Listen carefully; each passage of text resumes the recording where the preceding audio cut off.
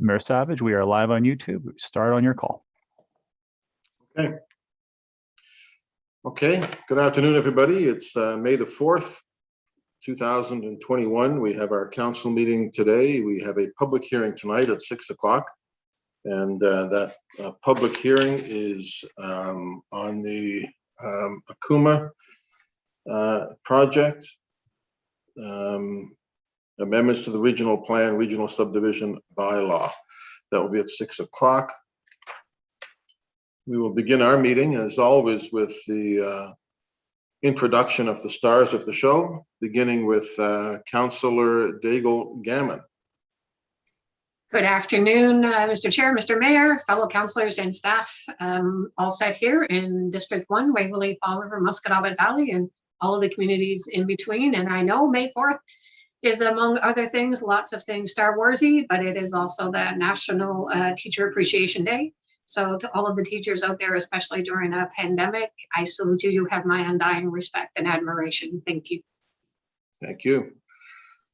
All right, Councillor Hensby, did you get hooked in yet? We'll come back to Councillor Hensby. Councillor Kent, how are you?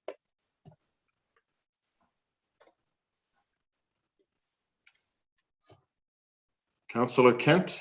Yes, thank you. I was just trying to sign in there. I am present and accounted for. Thanks, Mr. Mayor. Awesome. Councillor Purdy, how are you doing?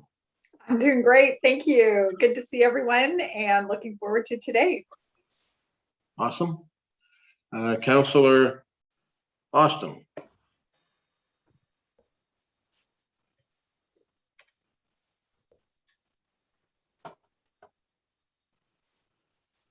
Is Councillor Austin with us?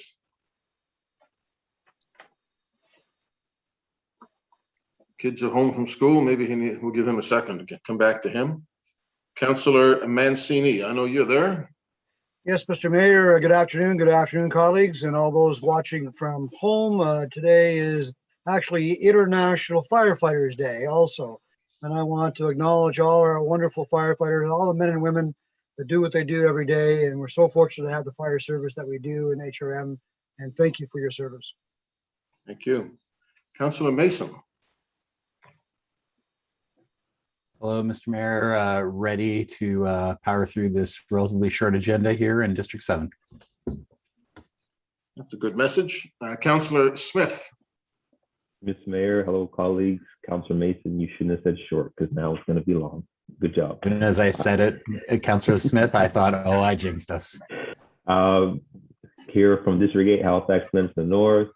Big shout out to all the volunteers who are holding up the rapid testing sites, other testing sites around Nova Scotia, but in particular here around the municipality. Those volunteers are doing some serious work in running those sites like an orchestra. So I appreciate all the volunteers at those testing sites right now.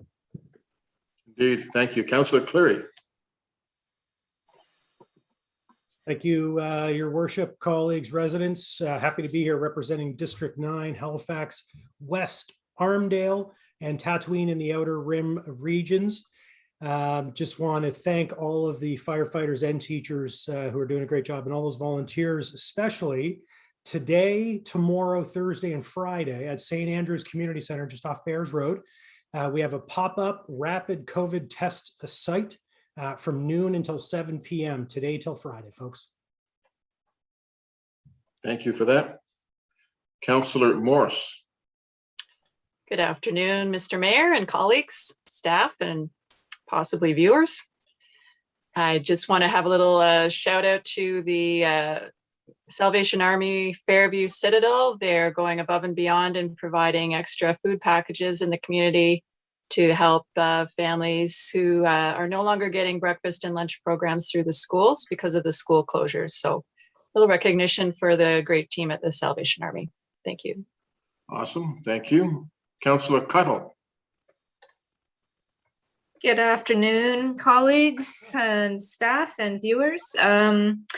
I'm here representing District 11, Spryfield, Sambro Loop, Prospect Road, and I just want to mention that it is Emergency Preparedness Week. There is an online quiz that folks can take to win an emergency kit. And I just want to give a shout out to Search and Rescue. There's 4 search and rescue teams here in HRM. They're all volunteer run and provide a vital service, not only in doing search and rescue, but also in emergency response and preparedness. So thanks to all those folks. I got to witness them in action recently, and I have to say that what they do is impressive and hard. So thank you. Thank you. Councillor Stoddard.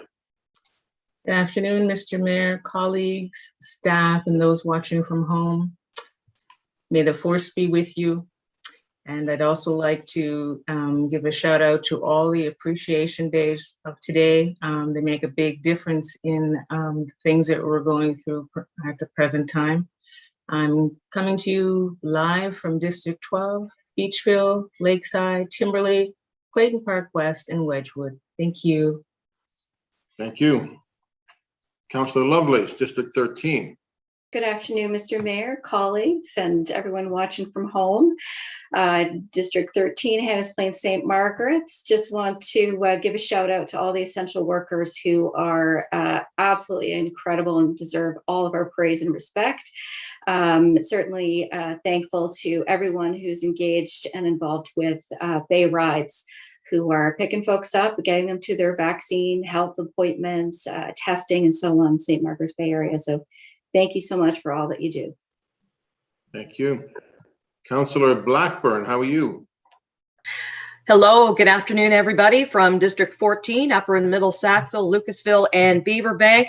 And very proud to announce that HRM proclaimed yesterday to be World Press Freedom Day in recognition that a healthy professional news media is essential for civil society and democracy in all orders, and also in recognition that local journalism is facing greater pressures than ever before. So thank you very much, Mr. Mayor, for making that proclamation yesterday. Thank you.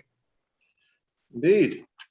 I should note too, I just see that today is the 1-year mark since Zane Woodford joined the Halifax Examiner. So press freedom in action. Congratulations, Zane, and to the Examiner. Councillor Russell. Thank you very much, and good afternoon, everybody from wonderful Lower Sackville.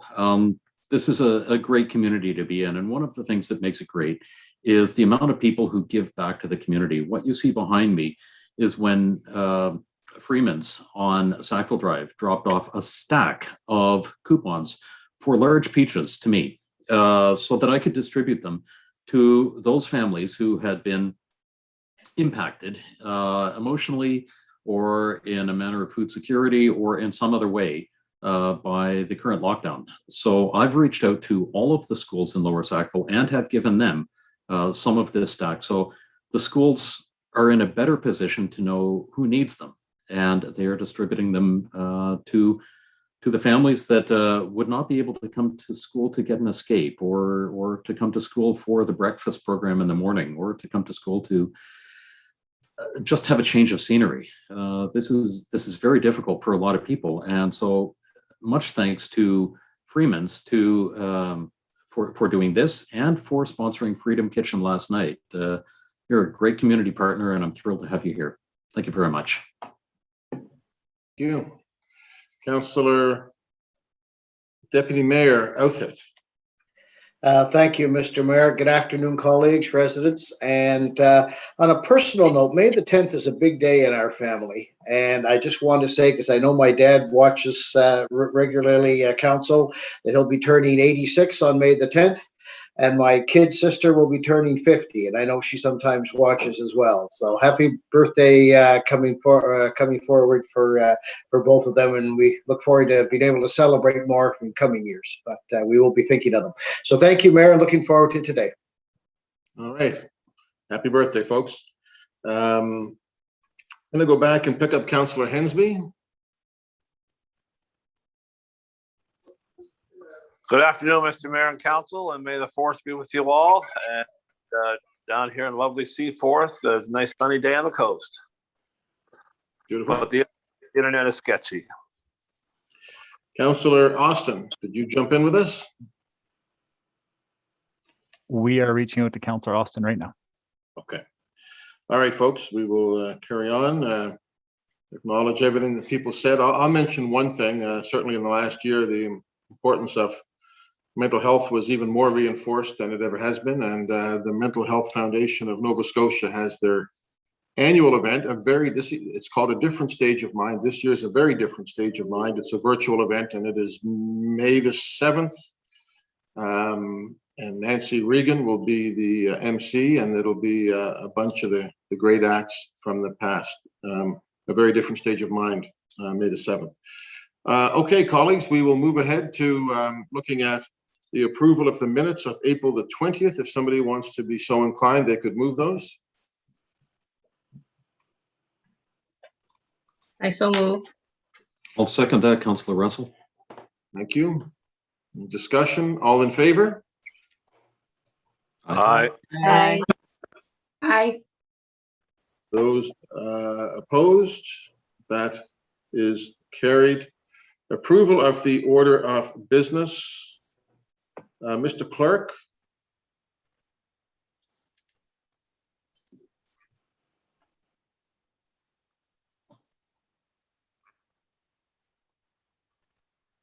There is one added item from the clerk's office today. Consent from all members of council has been received to add this item. That is item 14.1, Spring Garden Streetscape Budget Increase and Tender Award.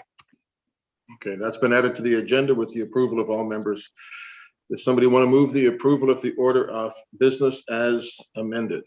Mr. Mayor, it's Tim. I would like to suggest that we move up 11.1.3, which is proposed budget. We have a lot of senior staff sitting here waiting for us to get to this, and I think it might be nice to move it up further in the agenda so we can discuss and hopefully pass the budget. I like that. Any opposition to that? If not, 11.1.3 will be moved up to the top of right after, just before 11.1.1. Is everybody okay with that? All those then, so the approval of the order of business as amended. So moved, Councillor Daigle-Gammon. Moved by Councillor Daigle-Gammon. Second. Second by Councillor Kent. All those in favor? Aye. Aye. Opposed? That's carried. I want to make one note, colleagues, that over the last, since we've gone into our virtual meetings, the way that we vote has worked pretty well, but it's different than when we used to be in the council when we all voted at the same time. So I've asked John Traves, I've asked the clerk, and others to just insert me into the rotation as opposed to the mayor voting last on every issue. We'll go through the council to 16, and then the mayor will vote, and then we'll continue on with number 1, as opposed to me always voting last. And I will begin today. Ian, we'll do that with our first vote. Consent agenda, colleagues. To move the consent agenda, Councillor Russell. Councillor Russell moves the consent agenda, seconded by Second. Councillor Kent. Any discussion on that? Yeah, if I may, I'm just thrilled to see 11.3.1 on the consent agenda. This is the pedestrian infrastructure highway 101 exit 2.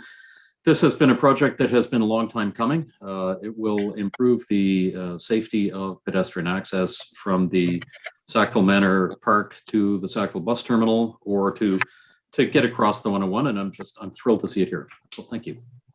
All right. Nicely done. Moved on consent and still a debate on it. That was very well done. So the consent agenda has been moved and seconded. All those in favor? Aye. We have to vote. We have to vote. We have to vote. Oh, boo. We have to vote. Ian, take us away. Beginning with District 6, Councillor Mancini. Yes. 7, Counselor Mason. Yes. 8, Counselor Smith. 4. 9, Counselor Cleary. Yes. 10, Counselor Morse. In favor. 11, Counselor Cuddle. In favor? 12, Counselor Stoddard. In favor of the motion? 13, Counselor Lovelace. Yes. 14, Counselor Blackburn. Voting in favor of the motion. 15, Counselor Russell. In favor? 16, Deputy Mayor Outett. Voting yes. Mayor Savage. In favor? 1, Counselor Daigle Gammon. Voting in favor of the motion. 2, Counselor Hensby. Affirmative. 3, Counselor Kent. In favor. 4, Counselor Purdy. Voting in favor. 5, Counselor Austin.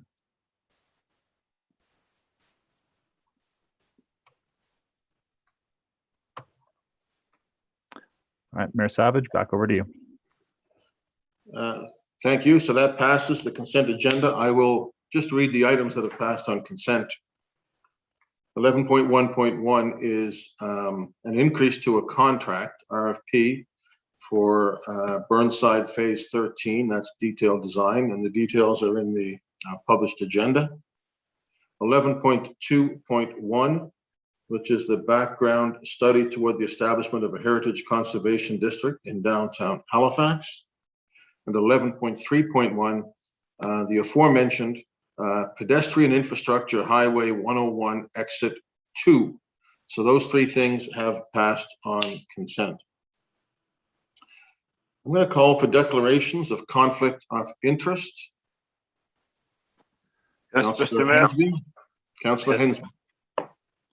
For tonight's public hearing on case 21875, agenda item 8.1, the public regards to regional plan amendment for the former properties of social in Westfall.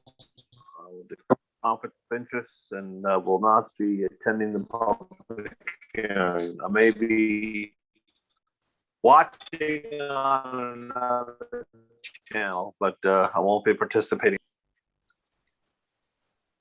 Thank you, Councillor. I'm going to ask, in anticipation of this, Mr. Traves, we chatted about this yesterday in terms of the conflict of interest provisions of the that have been passed by the provincial government. Can you just speak to that, Mr. Traves?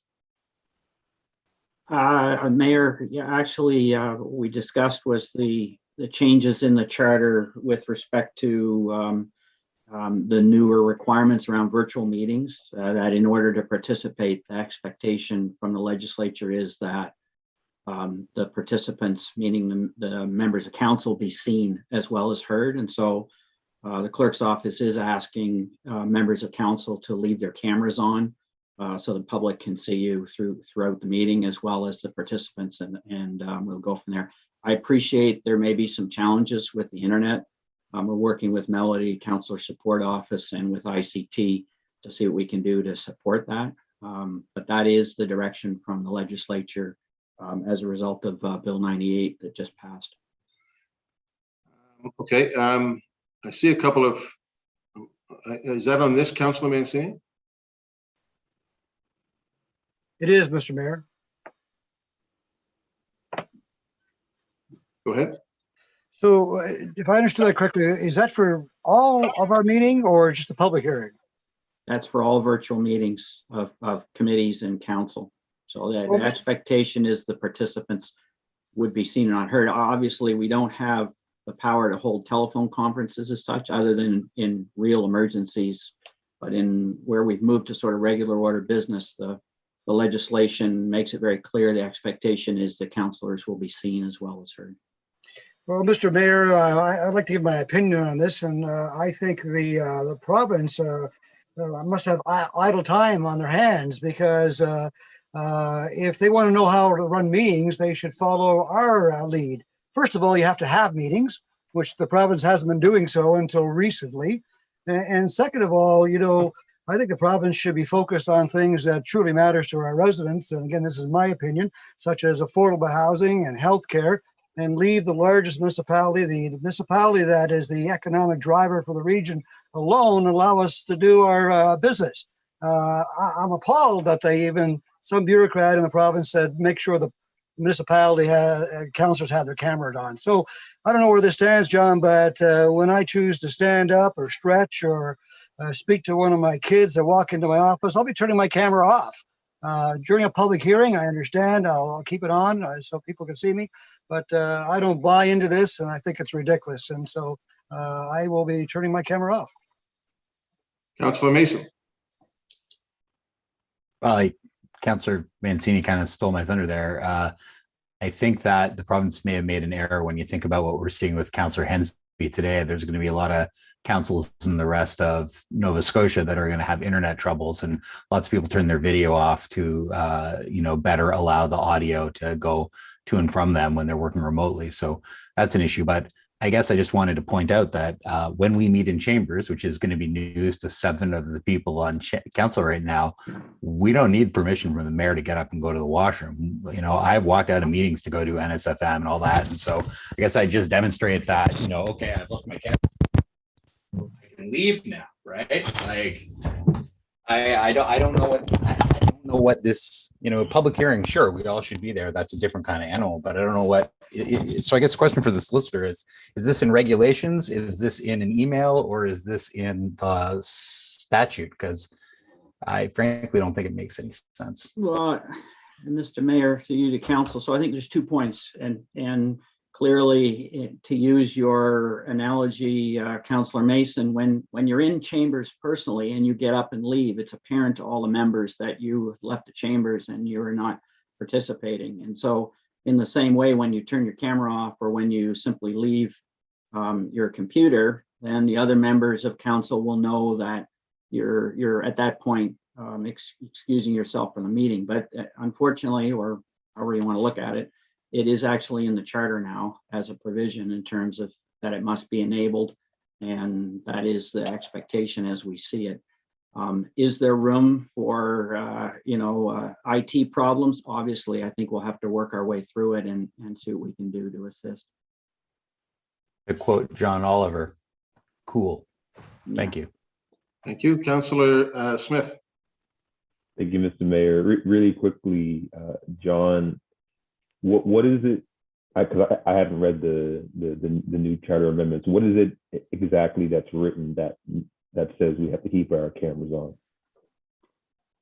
It says that effectively the public must be able to see and hear the meeting, and that the members must be seen as well as heard is the specific language. So if that's specific language, and you're the lawyer here, so I'm not gonna overstep my world here, but that sounds like to me that anytime we speak, which is public when we speak, and now folks can see me, my camera should be on. But as we operate in the meeting, the public can't see all of us at once. They can only see the person that's speaking, and that's live when that's happening. So to me, it sounds like what they're saying is if you're speaking and it's being broadcasted, your camera should be on. That's the way I see it. Look, it's challenging. We've looked at it, and it can be read in a couple of ways. I think, by them inserting that language, it does seem to indicate an intention that people be seen. Zoom does permit all participants to be seen at the same time. If you look at the view choice at the top right-hand corner of your screen, you'll see you can select. And so currently I can see all members of council that have their cameras on. Yeah, but I mean the public. That's the challenge of putting in. Sorry, Councillor. But it says the public. The public can't see all of us. So the public can only see the person that's speaking one at a time. So listening to what you read in the charter, it's speaking about the public, not members. And the public only sees me. And if you speak now, they're only going to see whoever gets priority on the screen. Right. So that's all I'm saying. Yeah, no, I appreciate what you're saying. Yeah. All right. Thank you so much. Thank you, Councillor Cleary. Thank you, Mr. Mayor. Actually, Councillor Smith asked the question that I was going to ask. So now I get to ask the follow-up, which is, what is the punishment for not adhering? I haven't looked at that, to be honest, Mr. Mayor, to you, to the councillor. I think My sort of thought was that there was probably more members of council who were happy to be seen and be heard in this manner. And we've been working hard to accomplish that by using Zoom, but I don't know what the penalty is off the top of my head. I expect it's not much, to be frank. And certainly I'm not going to be the police officer on this. Yeah, I just, I think it's been well said already, but I think it's kind of rich coming from the level of government here that actually chose not to meet during a pandemic. And then the only meeting they did have was to not have any more meetings until a new leader came in. So to quote Councillor Mason, quoting John Oliver, cool. Thank you, Mr. Mayor. Mr. Mayor, if I may, look, we're trying to interpret, or I am anyway, it's my job, what the legislature intended. There's no strict guidance. And frankly, I think if councillors, wanted to turn their camera off, our challenge partly at the staff level is understanding if somebody's actually present for the meeting or not, and whether they're here for the vote. But frankly, as long as your camera's on when you are speaking, it's probably less likely to face any serious challenge. Having said that, there's certainly, I think, a view around openness and transparency that the members of the public, arguably will wish to see their councillors. But that's up to the individuals, I think, to a certain level. Certainly are some politicians who wish they'd had their camera off when they weren't speaking. Councillor Lovelace? Yes, or maybe getting changed in chambers. So I will say that I think it's, I'm a little frustrated by this. I do feel that it's overreaching. And also, as Councillor Smith pointed out, the technology that we're using, we speak and we're on screen when we speak. In addition to that, our votes are recorded. So I'm struggling with this as a parent who's trying to help my daughter do her schoolwork right now at home. My kids are not going to be on screen, and certainly I'm here as a councillor to serve the region and to serve the municipality. And so with that, I'll just say that I will be turning my camera off when I need to, because my kids won't be on screen. But as a parent, following public health orders issued by the province, my kids are at home and I'm homeschooling. So thank you, Mr. Mayor, for this opportunity to speak. Thank you. Councillor Kent. Thank you, Mr. Mayor. I echo a lot of the comments of my colleagues today. I'd like to add in a piece on occupational health and safety. There are requirements occasionally that someone does need to get up and stretch. I definitely do. I have physical problems every once in a while, and so turning the camera off is far better than me. I don't have a desk at home that lifts up and down and etc. And I don't think it's unreasonable that I have an opportunity to have a private moment to stand with and to continue to listen and watch, and not have other people having to experience that with me. That's around my own personal privilege and privacy. And I think that's, when we speak to what's happening in chamber, when we're sitting there, the public can't see us all at the same time. If we're being live streamed from there, it's whoever's talking at the moment. There's panoramic pictures occasionally, but they're getting more of us now. If they're tuning in than they probably ever have before. I really am struggling as well with this notion that the provincial bureaucrats and or the leadership in government right now is being critical of the great work that was put in place before I came to council in November, the work that continued to go on throughout this entire pandemic, as Councillor Clary said, when that level of government was not sitting at all with many unsatisfied residents and constituents asking for it. And so I find this rich as well, and I'll declare it now, there will be times when I will be turning my camera off, and it does only mean that I can be responsible to my own health. not an unreasonable approach at all. And given all the circumstances of working from home, etc., who wants to see me not run out, but deal with a puppy that comes into my lap? My constituents don't need to, but sometimes you have to. You're working from home, and we've done a good job of that. So for anyone who's listening, I think that if you have a concern around something like that, I hope my constituents would reach out to me personally on this. This is unexpected. Do we have the ability to push back on this? I don't think it's unreasonable that we do. This was a blindside, in my opinion. And what's the point of this? Other than, yes, I get the transparency side, which we've done a good job with. The staff, I find the clerk's office, our staff are really good at making sure we're all there and we're all in place before starting meetings, during meetings. If there's any disruption, they're keeping track. I just think this is insulting. Thank you. Okay. So I would like an answer to the question of, can we push back, and if we can, how? Well, we will push. Mr. Traves is just reading what he has to read as the solicitor for the city. I think we all recognize that. And Mr. Traves will take back to his folks, I'm sure, the feeling that council has that this is intrusive and unnecessary. And in the meantime, I encourage people to use their common sense. And if they need to do something that requires them to be off the screen, then I think you should be off the screen within the bounds of reason. I don't see a problem with that. John, maybe you'll bring that message back that was expressed here at council.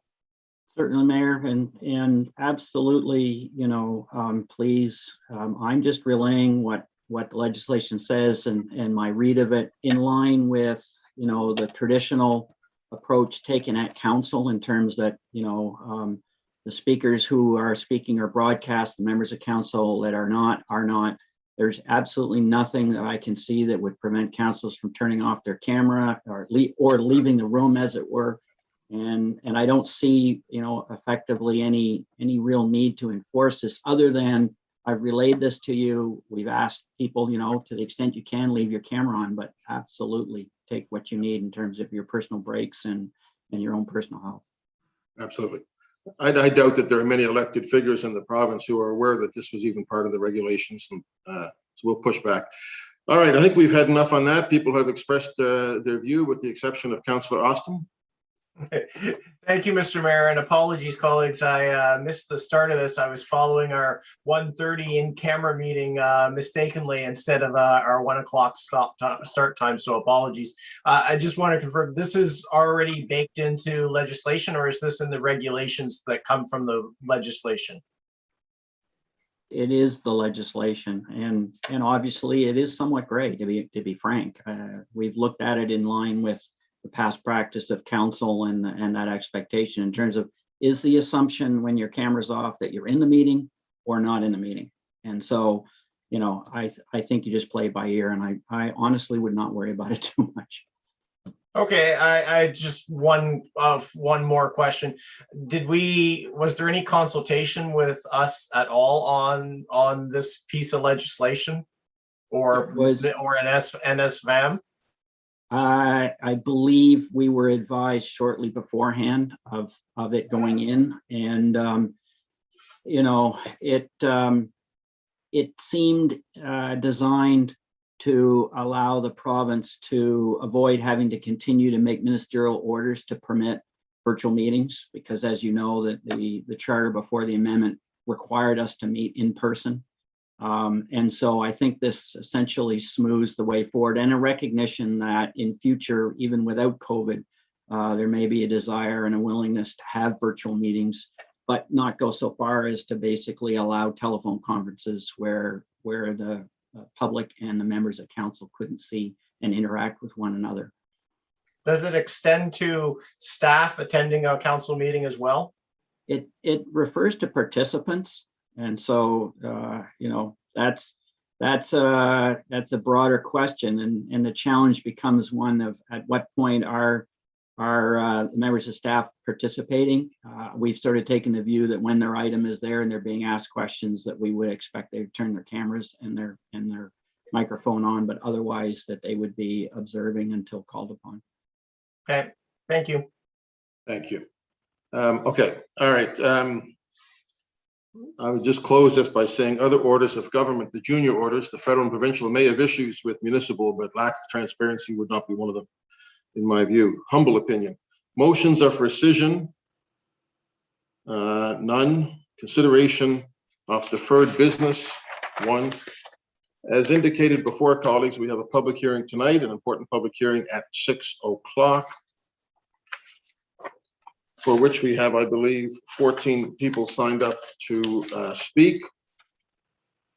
Correspondence, Mr. Clerk.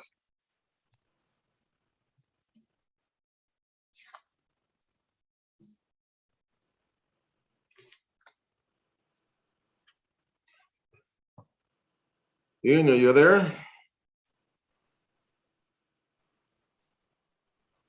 Yes, I am, Mr. Mayor. Sorry about that. Correspondence has been received for items 8.1, 11.1.2, and 11.1.3. This correspondence has been distributed to all members of council. Thank you, sir. Petitions, colleagues?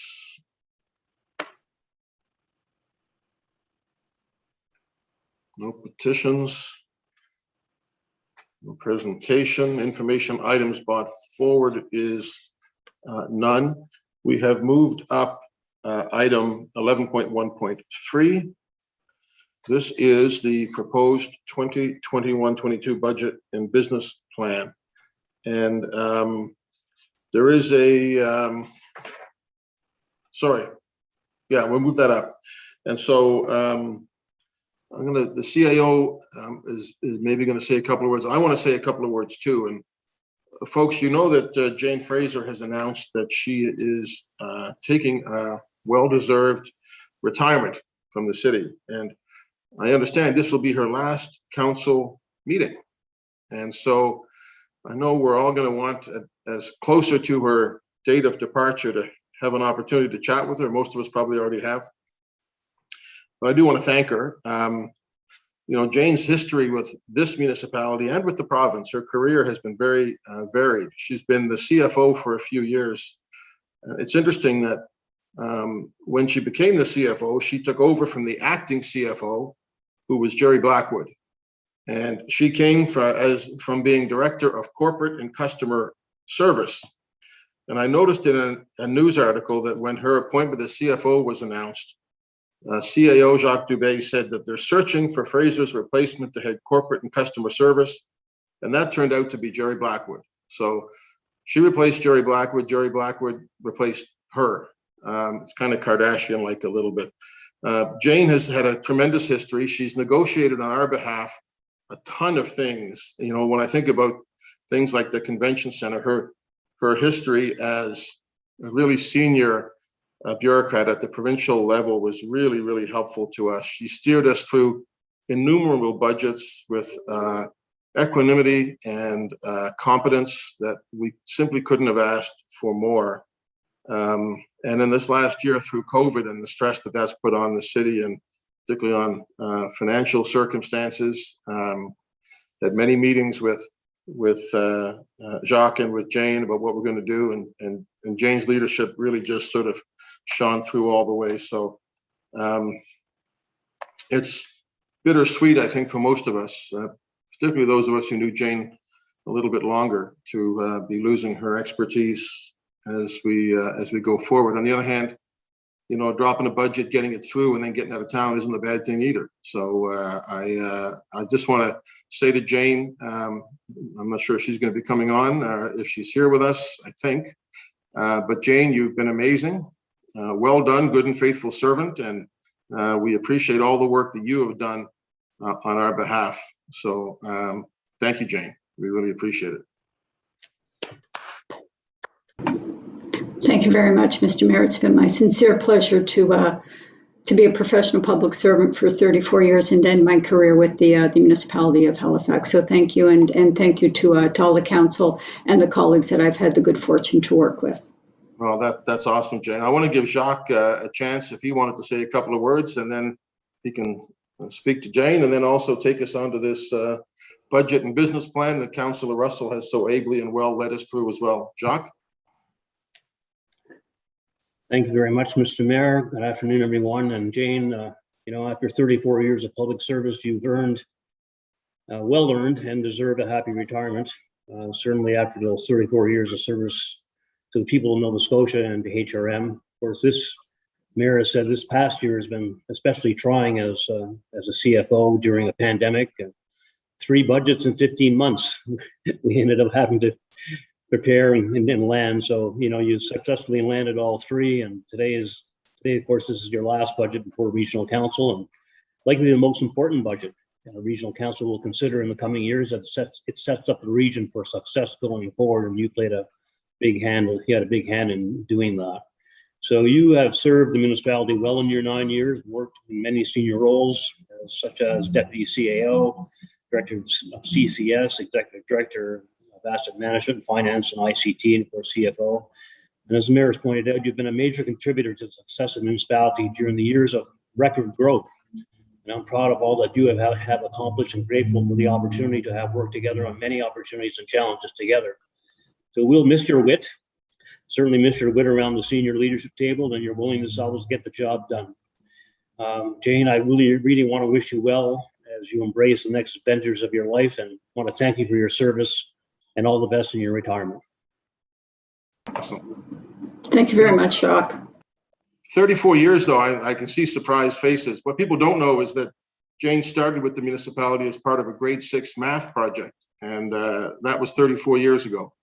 That's the only way it could be possible. Anyway, Jane, awesome. Is there anything else to be said on this? And maybe I'll go to Councillor Russell, who did a great job on the budget, and he can put the motion on the floor. Okay, thank you very much. I would also like to express my sincere thanks to Jane.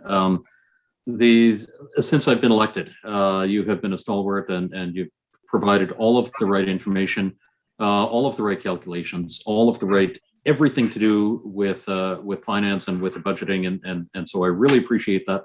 You've left really big shoes to fill, and I'm looking forward to what the future has to hold, and I wish you the very best in your retirement. So thank you. And I would also like to move that Halifax Regional Council adopt the resolution approving the operating budget, amended capital budget, and tax rates for fiscal 2021-22 as set out in Schedule 1 of the staff report dated April 27th, 2021. Second, please.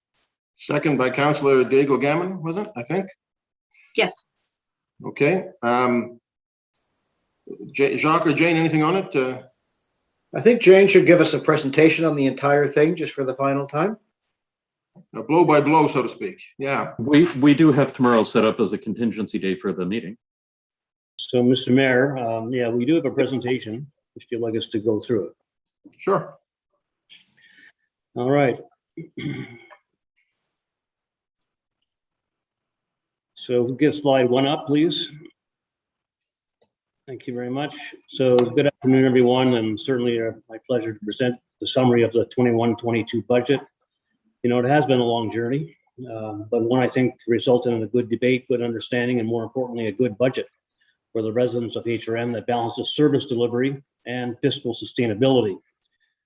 And I would like to thank all of the executive directors and their teams for the work on the budget. It is an organization-wide effort.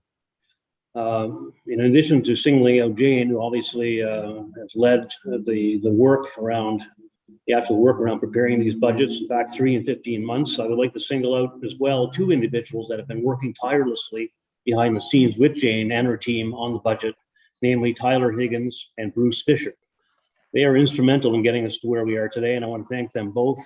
Next slide, please. So the budget has been built with input and dialogue, and this input has come from staff and council of HRM, and importantly, with input from the residents of HRM. At the beginning of the budget process, staff carried out a budget survey, both online and through mailouts, as to gather citizen input. In addition to the survey, we allow the public the opportunity to speak directly to the budget committee at the beginning of each committee of the whole budget meeting. And we saw some great public discussion through this venue, and that is something unique to municipal government. Next slide, please. I would like to summarize the operating budget for you now, and as required by provincial legislation, we are tabling a balanced budget. We're not allowed by law to run deficits. So for the first time in HRM's history, our budget has topped $1 billion, which is a significant milestone. Included in that amount is almost $174 million in provincial mandatory contributions, leaving $833 million in municipal costs. Spending is indicated on the slide, and I know it's a bit hard to see, so I will give you a breakdown of costs in the order of highest to lowest. As you often hear, compensation is a highest cost item, $433.6 million, or 43.1% of municipal costs. We have an incredible staff team at HRM, for which I'm thankful every day. Fiscal services accounts for $293.6 million, or 29% of the budget.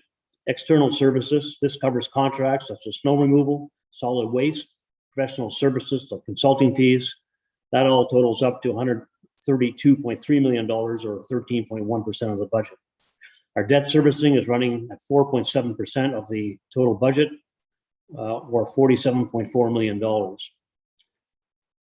Vehicle expense and other goods and services are both 2.6% of the budget at $26.1 million and $26.5 million, respectively. Building costs, heat, water, non-capital repairs are $17.2 million, or 1.7% of the budget. Office supplies are around $12.6 million, or 1.3% of the budget. Jacques, can I just interrupt, and are we all cool on, are the slides coordinated here with the speaking? Yeah, we should be on slide 3. Nothing's moved for me, Mr. Mayor, since it started. Yeah, I missed the first part. It was the wrong slide. I don't know if there's any way to just back up and go over the expenditures again so we can see the graph as you're talking. Sure. So can we get slide 3 up there, please?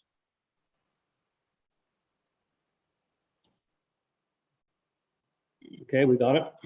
So, Nothing's changing on. I'm still seeing slide 2 on my screen. Same here. Yeah.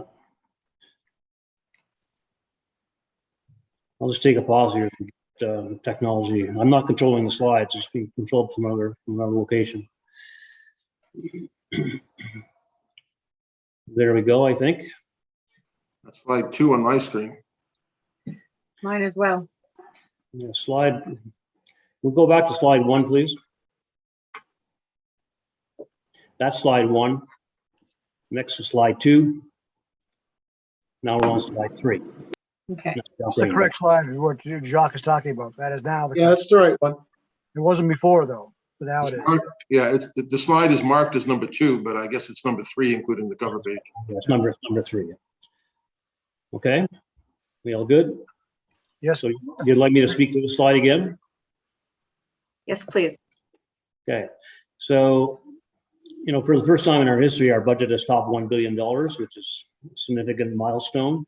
Included in that amount is almost $174 million in provincial mandatory contributions, leaving $833 million in municipal costs. The spending is indicated on the slide. I know it's hard to see, and you also have this in hard form, I believe, that was circulated to you. So I will give you a breakdown of the costs in order of the highest to the lowest. As you often hear, compensation is the highest cost item, $433.6 million, or 43.1% of municipal costs. We have an incredible staff team, of course, at HRM, for which I'm thankful every day. Fiscal services, $293.6 million, or 29% of the total budget. External services, this covers contracts such as snow removal, solid waste, professional services, consulting fees, at $132.3 million, or 13.1% of the total budget. Debt servicing is $47.4 million, or 4.7%.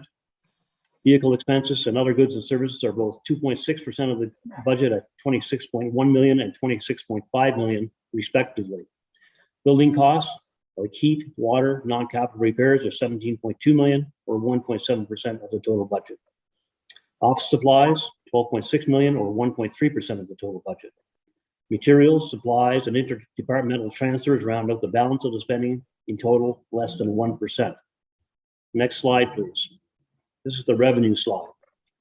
So by far the largest source of revenue is property and transit tax at $572.8 million, or almost 57% of all revenue. And the tax bill increase of 1% this year is recommended to be below CPI. which is projected to be at 1.6%. So the 1% increase to the average tax bill is compared to CPI of 1.6%, so much lower. The area rate revenue is the next largest revenue source at $206 million, or 20.5% of the total budget. That revenue is used to cover HRM's provincial mandatory contribution of $174 million. The balance of that amount, $206 million, is collected via community area rates. D transfer tax is the next largest source of revenue, and it has been increased to $60 million for 21-22, or 6% of revenue, which is reflective of a strong economy despite the pandemic.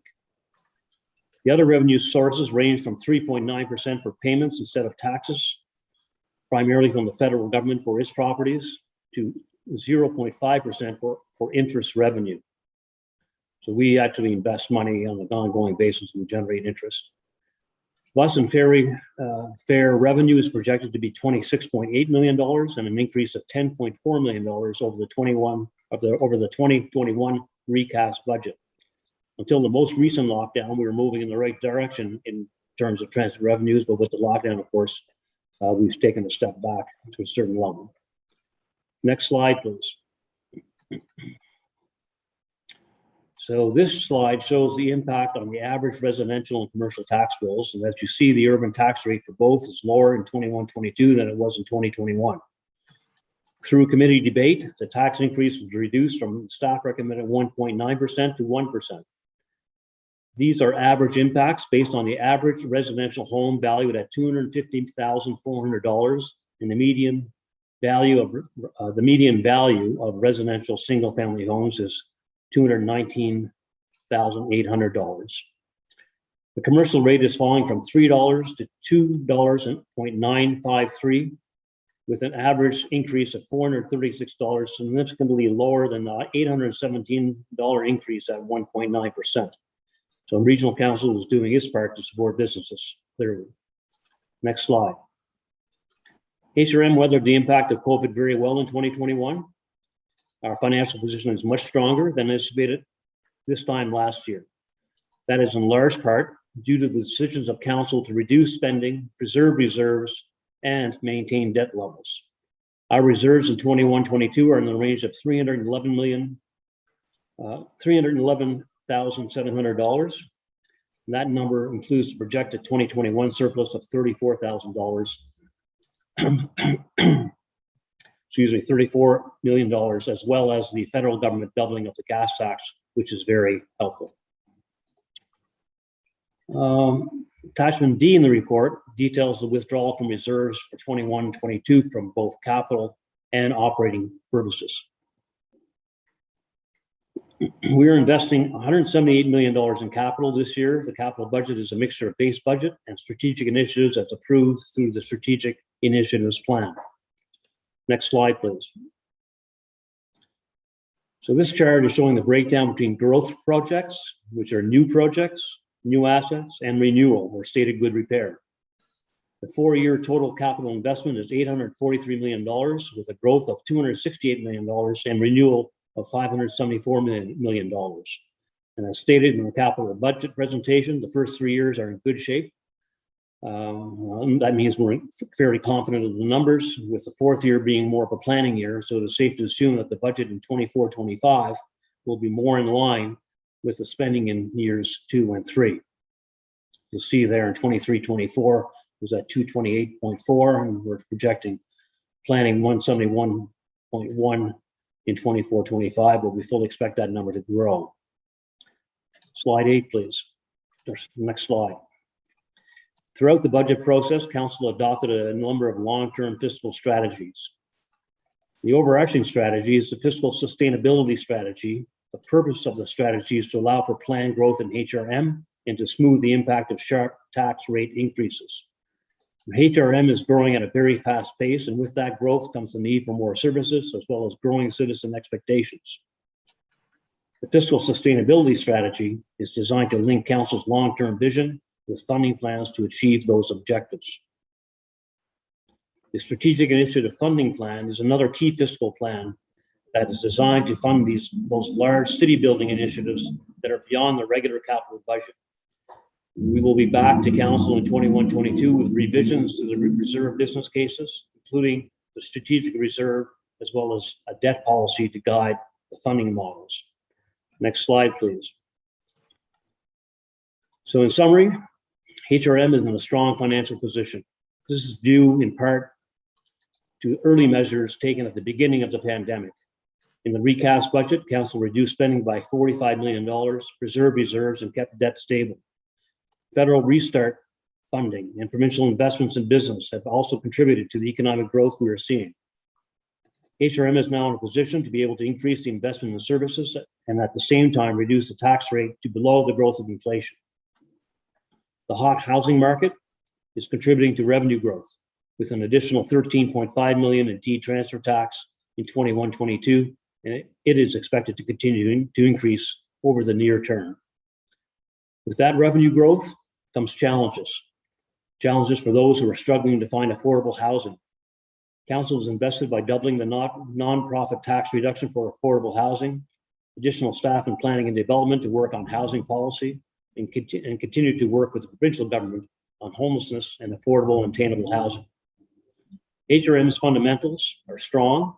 We are positioned to be able to grow all areas of the municipality with investments in recreation and fire services, and at the same time, maintain an affordable tax rate. So in closing, the operating budget is over $1 billion, and the capital budget is $178 million for 21-22. Debt is only 3.5% of total expenditures. Net reserve balances are estimated to be a healthy $311.7 million. The average residential and commercial tax bills will rise 1% below the anticipated Nova Scotia CPI of 1.6%. Halifax regional economy is comparatively resilient with capital projects and federal and provincial stimuli shielding it from more severe economic consequences as a result of COVID-19. HRM remains in a sound fiscal position with flexibility to borrow for long-term initiatives, strong reserve balances, and competitive tax levels. With that, Mr. Mayor, the senior leadership team and I are happy to take questions. I thank you for your attention. Merci, Lilia.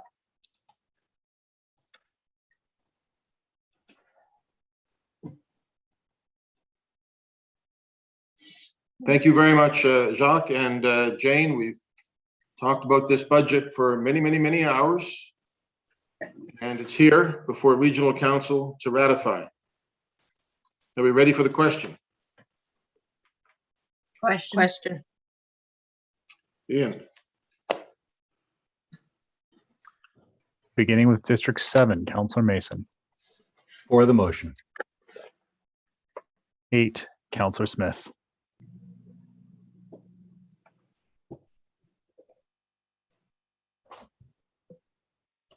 Councillor Smith.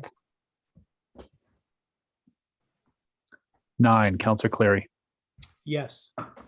10, Councillor Morse. In favor. 11, Councillor Cuddle. In favor. 12, Councillor Stoddard. In favor of the motion. 13, Councillor Lovelace. Yes. 14, Councillor Blackburn. Voting in favor of the motion. 15, Councillor Russell. Can you see me? In favor. 16, Deputy Mayor Outhit. Voting yes. Mayor Savage. Yes. District 1, Councillor Daigle Gammon. Voting in favor of the motion. 2, Councillor Hensby.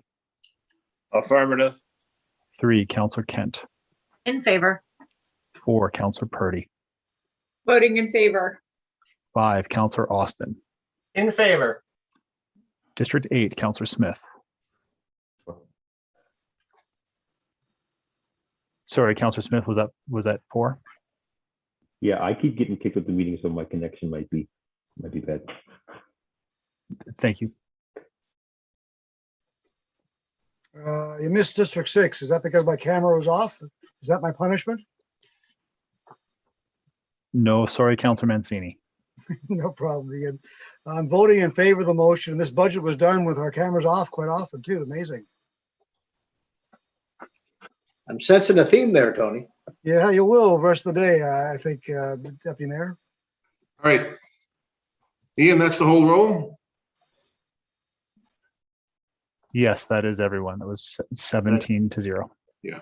Thank you. Thank you, colleagues. For those of you who've gone through a budget for the first time, unanimity in a budget is not always a given at all, and quite often doesn't happen. And I think it's the result of a lot of give and take and learning. And I want to say I'm very proud of the work the council has done on this budget and taken us to where we are. Nobody got 100% of what they want, but I think we all got a good budget for the people of the Halifax region. So well done. Thank you, Jacques. And again, to Jane Fraser. Sorry, we're not going to be doing that down this road again. I probably feel a lot worse about that than you do, but thank you very much. We look forward to seeing you again. All right, colleagues, we're going to move to 11.1.2, commercial assessment averaging, implementation and timelines. And that dynamic face that you see that's popped up is Bruce Fisher, who I believe is going to do a presentation on this for us, Bruce. Yes, good afternoon, Mr. Mayor. Bruce Fisher, Manager, Financial Policy and Planning. And so today we are going to be talking about commercial averaging. Okay, the floor is yours. And I see Andre has also joined you if necessary. The floor is yours. That's correct. With me, I have Andre McNeil, Senior Financial Consultant. Also working on this is Kenzie McNeil, Senior Financial Consultant. I now have the slides up, so I'm hoping you can see them and that they move properly. So, just a second. There. So we're on the introduction slide. And so there are two major issues which have been debated over the last several years with respect to business and commercial taxation. One of those is the taxes paid by small business. So in other words, we've looked at various scenarios as how to change the portion and amount of taxes that are specifically paid by small business. Today's date is more about the sudden spikes or the predictability that can occur in assessment. And for that, we have a proposal which has been previously approved by Regional Council on assessment averaging. So we have specific direction from Regional Council and from July of 2019 to implement 3-year rolling assessment averaging and to target properties that have assessment growth more than 5% above the average. So when we look at assessment averaging, let's start off with by talking about what it really is. We're not talking about averaging taxes, we're talking about averaging assessment. The current system of taxation sees property owners paying tax on this year's assessment roll. So in other words, in January, you would get your assessment notice. It would tell you how much your assessment was for that year based upon what had happened in the previous years. And that would form the basis for your tax bill in the phone. You would get 2 tax bills that year, an interim tax bill and a final tax bill, which would reflect all the rates passed by council. So the purpose of what we're trying to achieve here is to reduce the impact of unexpected spikes in commercial assessment. So to provide business owners with some stability and some predictability so they can run their businesses and operate throughout the year without unexpected surprises. So if we take an example and we start with the current system, let's say that we had a property with a property tax of $1 million. And the tax rate for the previous year was $3. So that would give them a tax bill of $30,000. Now, if they suddenly had, for as a hypothetical example, a 30% assessment increase, and they went up to 1.3 million, that would be a $300,000 increase in 1 year in their assessment.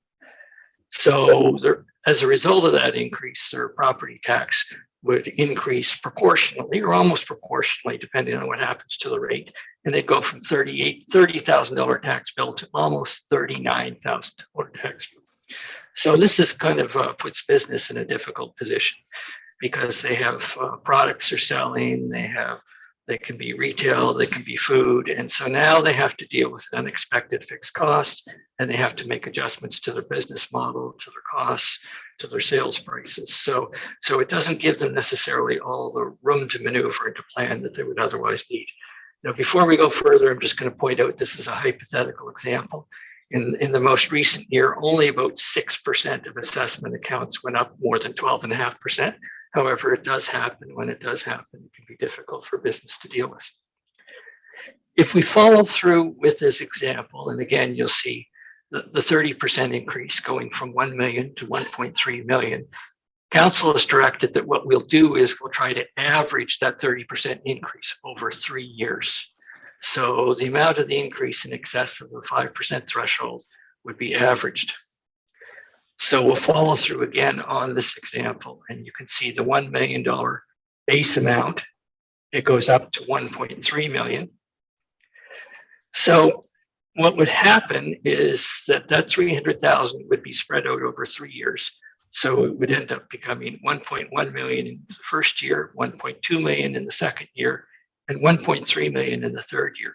So essentially, the property owner gets to the same place that they would be otherwise, but the impact is spread out more, which gives them more time to react, more time to adjust. Now, suppose, however, that of course, they had multiple increases over time. So it wasn't simply a case of 30% in the first year, but hypothetically, they had an increase in the second year and an increase in the third year. The basic principles still remain. Obviously, the math becomes a little bit more complicated, but it's really the same thing all over again. So here we would see what happens is there's a property owner going from 1 million to 1.3 million, and that 300,000 is spread out over years 1, 2, and 3. Now, if in the second year they went up by 375,000, well, that 375,000 would also be spread out, and you'd see that be spread out over years 2, 3, and 4. And likewise, if in the third year they went up by 450,000, then that increase would be spread out again over years 3, 4, and 5. And again, they get to the exact same place that they would have been otherwise, but the amounts are spread out more, giving that business owner and that business more time to react, more time to adjust. That's really the purpose of the system, is to give them that predictability. So here again, you can see, that without this system, they would be increasing to 1.3 million, nearly 1.7 million, and 2.125 million. Now, however, those amounts are spread out further, and so while they eventually reach the same place, the time is different, and that gives that business more time to adjust. Now, this system applies essentially to those who have high increases. So if you have an increase more than 5% above the average, then you get averaged out. If you don't, so if you have smaller increases, let's say for this particular example, then the averaging doesn't actually apply, nor do we average declines in assessment. So in declines in assessment, you get your average decline, you get your total decline. The system is designed to be revenue neutral. So in other words, the municipality will lose money because it's using a lower 3-year average for some properties. And so it would have to increase the commercial general tax rate to offset that. There would be the same average tax bill across the municipality for commercial properties. The difference will be that some properties will pay less tax in the short run because they have much higher assessments, and some properties will pay more tax because they have very low or no assessment increases. Now, in terms of what Regional Council is being asked to do here today, Regional Council has already approved moving forward with a 3-year assessment averaging system. There are, however, some restrictions in the legislation that we have to deal with. So the particular legislation that we're dealing with in the charter was put in place for economic development purposes. The original intent was that you could phase the assessment of an individual business in order to attract that company to come to your municipality.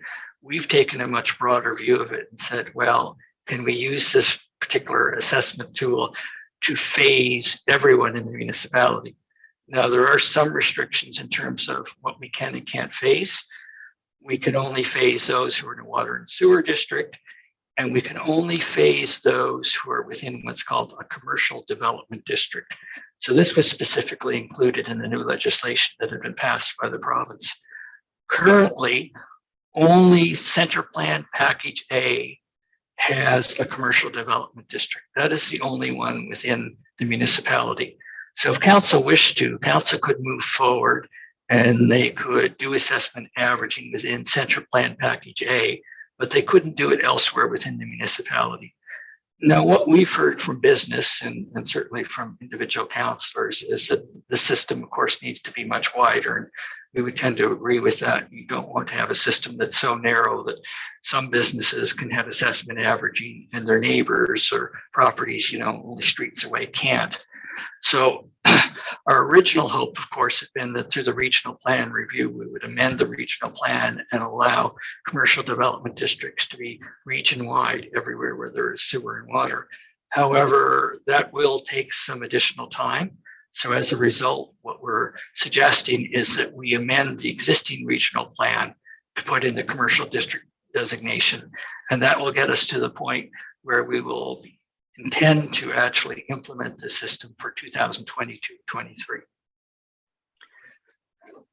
So in terms of moving forward in the system, there's really 5 key things that we need to do. The first is today, we amend the regional planning strategy and we move forward and create a commercial development district. That doesn't put averaging in effect. That's a prerequisite to get averaging in effect. And of course, along with amending the regional municipal planning strategy, there are a whole series of steps. I believe these are identified in the report. It includes hearings and additional passages by regional council and ministerial approval. And so that's going to take a significant amount of time that will take us into the fall. Once that is done, we can come back with the assessment averaging bylaw. Now, we have the draft of this complete, but we can't introduce it until the regional plan is amended. The third thing that we have to do is also quite critical, is that our tax systems are really on their last legs and are being replaced. So we need our new SAP taxation system in place that is targeted to be live in February of 2022. And we're working now with the software implementers to ensure that this can actually be used to properly implement assessment averaging. A fourth thing, which is going to be very critical, which is ongoing, is we have to work on our communication strategy to communicate the new system to the business community and to taxpayers. And lastly, we're working with PBSC on the management and communication of how we're approaching this. Once we do all these 5 things, it's our intent to issue our first tax bill with assessment averaging in the fall of 2022. This will really be our first opportunity to implement that, of course, as the interim bill doesn't refer to specific tax rates and won't actually be passed by council at the time the interim bill goes out, or likely won't be. So next steps is for council to approve going on with the regional plan amendment and to return to council with the assessment averaging bylaw. And at that point, council, of course, will have to confirm all the specific features of the new program. Now, on the other side of the taxation issue, the small business taxation issue, we, of course, have direction from council to return with additional information on small business taxation, including cross-jurisdictional work, definitions for small business taxation, considering income and revenue. So we're working on that, and we expect to return in the fall with that. And that will provide information to council for further discussion of the commercial taxation issues. There is within the package some supplementary information that had been requested through CPAD on some of the scenarios that have been run. So that's included for council to review. So in closing, Mr. Mayor, your recommendation is that the council implement the commercial assessment averaging starting next year, using that as a base year, conditional, of course, upon that our tax and revenue module is implemented, that we initiate a process to consider amendments to the regional municipal planning strategy, establishing the commercial development district for all those areas within the sewer and water system, and of course, adopting council's public participation program, which is all outlined in the community engagement section of the report. And the third thing, of course, is that as previously discussed and directed, we'll return to regional council with a scan of the different features of small business definitions and the review of cross-jurisdictional work and the 5-zone 4-tier commercial rate structure. So we will be doing that in the fall. And that, in conclusion, your worship, is a presentation. Okay, thank you very much, Bruce. I'm going to go to Councillor Mason, who indicated in advance that he would move this.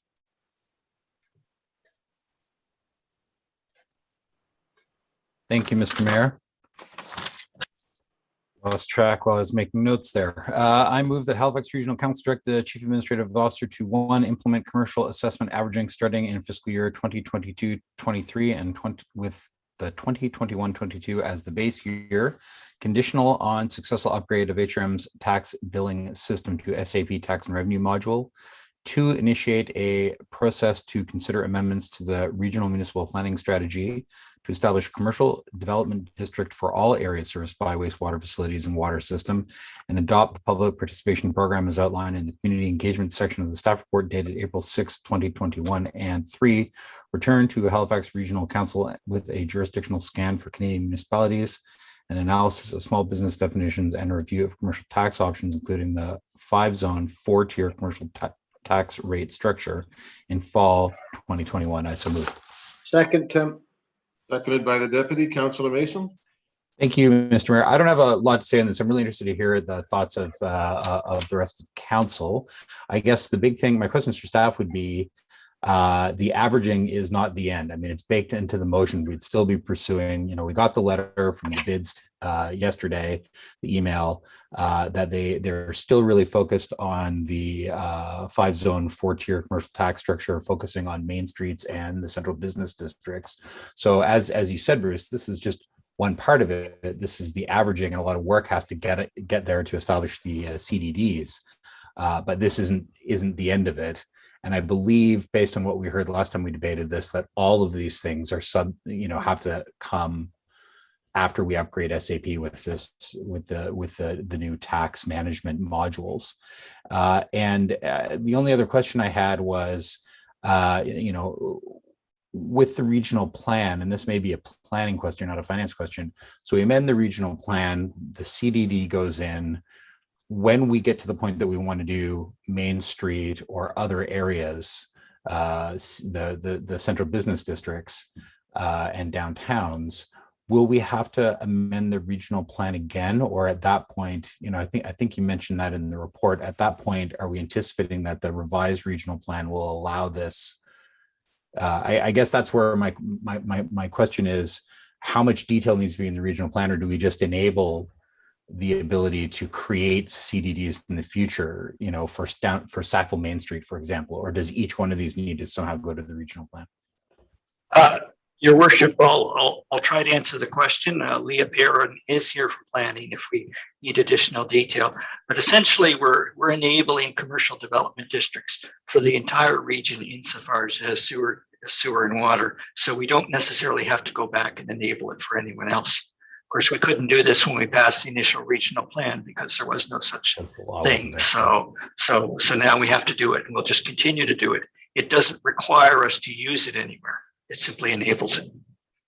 Right. So we would be able to, for example, take Gottingen Street or Sackville Drive out, put averaging and any of the other tools that are enabled by statute just in that one area because of the changes that we're moving towards starting today.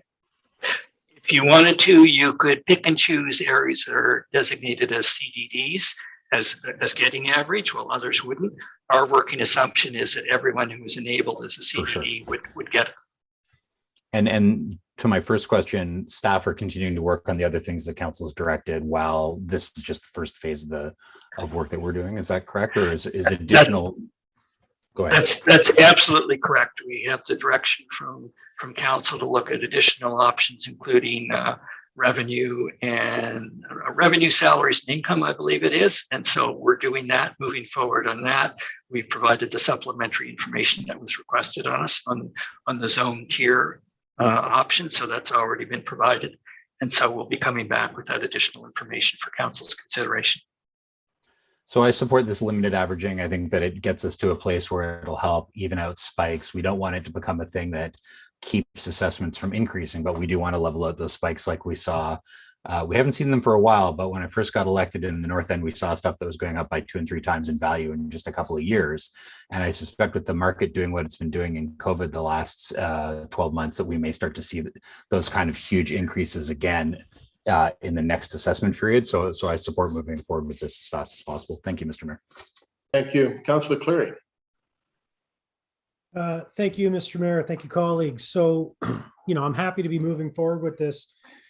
I definitely agree with the direction we're moving in with business improvement districts with their suggestion in terms of the tiers and the rates for each of those tiers. So the one question though I do have for Bruce though, and if you hear extra words while I'm talking, my 15-year-old and I are sharing the partner's desk here in school and in council. So I didn't find it in the report. When you look at those pages where you gave the examples of, here's what an increase would be, here's what the average would be. If you have another increase the next year, here's what the average would be. And you indicated this on when you were speaking that if you have revenue neutrality for the small number of properties that increase over that threshold, for the properties under that, they're going to have a slightly higher increase in order to cover off the fact that this small number of hundreds of businesses will have a bigger increase, and we're going to cap that or average it over a couple of years. What would if we weren't going with revenue neutrality, what would the loss of tax revenue be for those small number of properties that are over that, but we're capping that and we're averaging it over several years? So what would we lose? How much money would we lose? Because here's the thing I don't want to do, Ray. Here's what I don't want to do. I don't want to disadvantage, even to a small degree, all of our businesses because we're averaging for a small number of them. That's the question. How much money would we lose if we didn't go with revenue neutrality? So I guess the question is how much money we would lose if it wasn't revenue neutral. We would have to come back to that. In answering that question, though, however, keep in mind that we're going from essentially 3 general tax rates to 7. So I guess we would have to kind of put some thought into, if it's not revenue neutral, where do you set the specific tax rates for those various general rates? So if we want to set them where nobody loses anything, that's gonna be a bit of a challenge. But we can certainly come back and tell you the revenue impact of adjusting the overall rate to make it overall revenue neutral. Okay, thank you. Thank you, Councillor Cuttle. Thank you, Mr. Mayor, and hello, Bruce and Andre. So, as Councillor Mason was saying, averaging doesn't really address the core of the issue here, which is really large increases in assessments and taxes for primarily small businesses in areas of the city that are experiencing a huge uptick in kind of real estate values. What really led the bids to pursue commercial tax reform in the beginning was seeing assessment increases of 40, 50, 60, 70, 80, 90% over 1 year in some cases, and businesses needing to pay an extra $60,000 a year in taxes, which kind of led us to ask the question, what kind of economic development are we wanting to encourage and incentivize in our city? And how do we support, in particular, those small businesses that add so much value in terms of not just the services that they provide, but in our economic return from small businesses, the jobs they create, the uniqueness they add to our main streets and to our city. I think what's been happening here is that the commercial averaging piece kind of helps smooth it out, but it's not always, those high increases aren't always tied to ability of businesses to pay. And maybe that does come down to, the model of the business and how successful they are. But I think part of it is, as a city, kind of, what kind of places we want to encourage. So, back to something that you said in the report and in the presentation, it was about, and this is kind of leading on to what Councillor Cleary was getting at a bit, is, that some people will have to pay more. When we say that, like how much more? And I know that we have done some extensive modeling, but I think it's, when we say that, it's good to kind of put some sense of what that number is. It doesn't mean that people will be paying less over the long run by the averaging for the people who get to take advantage of the commercial averaging. So I was just wondering if you can talk about those real numbers.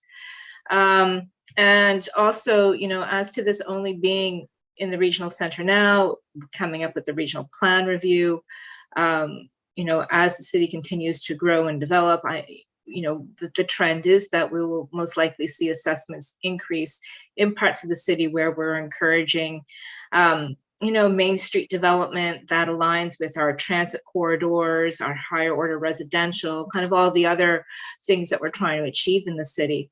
So anyway, if you could just, if you have any information on detail, particularly around what this means in real terms for increases to people and really, the long-term cost savings for those experiencing the average. Is it a really cost savings, or is it just a delay? So I think as we tried to point out in the presentation, this is really kind of a bit of a delay of the introduction of the costs. So there are going to be short-term savings because it's really meant to help business adjust. And likewise, it means short-term costs for some business. So I think the question's an excellent one. What is the impact of that? We can come back and look at the 2021, the current roll, and we can tell you what that would mean if the system were in place for this current year. However, every single year it will be different because we don't know what the pattern of increases and decreases are going to be from year to year. So, for example, the higher the increases and the more that are going up with steep increases, some of that will be offset by a tax rate decrease, presumably an overall tax rate decrease, and some of it will be offset by an averaging. So we'll have to come back and split those out using the 2021 tax roll and the new rates that have been passed by council. Thank you. Thank you, Councillor Austin. Thank you, Mr. Mayor.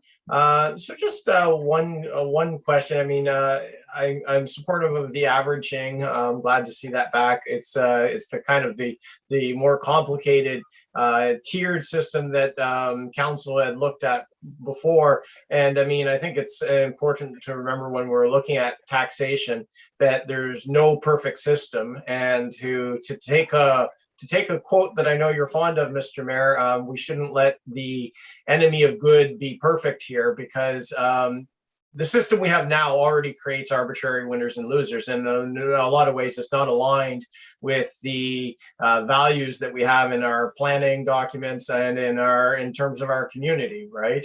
We put more of a burden on our small independent businesses in Main Street areas than we do on a proportional basis when you compare to the big box stores and the like. So when the staff recommendation came forward to council on that, the recommendation at the time was for council not to take any action because we can't specifically target things to small business. And council, we looked at that and said, well, no, we're not going to let the enemy of good be perfect here. We're going to go with a better system. It will not be perfect, but it will still be better than what we have now, was the feeling at the time. And, you know, just maybe I'm just projecting here, but reading the report, my main question is, when this comes back, I hope what we're going to get is more of a report on, well, this is how to operationalize, because, you know, I see words with jurisdictional scan. You know, we did ask for a supplemental report, but I think it's worth remembering in the context, we asked for a supplemental report in saying, no, we want to do a thing, not well, let's take another look at things. Like, I'm just hoping that we're not going to get a wishy-washy report that tries to retry the issue. What I'm looking for when we come back is a report that actually gives council options for a change to the system. So I'm wondering if Bruce could just comment a little bit as to where we envision that report that's coming, how that's going to fit in terms of the context of what council's asked for. So we always go back to the origin of the report. So in this specific case, I think the Council Russell's motion is looking towards income, revenue, and salaries. So we're going to evaluate those options and see if we have the legal and administrative ability to do those, how they would work, what would be the pros and cons. We'll do it with the mind that council definitely wants to implement something. And we can put that alongside some of the other options that we've discussed. We've had, probably depends how you count, 10 to 15 plus different options, plus different variations of options that have been in different reports over the years. So we can bring those back. We are kind of looking for that direction from council to say, this is the option we like, please go ahead with it, or don't go ahead with it.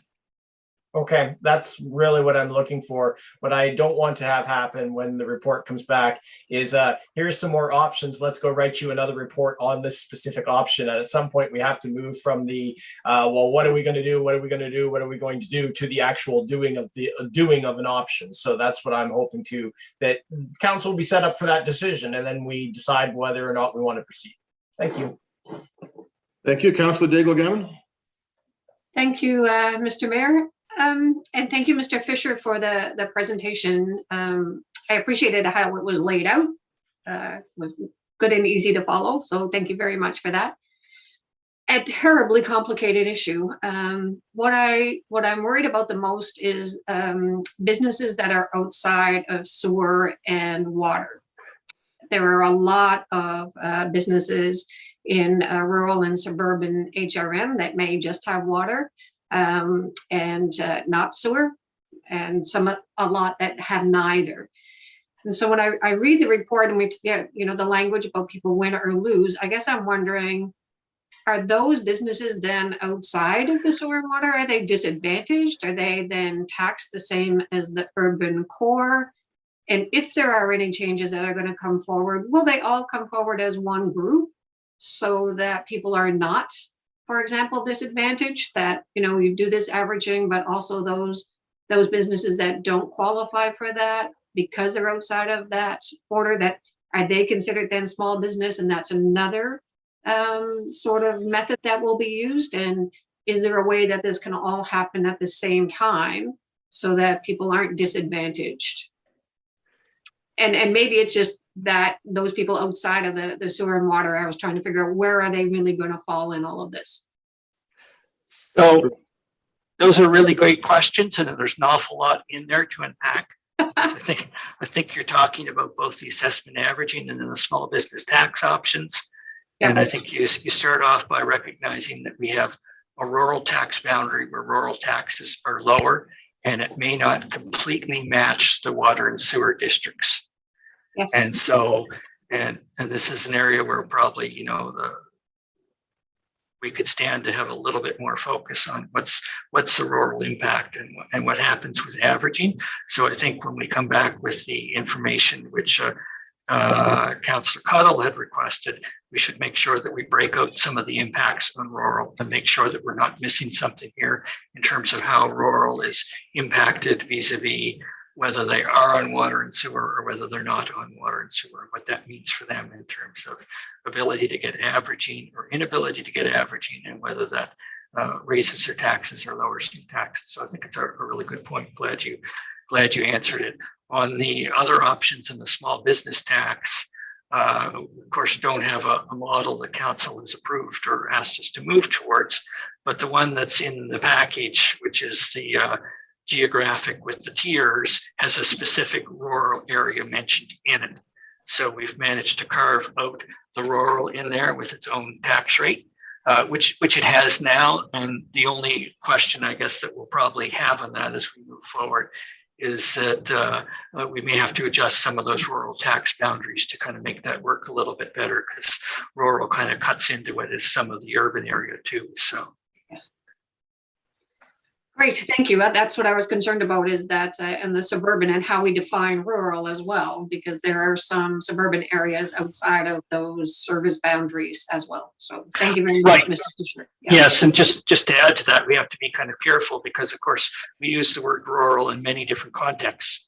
And when when I talk about rural in this context, I'm talking about the rural tax boundary, which the average person may not recognize that as the boundary of the rural area. So we need to be conscious of that. Thank you. Thank you, Councillor Kent. Thank you, Mr. Mayor. I think a lot of my concerns have been raised here as well.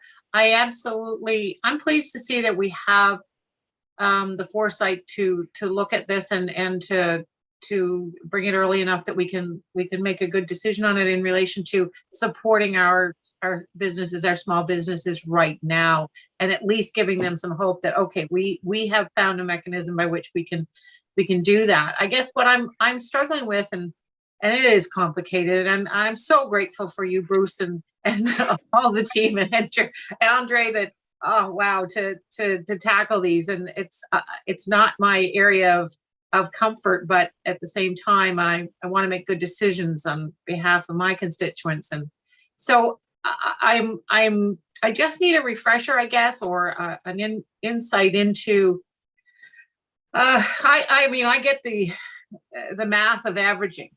What I don't get, and I need some insight on, is how do you come up with, these are just examples, but how do you project what you anticipate year 2, 3, 4, or 5 to be, and then to calculate your average so that it's a reasonable expectation that a business is not being taxed on something that is still yet to be determined, right? I know that you must have some system, but I'd like to hear what that would look like. In this presentation is an assumption that every year their property assessment is going to go up. And I get that sort of, but at the same time, we don't know where things are going to go. You can't always predict it. And so what will happen, for instance, if something changed and we've overcharged them, even though they've been averaged? So I kind of showed you the system kind of on a go forward basis, right? So what happens during the next 5 years. But when we actually tax a property, we're only legally allowed to use the amounts that come from PVSC. So for example, I gave you the example of the property that today is $1 million, and all of a sudden it becomes 1.3 million. Well, when we tax that property, we will look back at what their 2 previous tax years have been and do the averaging that way.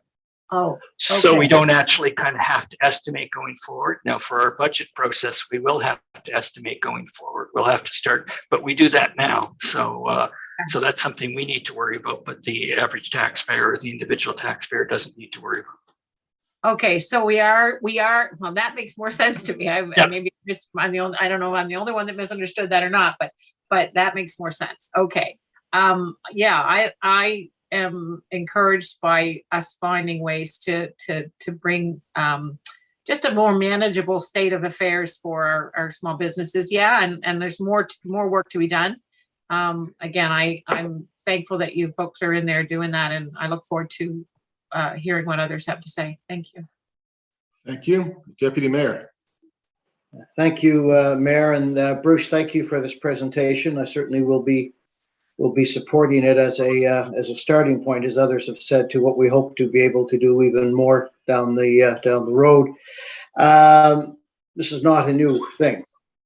This has been talked about as long as I've been on council, and we've seen some traction on this. We've gone through tax reform, we've gone through tax fairness, and of course then we focused on commercial taxation and trying to help small businesses.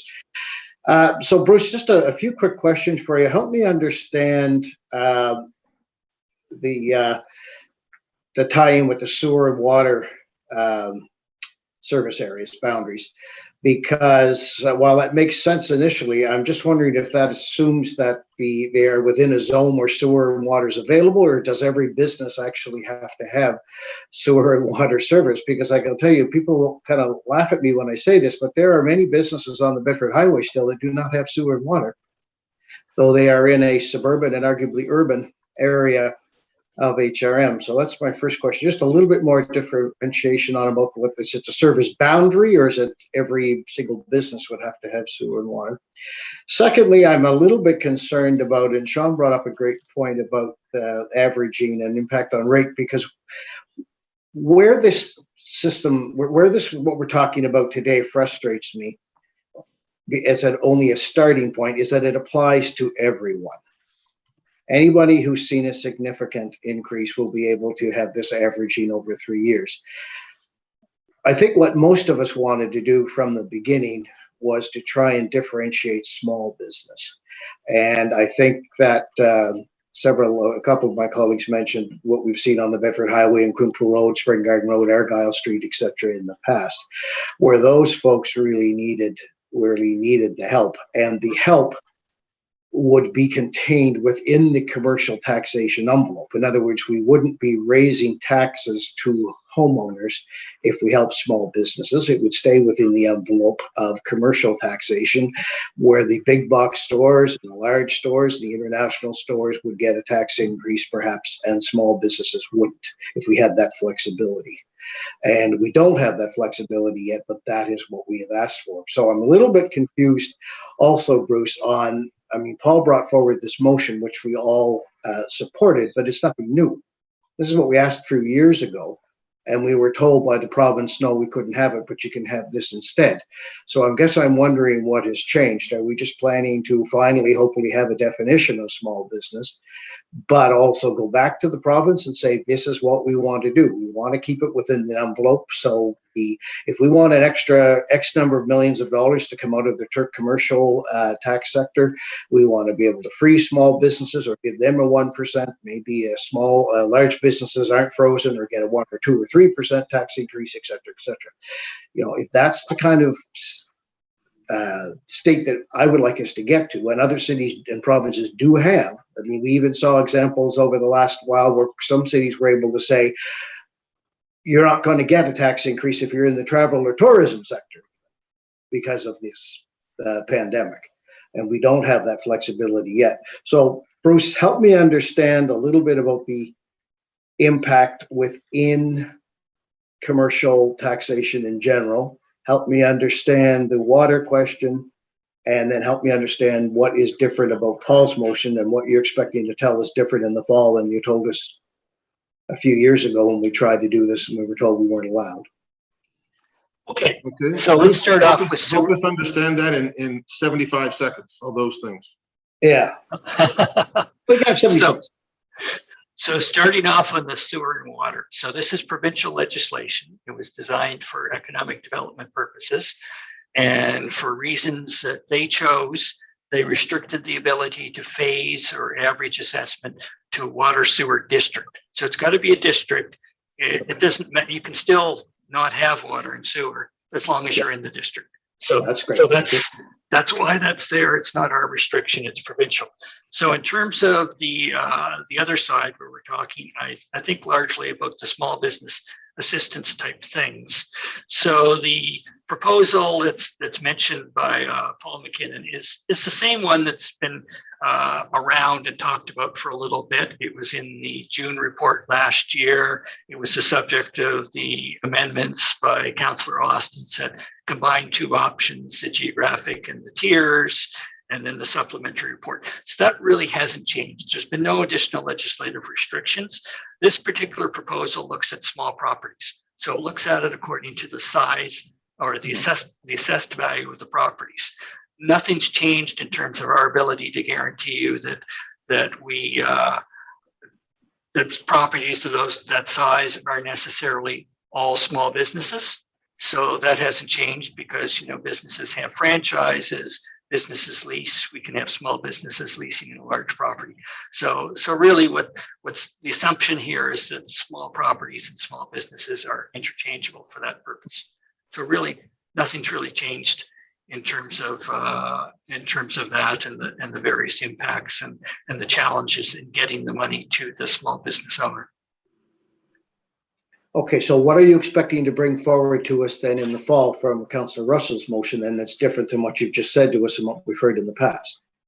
Well, I think Councillor Russell's motion was he wants to I'm going to have to go back to the exact wording of it because I know that he understood that there were limitations as the way he worded it between the tenant and the owner.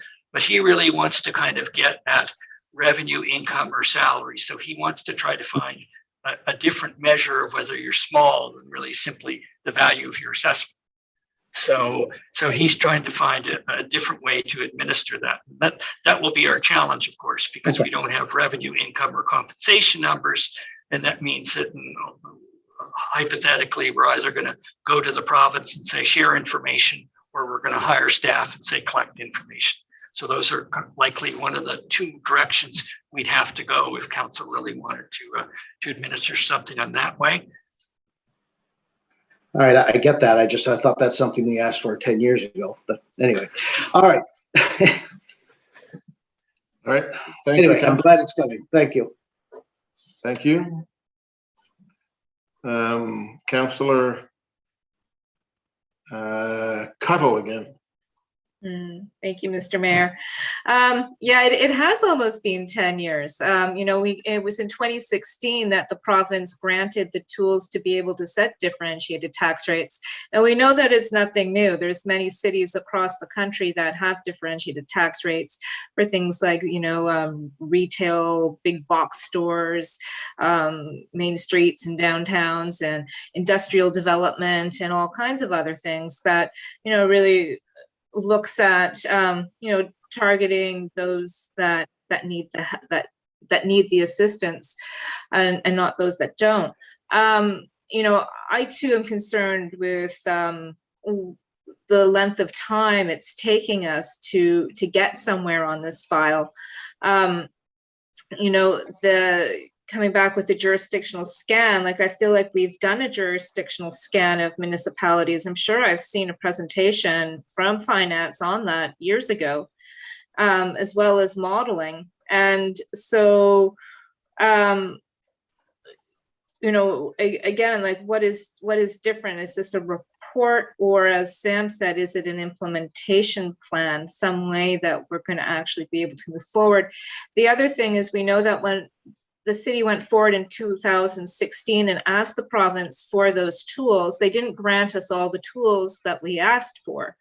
And so, there might be some more work there if we need to go back to the province and ask them to amend that bill to make sure that we have the tools that we need to effectively target the businesses we're most trying to help.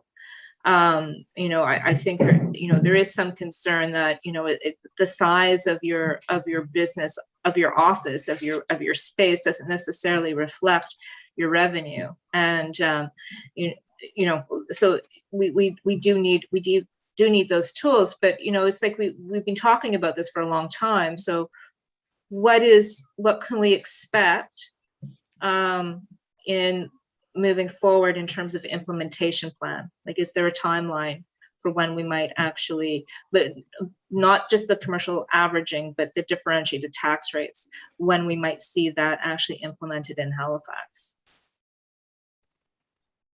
So you are absolutely correct. We have done cross-jurisdictional surveys and we have done impacts. There's a substantial amount of information in the November 2015 report.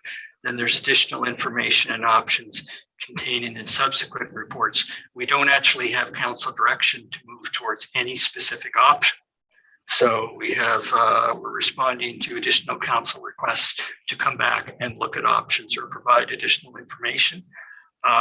In terms of implementation, I need to know what it is we're implementing before we can kind of give the solid implementation timeline. So it's kind of our hope that we are successful giving you enough in terms of options, pros and cons and details this fall, that council can provide that direction and say, we like this option or we prefer that option, or combine the two and come back with the option that will really work for us. Mr. Mayor, if I may add to the conversation through to the Councillor Jane Fraser, Executive Director of Finance, Asset Management, ICT. So, Councillor, there's a couple of constraints that we are facing, and the report speaks to in the recommendation about coming back to get that clear direction from Council.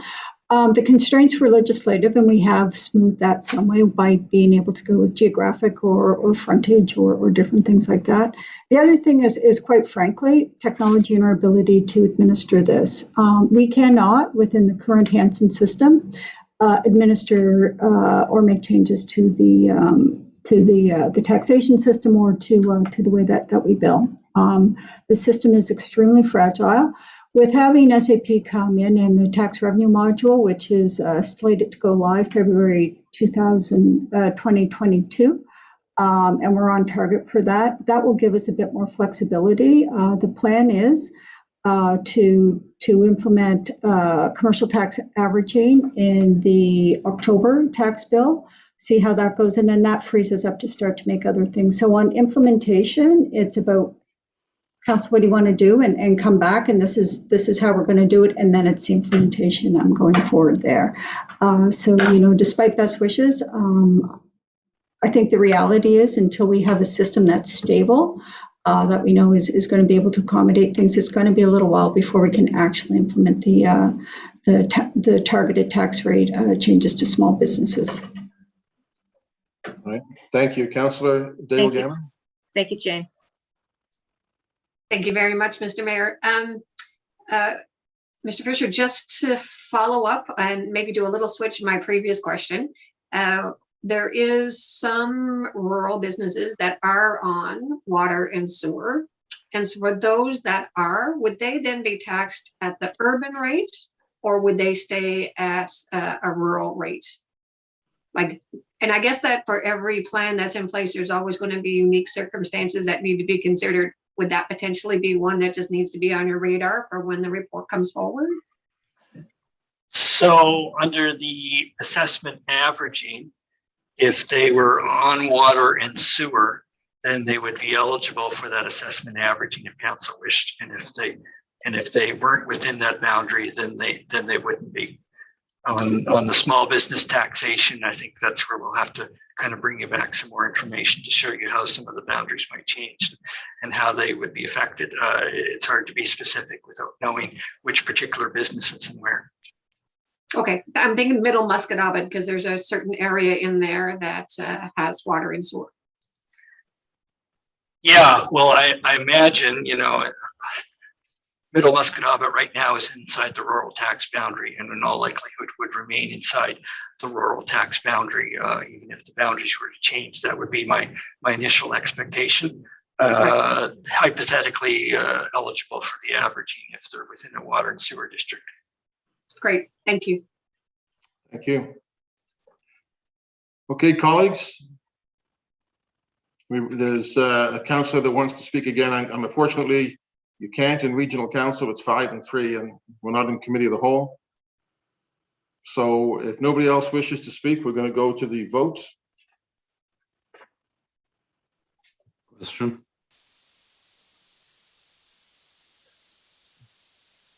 Beginning with District 8, Councillor Smith. 4. 9, Councillor Cleary. Yes. 10, Councillor Morse. In favor. 11, Councillor Tuttle. In favor. 12, Councillor Stoddard. In favor of the motion. 13, Councillor Lovelace. Voting yes.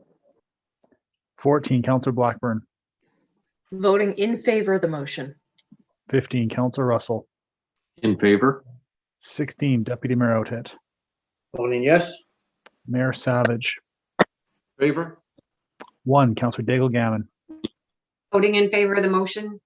2, Councillor Hensby. Affirmative. 3, Councillor Kent.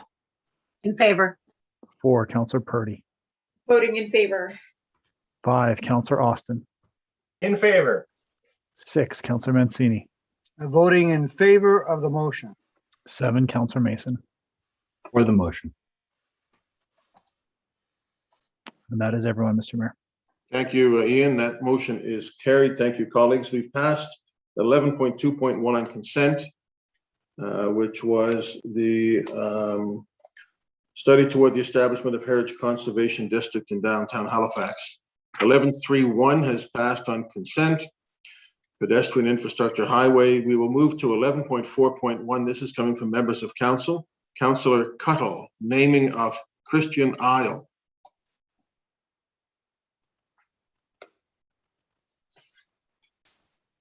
Thank you, Mr. Mayor.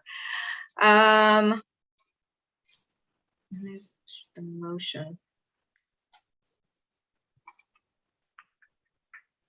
I make a motion that Halifax Regional Council support the naming of an unnamed island to Christian Isle. Second, Councillor Cleary. Councillor Cleary, second. Councillor Cuttle. Thank you.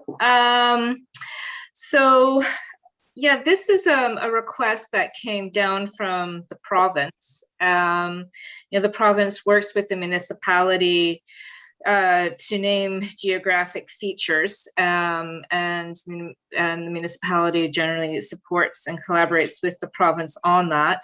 As part of this renaming, HRM sent letters to local residents. 647 letters were sent. There were 53 responses, 35 in support, 18 in opposition, and all the unresponsive letters were considered to be in support of the renaming. The request for this comes from the Christian family who recently purchased the island. The family traces back to the 1700s in this area. And John Charles, who was the official owner, formally granted the lands in 1837. The Duggan family arrived in this community in the 1700s, also related to the landowner, and the Christian and Duggan family have always lived in this community. I do want to say that that this whole naming process was a bit of a learning curve for me, just trying to understand what our role of the municipality is versus the province. Essentially, by passing this motion, regional council just says it's supporting the renaming, which is actually, I believe, done. And please, Mr. Traves, if you want to correct me on this, please do. That we're just supporting this. It gets put into our records so we can update our maps or whatever else we need to do to recognize the new name of this unnamed island. Locally, the island is known as Cat Island, and does have a history in the community of being used by local people, but it is being sold to a private family, and hence the wanting to give the island an official name. So that is what we're doing. Okay. Thank you, Councillor. Councillor Cleary on this. Just very quickly, Mr. Mayor, and for Councillor Cuttle, because I noticed it wasn't in the motion or in the report, are there property identification numbers or global coordinates or something? Just, I don't know what our staff need to name something. I suppose they need to know where it is to name it. I'm not familiar with it. I didn't see a map attached. So I fully support this. Not that we have any reason not to support it. Just wasn't sure where it was. That was all. So if Councillor Cuttle can just speak to that when she comes to the last. Yep, it does have a PID.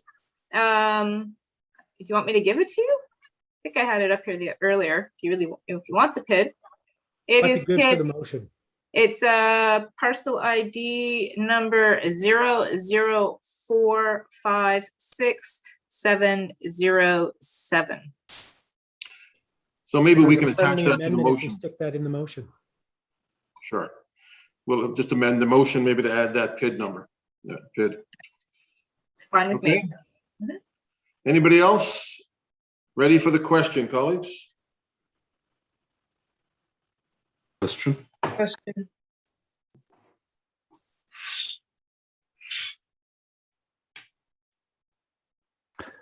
Beginning with District 9, Councillor Cleary. Yes. 10, Councillor Morse. In favor of the motion. 11, Councillor Cuttle. In favor? 12, Councillor Stoddard. In favor of the motion. 13, Councillor Lovelace. yes. 14, Counselor Blackburn. Vote in favor of the motion. 15, Counselor Russell. In favor? 16, Deputy Mayor Oathit. Voting yes. It's a tough one. Mayor Savage. In favor? District 1, Counselor Daigle Gammon. Voting in favor of the motion. 2, Counselor Hensby. Affirmative. 3, Counselor Kent. Enthusiastically in favor. 4, Counselor Purdy. Voting in favor. 5, Counselor Austin. In favor. 6, Counselor Mancini. Voting in favor of the motion. 7, Counselor Mason. For the motion. And 8, Counselor Smith. For. That is the vote called, Mayor. The motion carries. Thank you. We have an added item, and I don't see the Premier or Dr. Strang stepping up yet, so I know some of you will want to watch that when we take our break, but perhaps we'll go to the added item 14.1 coming out of, I think it was Audit and Finance Committee, and I'll go to the chair, Councillor Russell, who I think will put it on the floor. Thank you very much. I move that Halifax Regional Council, 1, approve an increase to RFP 19-343, PO 2070833513 to WSP for design services required to remove Halifax Water's water main from the project scope in the amount of $8,049.31 net HST included from capital account CD 00001 Streetscapes Spring Garden Road to be recouped through cost sharing as outlined in the financial implications section of the staff report dated April 21st, 2021. 2, approve a gross budget increase of $1,006,569 to capital account number CD 00001 Streetscapes Spring Garden Road with no net budget increase with cost sharing from Halifax Water, Bell Alliant, Heritage Gas, and Westwood Developments Limited, as outlined in the financial implications section and detailed in the attachments of the staff report dated April 21st, 2021. 3, approve a gross budget increase of $1,714,996 to capital account number CD 00001 Streetscapes Spring Garden Road with no net budget increase with funding from an unbudgeted reserve withdrawal from Capital Reserve Q526 as outlined in the financial implications section of the staff report dated April 21st, 2021. 4, award tender number 21-209, request for tender, Spring Garden Road Streetscape to the lowest bidder meeting specifications, Brycon Construction Limited, for a total tender price of $10,518,393.37, net HST included, with capital funding from capital account CD 00001 Streetscapes Spring Garden Road as outlined in the financial implications section of the staff report dated April 21st, 2021.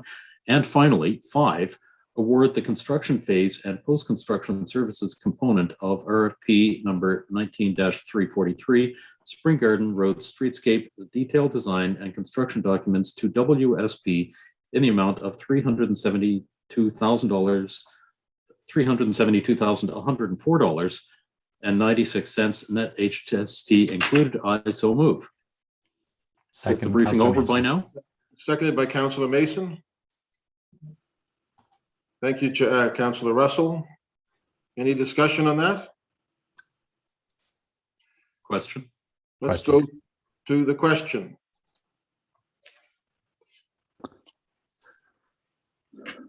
Beginning with District 10, Councillor Morse. In favor. 11, Councillor Cuddle. In favor. 12, Councillor Stoddard. In favor of the motion. 13, Councillor Lovelace. Voting yes. 14, Councillor Blackburn. Voting in favor of the motion. 15, Councillor Russell. In favor. 16, Deputy Mayor Oathit. Voting yes. Mayor Savage. Yes. 1, Councillor Daigle Gammon. Voting in favor of the motion. 2, Councillor Hensby. Affirmative. 3, Councillor Kent. In favor. 4, Councillor Purdy. Voting in favor. 5, Counselor Austin. In favor. 6, Counselor Mancini. Voting in favor of the motion. 7, Counselor Mason. For the motion. 8, Counselor Smith. 9, Counselor Cleary. Yes. And that vote has passed. Thank you. The motion's passed. I want to thank Councillor Mason for his stalwart advocacy on this. I also want to thank our staff, particularly Laura Wilkinson, along with Peter Duncan, Hanita Copeland's, Tanya Davis, and Kelly Denty, who've done great work on this. Colleagues, we're going to go in camera, I think, to discuss issues. Is there anything that council would like to test before we go in camera? I still don't see anybody at the microphone on the provincial COVID update. Yes, Your Honor. Mr. Mayor, if I could, item 13.1, I move that Halifax Regional Council 1 adopt the recommendations as outlined in the private and confidential staff report dated February 18th, 2021, and 2, direct that the private and confidential staff report dated February 18th, 2021 be maintained private and confidential. Seconded, Councillor Second. Daigle. Seconded by Councillor Daigle, Gammon, Blackburn. Thank you. Ready for the question on 13.1, colleagues? Question? Question. Beginning with District 11, Counselor Cuddle. In favor? 12, Counselor Stoddard. In favor of the motion? 13, Counselor Lovelace. Voting yes. 14, Counselor Blackburn. In favor of the motion. 15, Counselor Russell. In favor? 16, Deputy Mayor Oathead. Yes. Mayor Savage. Yes. District 1, Counselor Daigle Gammon. Voting in favor of the motion. 2, Counselor Hensby. Reporting 2 deaths of COVID-19. 3, Counselor Kent. In favor. 4, Counselor Purdy. Voting in favor. 5, Counselor Austin. In favor. 6, Counselor Mancini. Voting in favor of the motion. District 7, Counselor Mason. For the motion. 8, Counselor Smith. 9, Counselor Cleary. Yes. 10, Counselor Morse. In favor. And that vote has passed. That passes. Colleagues, I think maybe I'll take a motion to adjourn and come back in camera at 3:30 if somebody's interested in moving that we go in camera. I move that we go in camera. Second? Second. Second by Councillor Kent. All in favor? Aye. Okay, let's take 20 some minutes, come back at 3:30. We'll come back in camera and deal with 13.2 and 13.3. Okay, 3:30, colleagues. The briefing is on now. Thank you. I think camera is on Microsoft Teams. Just as a reminder to everyone, there's a Microsoft Teams appointment in your calendars. That's who will be joining the in-camera session. Thank you, Ian.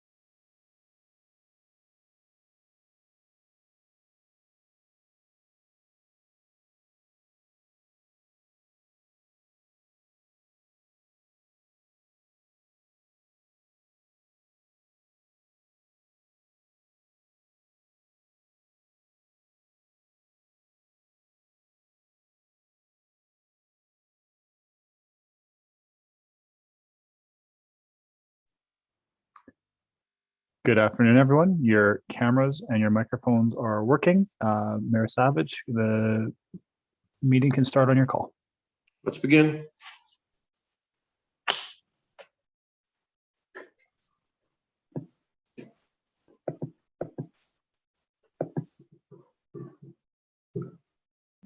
Okay, are we good?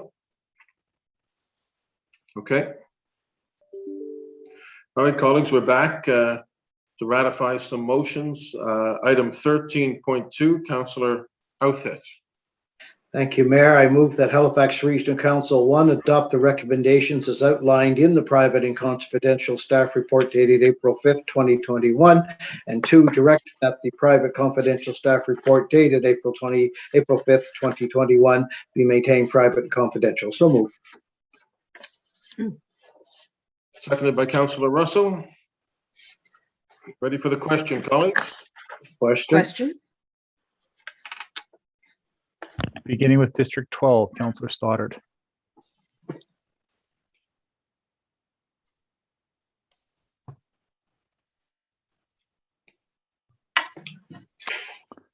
District 13, Councillor Lovelace. District 14, Councillor Blackburn. Voting in favor of the motion.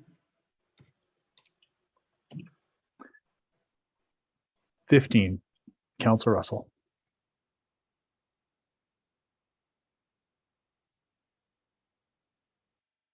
Councillor Russell. In favor? 16, Deputy Mayor Outfit. Voting yes. Mayor Savage. Yes. 1, Councillor Daigle Gammon. Voting in favor? 2, Councillor Hensby. Negatory. 3, Councillor Kent. In favor. 4, Councillor Purdy. Voting in favor. 5, Councillor Austin.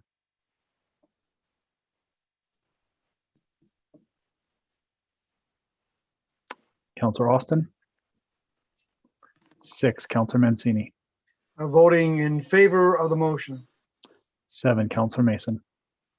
For the motion. 8, Councillor Smith. For.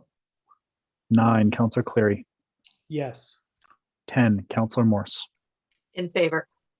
11, Councillor Cuddle. In favor? Mayor Savage, so that has passed. Thank you. Item 13.3, colleagues, personnel matter, Councillor Russell. Thank you very much. I move that Halifax Regional Council 1 adopt the recommendations as outlined in the private and confidential staff report dated April 27th, 2021, and 2, direct that the private and confidential staff report dated April 27th, 2021 be maintained private and confidential. Second? Second by Councillor Blackburn. Ready for the question, colleagues? Just looking at a note, Iona can't. So we are reaching out and sending the link again to Councillor Stoddard. Yep.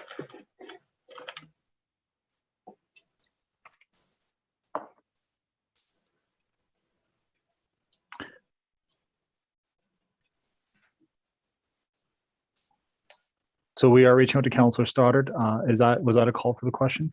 Yes, please. Beginning with District 14, Councillor Blackburn. Voting in favor of the motion. 15, Councillor Russell. In favor? 16, Deputy Mayor Outfit. Voting yes. Mayor Savage. Yes. 1, Councillor Daigle Gammon. Voting in favor of the motion? 2, Councillor Hensby. Affirmative. 3, Councillor Kent. In favor. 4, Councillor Purdy. Voting in favor. 5, Councillor Austin.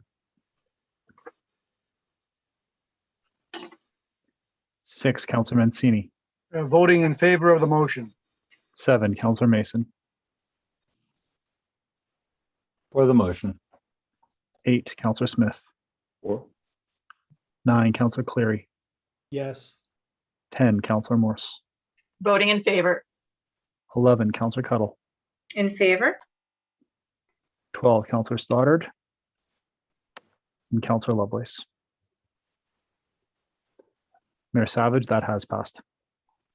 Thank you. Item 13.4, personnel matter, Deputy Mayor. I'm happy to move that Halifax Regional Council, 1, adopt the recommendations as outlined in the Reach Private and Confidential Staff Report dated April 26, 2021, and 2, direct that the Private and Confidential Staff Report dated April 26, 2021 be maintained private and confidential. Second by Mancini. Discussion, ready for the question. Question? Beginning with District 15, Councillor Russell. In favor?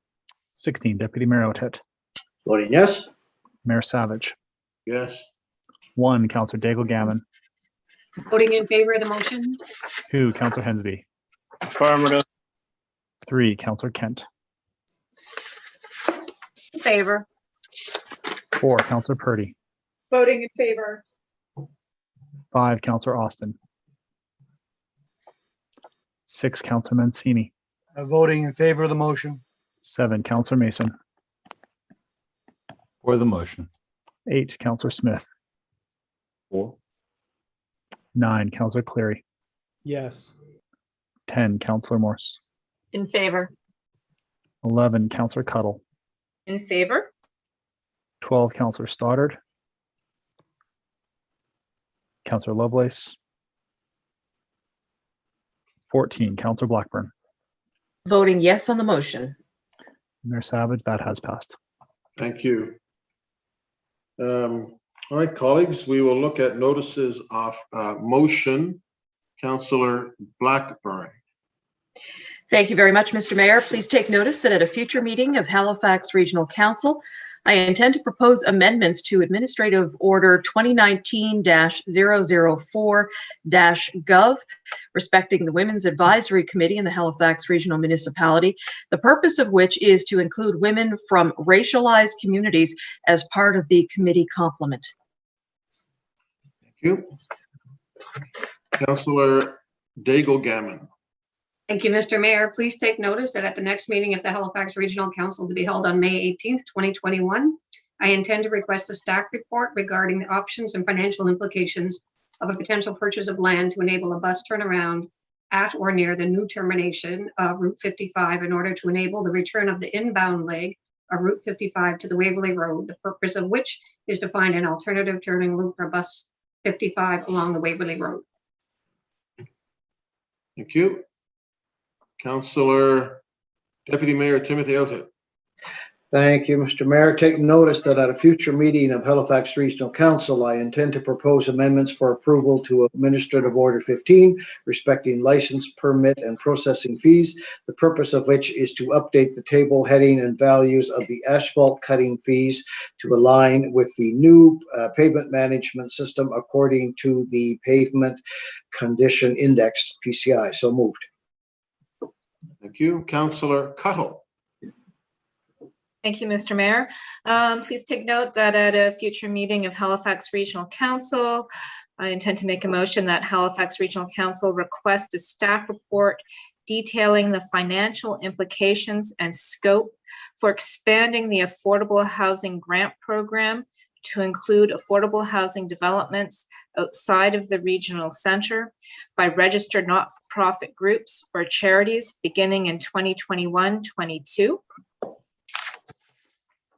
And please make note that at a future meeting, I intend to make a motion that Halifax Regional Council request a staff report on the request for an increase to the grant provided by HRM to the Halifax Tars Rugby Club for an additional $150,000 due to the increased costs as outlined by the group. And there will be a letter to go with that. Thank you. Thank you. Anybody else? Councillor Cleary.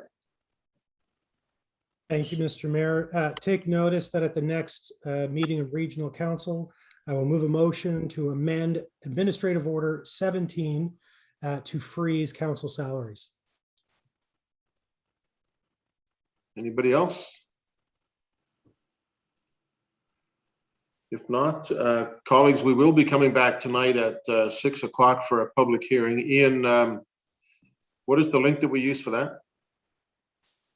So it will be the same link as this meeting, the one you're currently in. We will be returning to the meeting live, so your cameras and your video will be shut off. We will resend this meeting link to everyone on council, so it's right at the top of your inbox, just in case you can't find it between now and the break. Right. Okay, Councillor Hensby has declared a conflict on that. Kind of sorry, colleagues, that we're not going to be meeting tomorrow for budget, but the budget is done. You'll have to find something else to do with a Wednesday. If there's nothing else, then we will adjourn until 6 o'clock tonight when we have the public hearing. Okay? Enjoy your break. See you in just under 2 hours. All right. Thank you. Thank you.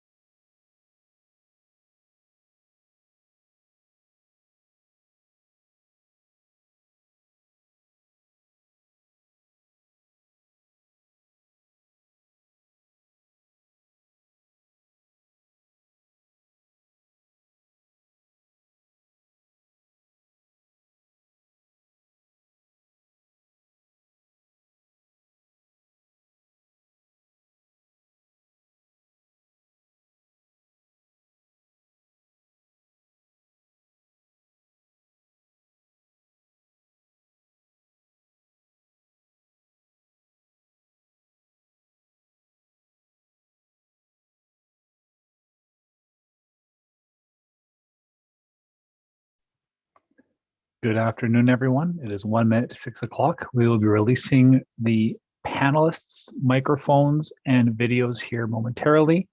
We do have quorum, and Mayor Savage, we can start the meeting on your call.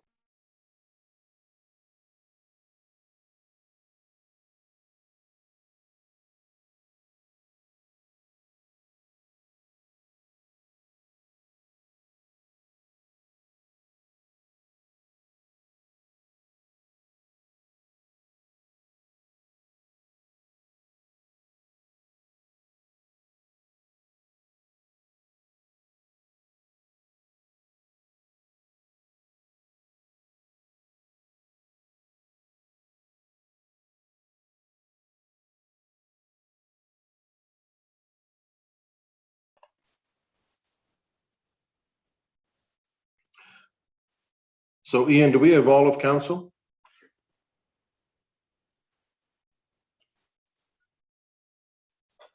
We still have a few members that are joining. We do have quorum, and you have your video, and the screen is coming down here momentarily. So you can start the meeting whenever you want to. Yeah, the councilors have to be here for the whole meeting to vote, right? So I just want to make every effort to make sure that we have everybody. Absolutely, and we are reaching out to the ones that are.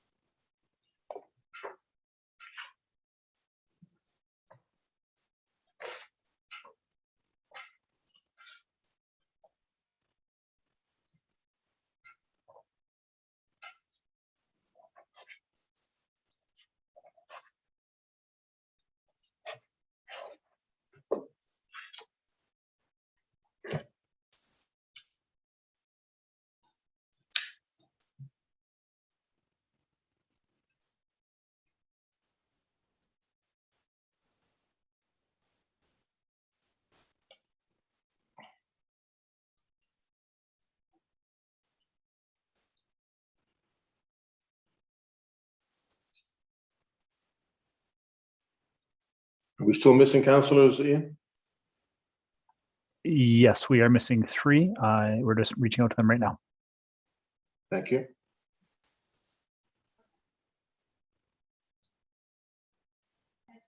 Well, I see Trish and Pam, so we can't blame the rookies there, or at least some of them anyway.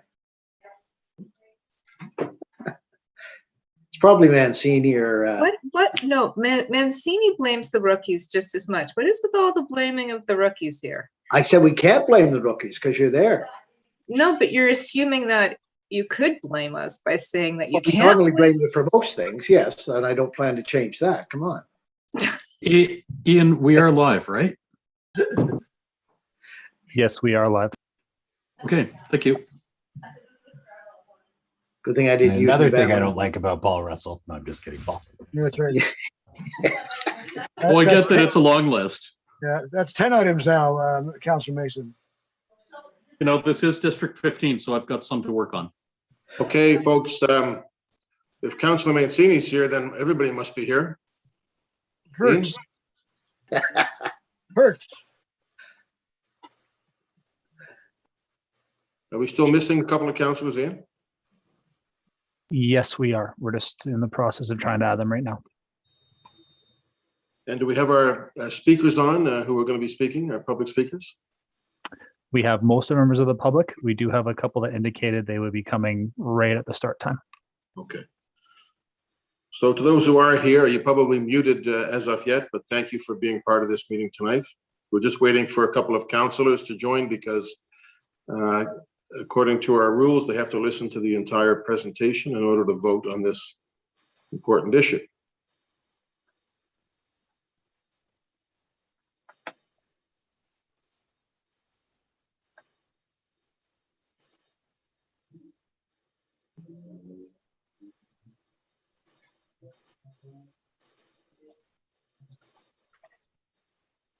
Are you seeing me on the screen by any chance?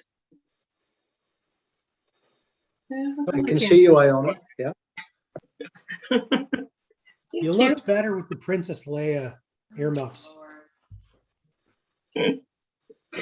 Oh my. Hair muffs. Can I borrow those?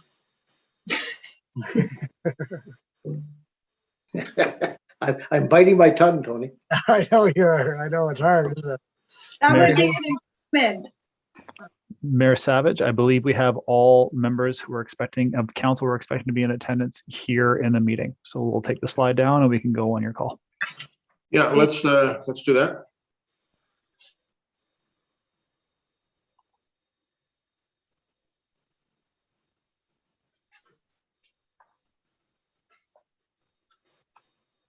Okay, are we open to the world now, Ian? Are we still waiting for YouTube? No, we are live on YouTube and ready to go. Okay, good evening, folks. It is Tuesday, May the 4th. And we are here for a public hearing on case 21875, amendments to the regional plan, regional subdivision bylaw, Cole Harbour Westfall municipal planning strategy, and the land use bylaw for the former Nova Scotia Home for Colored Children site on Highway number 7 in Westfall. I want to thank everybody for joining us today. The order for events tonight, I just want to lay out for everybody, is similar to a regular public hearing. We will start with a staff presentation, then give the applicant an opportunity to present. After that, we go to the public hearing speakers list. As a reminder to those who are watching from home, in order to have signed up as a speaker, the deadline was 4:30 p.m. yesterday, the business day prior to the hearing. Our diligent and capable clerk will be doing the timing tonight and managing. Speakers get, the public speakers get up to 5 minutes each on the topic. Okay, so we'll open the meeting. And the first thing is we will have a presentation. I see Stephanie Saloom has joined us. Stephanie, thank you for your work on this, and I will turn the floor over to you.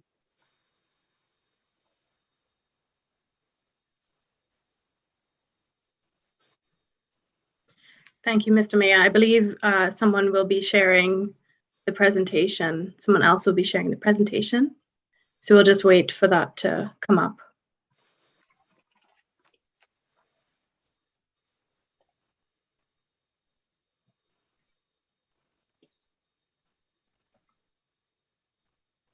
Okay.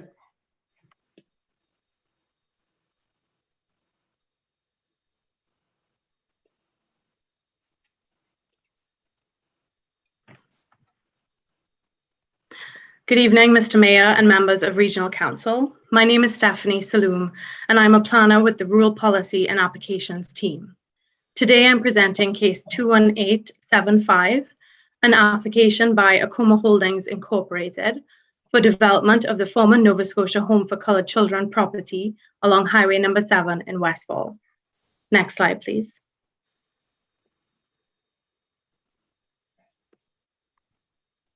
Before we begin today's presentation, we would like to acknowledge that we are in the decade for people of African descent. African Nova Scotians are a distinct founding people in our community who have been a key part of Nova Scotian culture and history.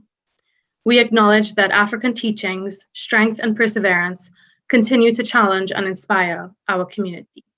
Next slide, please. Acoma Holdings has applied for amendments to the Regional Municipal Planning Strategy, Regional Subdivision Bylaw, Cole Harbour Westfall Municipal Planning Strategy, and Cole Harbour Westfall Land Use Bylaw to enable a mix of land use opportunities for the community at the former Nova Scotia Home for Colored Children property along Highway number 7 in Westfall. Next slide, please. This map shows the general location of the property within the Westfall community. Next slide, please. And this slide shows the property boundaries. The property is currently owned by Acoma Holdings Incorporated. There are 3 lots that are subject to Acoma's development project with a cumulative area of approximately 320 acres and over 2,400 feet of frontage along Highway number 7. The property is also adjacent to Gibbison Drive, Old Miller Road, and an existing private road, Wilfred Jackson Way. Next slide, please. There are 2 projects underway that are considering ACOMA's proposal. Case 21875, the current application, is focused on enabling a water service extension, the appropriate adaptive reuse of the old home building, and a mix of uses on a portion of the property adjacent to Highway 7 and Gibbison Drive. Case 22257 is a larger regional planning project, whereby policy direction relative to growth and services across the municipality is being reviewed. This is the second review of the regional plan. Development of the interior lands of ACOMA's property is being considered through this project. Next slide, please. Most of the property is undeveloped, but there are some existing buildings on the site towards Highway 7. The former home building still exists on the property and was recently renovated. You can also find the Henry Ball Center, which used to be a school for residents of the home, the former superintendent's cottage, the Wade Building, which stands for Watershed Association Development Enterprises, and there are 2 group homes operated by the ACOMA Family Center. Next slide, please. These are some photos of the existing buildings on the property. You see the old home, the 4 buildings that I had referenced in the previous slide. Next slide, please. This shows the old home building that was pre and post renovation for the exterior of the building. Next slide, please. This is a closer up image of the Henry Ball Center and the Wade Building. Next slide, please. And there's also a community garden on the property that is actively used. Next slide, please. The subject property is surrounded by a mix of commercial, residential, institutional, and community uses. Most of the buildings in the area are about 2 to 3 stories in height. Besides what's shown on the screen, there's also a mobile home park and the Graham Creighton Junior High School nearby. Next slide, please. The subject property has significant Nova Scotian historical and cultural value, being the former Nova Scotia Home for Coloured Children. The home was first incorporated in 1915 and was intended to provide care and refuge for African Nova Scotian children that became the responsibility of the government. Around this time, children of African descent were not welcome in white care institutions. The opening of the home in 1921 was celebrated with a gathering of over 3,000 people, including a procession of dignitaries and community leaders. This was the largest gathering of people of African descent in Nova Scotia since the arrival of Black Loyalists in 1783. In 1948, the Henry Ball Elementary School was built on the property for residents of the home. The Nova Scotia Home for Coloured Children formally closed when 2 new group homes were built on the property around 1978-1979. In 2006, the regional plan was first adopted to guide and direct strategic growth and investment across the municipality. At this time, the zoning and regulations for the property changed to protect these lands for future development. Former residents launched a class action lawsuit revealing poor living standards and abuse endured by residents of the facility, which led to a formal apology by the province to former residents in 2014 and the introduction of the Nova Scotia Home for Coloured Children Restorative Inquiry in 2015. In 2014, there was the first review of the regional plan. The planning policies applicable to site did not change through this first review. ACOMA Holdings was also established in 2014. They acquired the assets of the former Board of Trustees of the Nova Scotia Home for Coloured Children. In 2018, Regional Council initiated a request from Akuma Holdings to change the policies and enable development of a portion of the property containing and surrounding the home.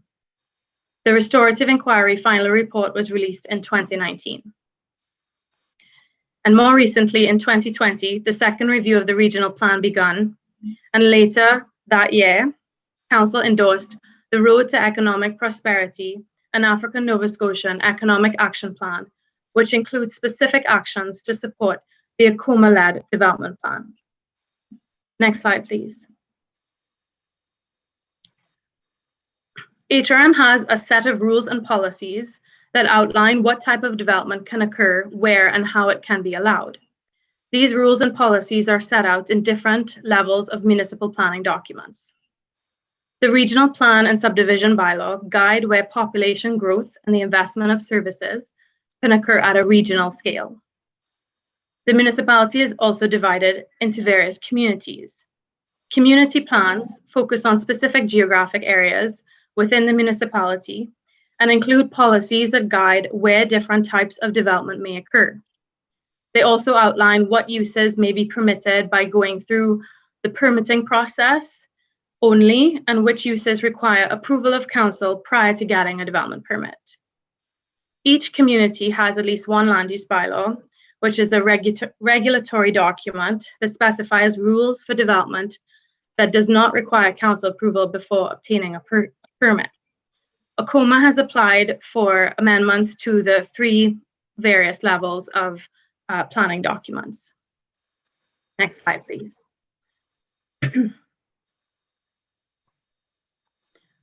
Under the regional plan and regional subdivision bylaw, the subject property is mostly designated urban reserve. The urban reserve planning policies intend to protect the lands for future development beyond 2031. Most of the property is also outside the water service area, but areas surrounding the site are within the water service area. And the water service area is shown as the green hatched area on the map. At the community plan and land use bylaw level, so it's the Cole Harbour Westfall Municipal Planning Strategy and Cole Harbour Westfall Land Use Bylaw, most of the property is zoned urban reserve, which aligns with the urban reserve regional plan designation. A relatively small portion of the lands along Highway 7 are zoned for low density residential, community facility, and highway commercial uses. As the current relevant zoning and policies limit development of the site, Akuma has applied to change them. Next slide, please. This slide outlines the planning process that we are in for this application. We're into the Municipal Planning Strategy and Land Use Bylaw Amendment Planning process. We've completed most of the steps of the process, and tonight there is a public hearing, and after the public hearing, the council will have an opportunity to decide, or the council has the ability to decide whether to approve or refuse the proposed amendments. Next slide, please.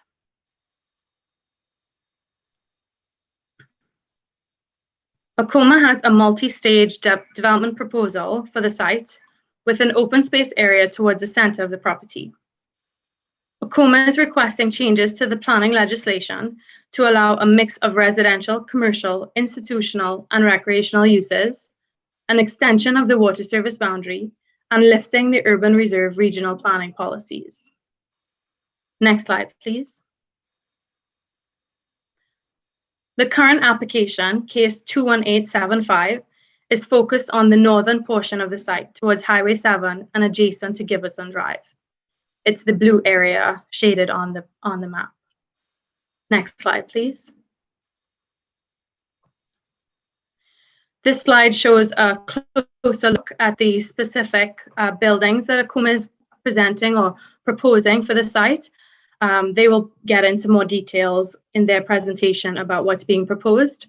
But overall, they're looking for a variety of housing forms, some mixed-use commercial residential development, a new Akuma Family Centre to allow for the occupancy of the former home building, seniors housing development, and extension of the water service area. Next slide, please.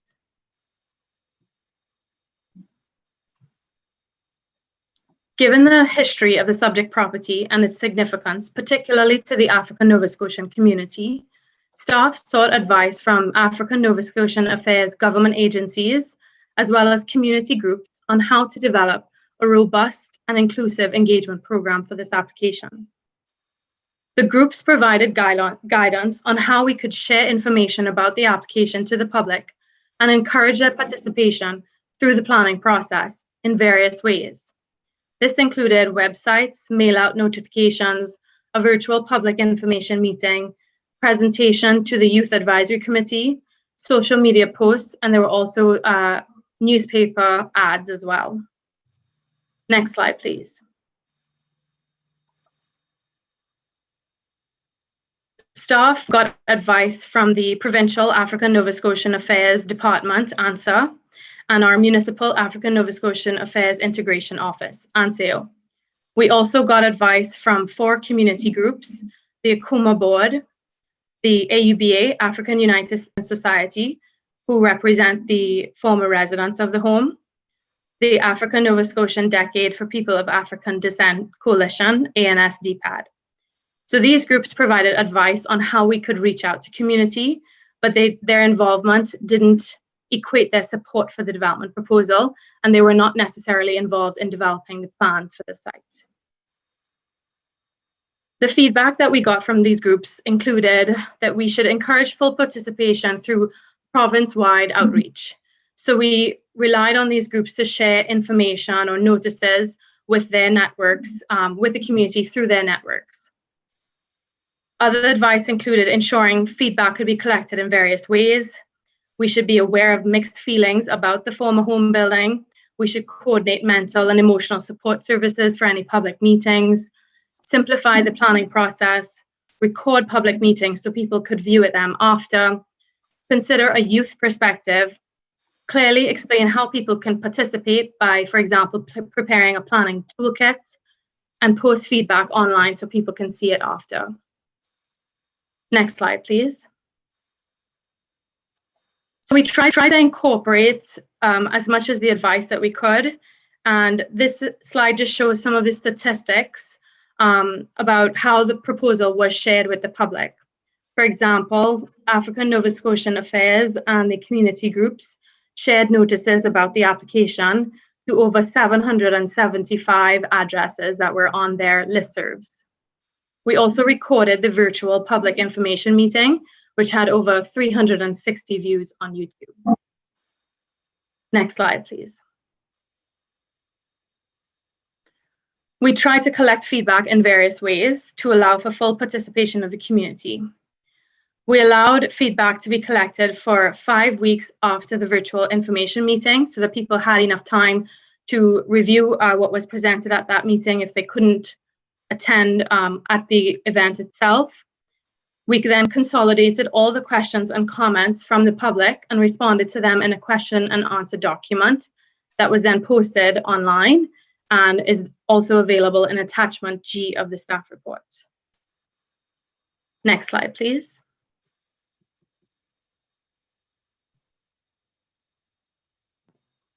The feedback that we received was generally relative to the importance of commemorating the history of the Nova Scotia Home for Coloured Children. There were mixed feelings about preserving the former home building, questions about how the original intent of the 1915 Act to incorporate the former home to provide for the care, education, and proper training of the members of the Afro-American race was captured in the development proposal as well as the proposed amendments. The importance of consulting with African Nova Scotian communities across the province, expediting the process and minimizing time for planning approvals, support for a range of opportunities that could benefit African Nova Scotians and the general community, what cultural aspects of people of African descent have informed Akuma's concept plan, extending municipal water and sewer services where services are available in proximity to the property, minimizing traffic impacts on adjacent neighborhoods, and allowing for active transportation linkages. Next slide, please. ACOMA's vision for the entire property includes allowing the adaptive reuse of the former home building and developing the remainder of the site as a cultural community center with commercial recreation uses, a mix of market and affordable housing options, educational and training facilities, and employment opportunities. The proposed amendments include developing new policies and regulations to support the vision. Under the regional plan and regional subdivision bylaw, the proposed amendments include redesignated from urban reserve to rural commuter and extending the water service boundary to a portion of the property towards Highway 7 and adjacent to Gibbison Drive. The proposed amendments also enable subdivision of the lands and creation of new public streets. Under the Cole Harbour Westfall plan, the proposed amendments establish a new mixed opportunity district zone to allow a variety of uses on the northern portion of the property. The amendments enable larger scale developments such as an apartment building that exceeds the size requirements of the mod zone through the development agreement process. Staff acknowledge that ACOMA has a multi-year development project and their concept plan is evolving as they continue to complete technical studies to support their proposal. Therefore, we've also included in the proposed amendments policy to consider changes to the mod zone, including consideration of new uses that have not been contemplated and changes to the zone requirements in keeping with the overall vision of the property. Next slide, please. The requirements for the mod zone are proposed under the Cole Harbour Westfall land use bylaw. The proposed zone would permit a wide range of uses and divides the site into sub-areas. These areas differ based on the proximity of the lands to the former home building and existing neighborhoods, the range of land uses allowed, and the planning approval process available for each of the permitted uses. Prior to issuing a development permit, specific uses may require site plan approval or approval of a development agreement. A traffic impact statement was submitted that has been accepted for development proposed in sub-area A. However, a traffic study is required before a permit can be issued for development in sub-areas B and C. Next slide, please. Staff applied a restorative approach to the planning process for this application, which has informed the engagement program and proposed amendments to a significant extent. However, we've also tried to ensure that planning matters such as land use, heritage, built form, design, layout, transportation networks, and servicing have been explored through the planning process, which aligns with the overarching approach taken in considering amendments to the municipal planning strategy and land use bylaws. Staff advised that the proposed amendments recognize the exceptional nature of the application given the historical significance of the former home building, the former Nova Scotia Home for Coloured Children, allow the adaptive reuse of the former home to proceed in time for the 100th anniversary, enable a range of development options to support social and employment opportunities for African Nova Scotians and the community at large, allow development to begin on the property without and revenue to be generated without compromising HRM infrastructure or prejudicing development capacity on the remaining lands, increase the amount of future development that can be considered through as-of-right processes to reduce the complexity and length of future planning processes, defer a traffic study to the permitting stage, which does not avoid the work but allows the amendments to proceed on condition that engineering, traffic, and other technical requirements are satisfied. They allow flexibility in the site layouts and design while mitigating impacts on the former home and adjacent residential neighborhoods, and to extend the water service area to a portion of the property where water service development surrounds the site. Next slide, please. If Council chooses to approve the proposed amendments, the next steps in the process include the province's review and approval of the amendments package, a notice of approval, and then ACOMA can apply to develop their property.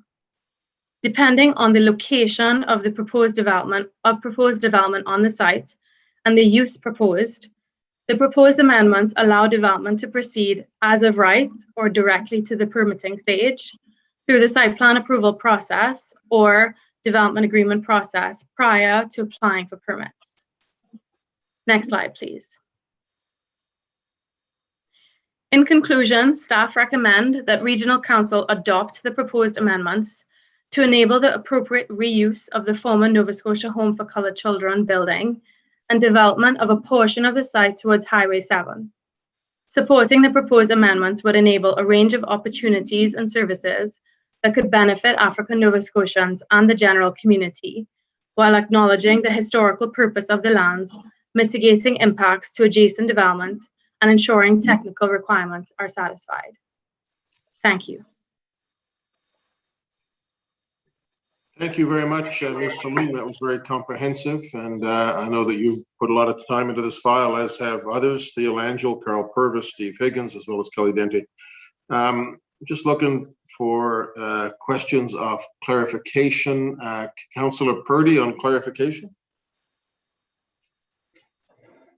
Yes, thank you. Thank you, Mr. Mayor. And thank you, Stephanie. That was an amazing presentation, so thorough and very comprehensive.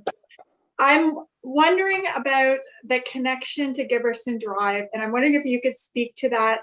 The concern of residents is that it's going to negatively impact traffic on that street and that the infrastructure just isn't there to accommodate that. Could you just speak to that? That is it necessary to do that, and how that process would work? Through Mr. Mayor to the councillor. So Giberson Drive is designed for a certain capacity. There is a road reserve at the end of Giberson Drive. So when that road was designed and constructed, it was envisioned for a future connection to exist eventually along that, or to extend that street. ACOMA has submitted in their concept plan a preliminary transportation network. And this network has been reviewed by our engineering staff, but we have not yet received a full traffic study.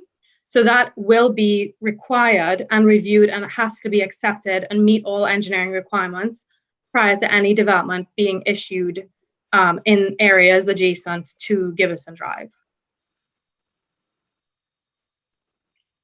Councillor Purdy, you're good? Thank you. Yes, thanks. Thank you. Clarification, Councillor Smith. Yes, thank you, Mr. Mayor, and thank you, Stephanie. Great to see you here today. Super quick question. One is, in the report, it mentions that all of the land in question are not under the ownership of the Nova Scotia Home for Coloured Children. So I'm just wondering what pieces of the subject land are not, and maybe does that mean that the other pieces that are not owned by the home are owned by ACOMA Holdings Incorporated? I'm just trying to understand what other parties might be impacted by this. And it also mentions in the risk aspect that there are risks involved with this, but staff looked at the factors related to the history around the lands and the other aspects of the proposal. So I'm just wondering if you could speak a little bit around what staff through their analysis seen as a risk.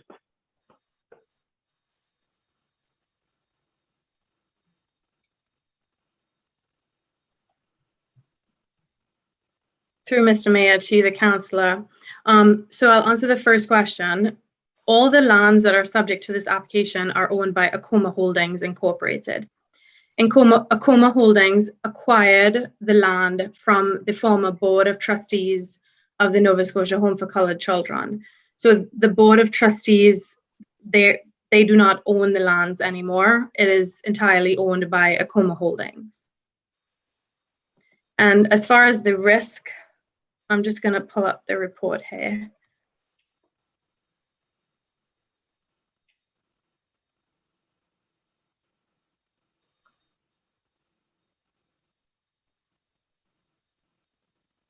So in terms of risks, so this is the first application well, it's actually the second application that has come forward to lift the Urban Reserve Regional Plan designation independent of the Regional Plan Review. There was an application, I think it came to council in 2013 for a property that was abutting these lands, but towards the southern part of the property. And council had refused that application. But we think that this site is different given its significance, the historical significance. So there is some risk there in that we've looked at this independent of the Regional Plan Review. And then as far as, I'm just going to read what I have in the report here. So it's just that we've approached this a bit differently. However, so the historical significance and the sort of restorative approach that we've taken has informed this to a significant extent. However, we have still looked at planning issues and planning matters that we would typically consider in any other MPSN application. Okay, great. Thank you. Thank you. Okay, thank you, councilors. Thank you, Ms. Saloom, and Stephanie will be here when we get into discussing this later on if there's other questions.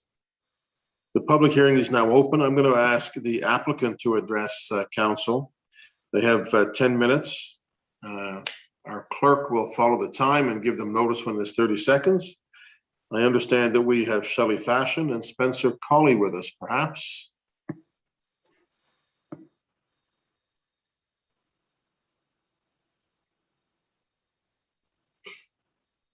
So if Shelley and Spencer are there, the clerk might be reminding them how to join the meeting.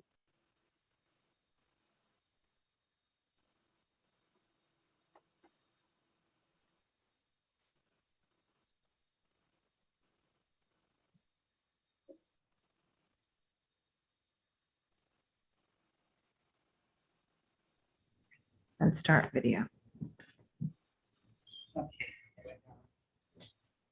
Am I ready? Okay. Good evening, Mr. Savage, councilors. My name is Spencer Colley. I am on the board of Kuma Holdings, Kuma Family Center. I am also a member of the property committee, and I live in East Preston. And I am Shelley Fashion, also on the property committee for Kuma. I live in Lake Echo. We want to thank you all for taking the time to join us this evening. Thank you. Shelley and I are here this evening to share with you our property development plan for Akuma. Akuma was gifted to the assets from the Nova Scotia Home for Colored Children in 2014 when Akuma Holdings was established. Akuma will develop the property in accordance to the legislation initially established for the Nova Scotia Home for Colored Children in 1915, which states that we can lease, mortgage, invest for the benefit of the Black people. Slide 2.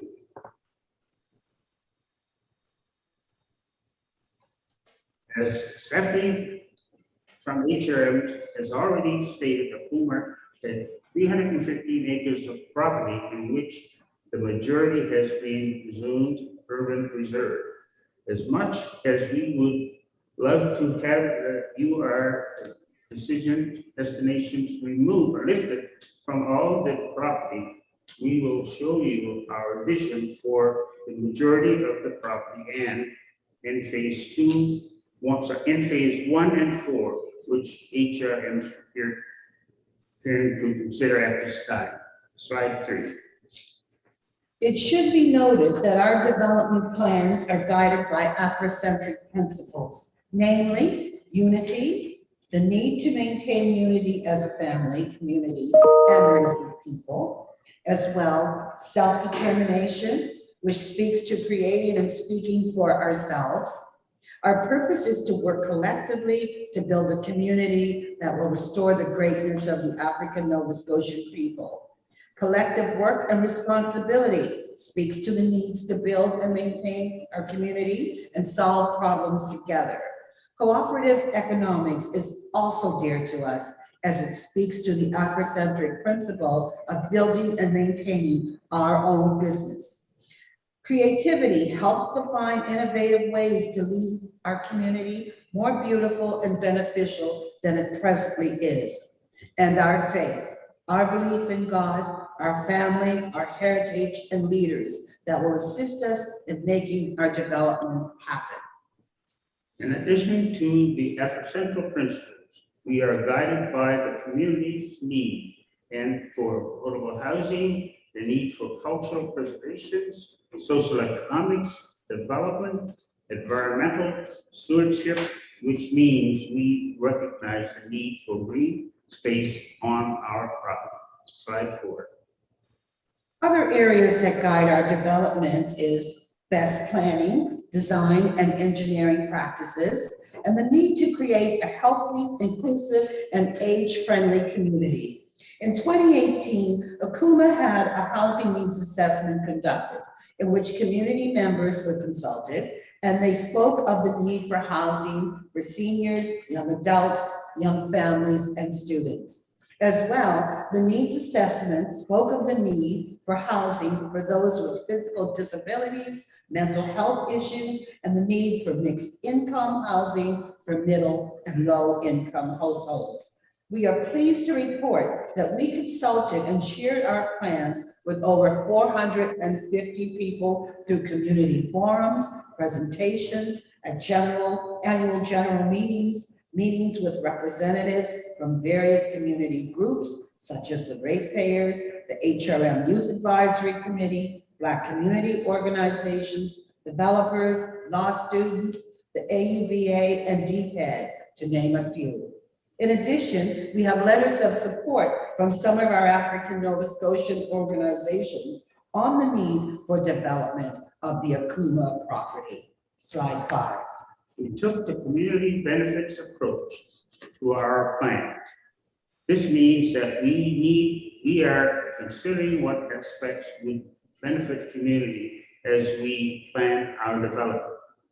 For instance, more than 60% of the land will be retained as green space with trails. 3 years ago, with community support, we built a trail on our property that led to the beautiful Groom Lake. New zoning will enable us to establish intergenerational facility at the old home building and develop some affordable housing on the property. It also welcomes community engagement, which would enable us to have Afrocentral buildings designed to creation and economic development opportunities. Slide 6. Here is a picture of our Groom Road Lake, which is on our property. Slide 7. Akuma has requested that the urban reserve be removed from Highway 7 to the Nova Scotia Power Corridor so that the comprehensive development district planning can commence. We are undertaking a land capability analysis for the entire site, so we will readily know where our wetlands are, as well as the areas that can easily be developed. Our development servicing strategy will use modern private treatment systems and will connect with central services if these services are extended along Highway 7. A land condominium concept is being explored for all development phases, as this is a cost-effective approach. Using driveway access, savings will be passed on to tenants and Akuma will retain property control. We are also planning that a sidewalk be installed along Highway 7 from the White House Church to the Black Cultural Center. Slide 8.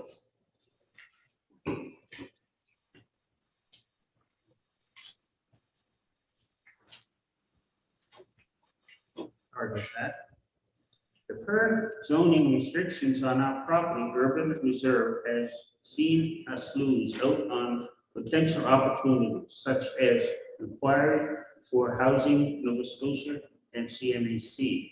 Our housing for vulnerable population will be in partnership with others, as previously stated. A mixed income housing approach will be used for residential housing. Slide 9.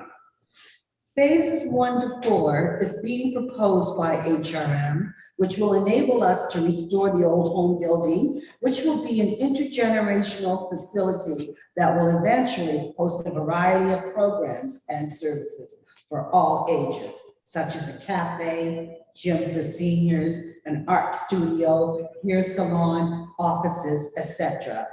Other possible development based on community input could include a seniors complex and a long-term care facility. Slide 10.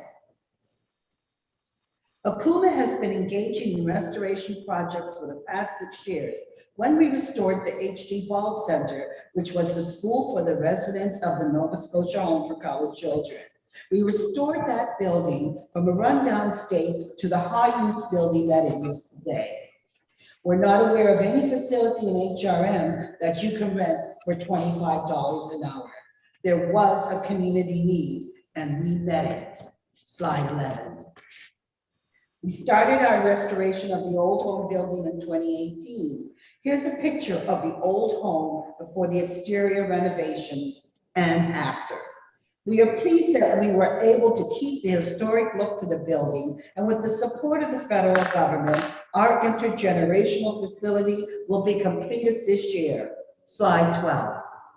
Our community garden is an eye catcher to anyone who drives past it on Highway 7. We celebrate 11 years of harvest this year and look forward to using our new greenhouse this growing season. Don't forget to check out our sign painted by community youth and our new kiosk where you can purchase fresh produce this summer. All of our garden initiatives were developed in partnership with the Black Business Initiative Businesses Jamming Program. Slide 13. Continuing with phase 3 and 4 in our development, we have some mixed use building, residential and commercial. Next to highway number 7, as well as a new Akuma Children's Center is being planned. Page 14. This is Ian McLean. I'm the municipal clerk. This is your 30-second warning for your presentation. Okay, this is a picture of the full property plan to give you a scope of our plan. You will note that the additional to the area we already identified in phase 1 and 4, we plan to have recreation facilities, cemetery or family dwellings, and of course, open space, right? Open space. As you can appreciate, development of this nature for a not-for-profit organization will take time and lots of community consultation, but it's time we get started. In order to make these plans a reality. Sorry, this is Ian McLean again, municipal clerk. That is your 10 minutes for your presentation. Okay. Thank you. Ian, we'll just let them finish their sentence, perhaps. Did you want to finish your sentence, Shelley? Okay, but in order to make these plans a reality, the Akuma board has enlisted the services of a few folks to assist us. So that's our professional team of David Harrison, Troy Scott, and Jeff Kinney, who has been providing the best advice on servicing and environmental protection. So thank you. And we hope to increase services to the African Nova Scotian and surrounding communities. Okay. Thank you both. Thank you, Ms. Fashion, and thank you, Mr. Colley. We appreciate your presentation.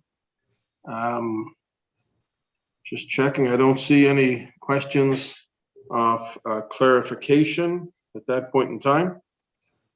So I'm in the chat, Mr. Mayor. Councillor Smith. Thank you, and hello, Ms. Fashion and Mr. Colley. Great to see you both here this evening. Really quickly, looking at the long-term vision and understanding what you're trying to accomplish here as a community. One of the things that I couldn't find more information on is the housing study, because I'd be very interested in seeing what that was back in 2018, and also wondering if either the business plan or the proposal of this is easy to, or is accessible online, or if it could be sent for folks to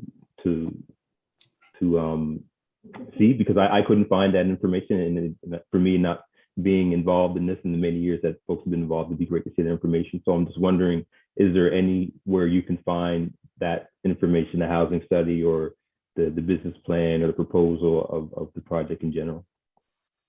Right. Go ahead, Ms. Fashion or Mr. Cullen. Yeah, I don't believe it's accessible online. No. We have You'd not- have to contact us. Mr. Mayor, this is Dave Harrison. Can I address Councillor Smith through you? Yes, you can. Go ahead, Mr. Harrison. Thank you. Councillor Smith, the first application was completely rewritten and submitted in June of 2020. And in that document, there are a number of statistics relating to the housing needs drawn really from a summary of the housing needs study, which is a lengthy document. Happy to send it to you, but I think the summary would be more appropriate. And then late in December of last year, we did a community survey. So the community needs for housing lined up once again with the housing needs study. So both those efforts are not online, but can certainly send them to you. Sure, and I think it'd be great for just the public who might be interested who are not connected to see that information as well. The other question I had, two more quick questions. One is I was wondering, looking at a project of this scale, and Shelley, you mentioned that the goal would be to retain property control for Akuma Holdings.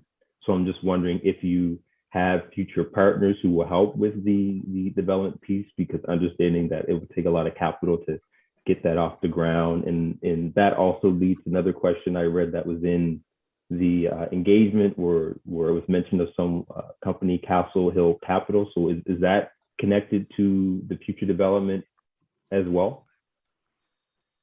Who wants to take that?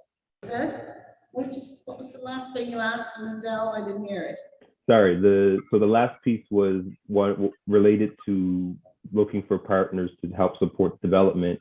And one of the questions that we're asking the engagement was a company called Castle Hill Capital Incorporated. So is that connected to the lands at all? Mayor, this is Troy Scott, the architect. I could answer that question for Councillor Smith through you, if possible. Yep. Hi, Councillor Smith. So I've been working with Akuma for a number of years, and really the goal is to get the urban reserve lifted. Once that's lifted, the land will have significant value. That value will be used to leverage to get the financial assistance that they will need to do the project, and hopefully they can do it without having to give land away. So that's the plan overall. Okay, whose screen am I looking at right now?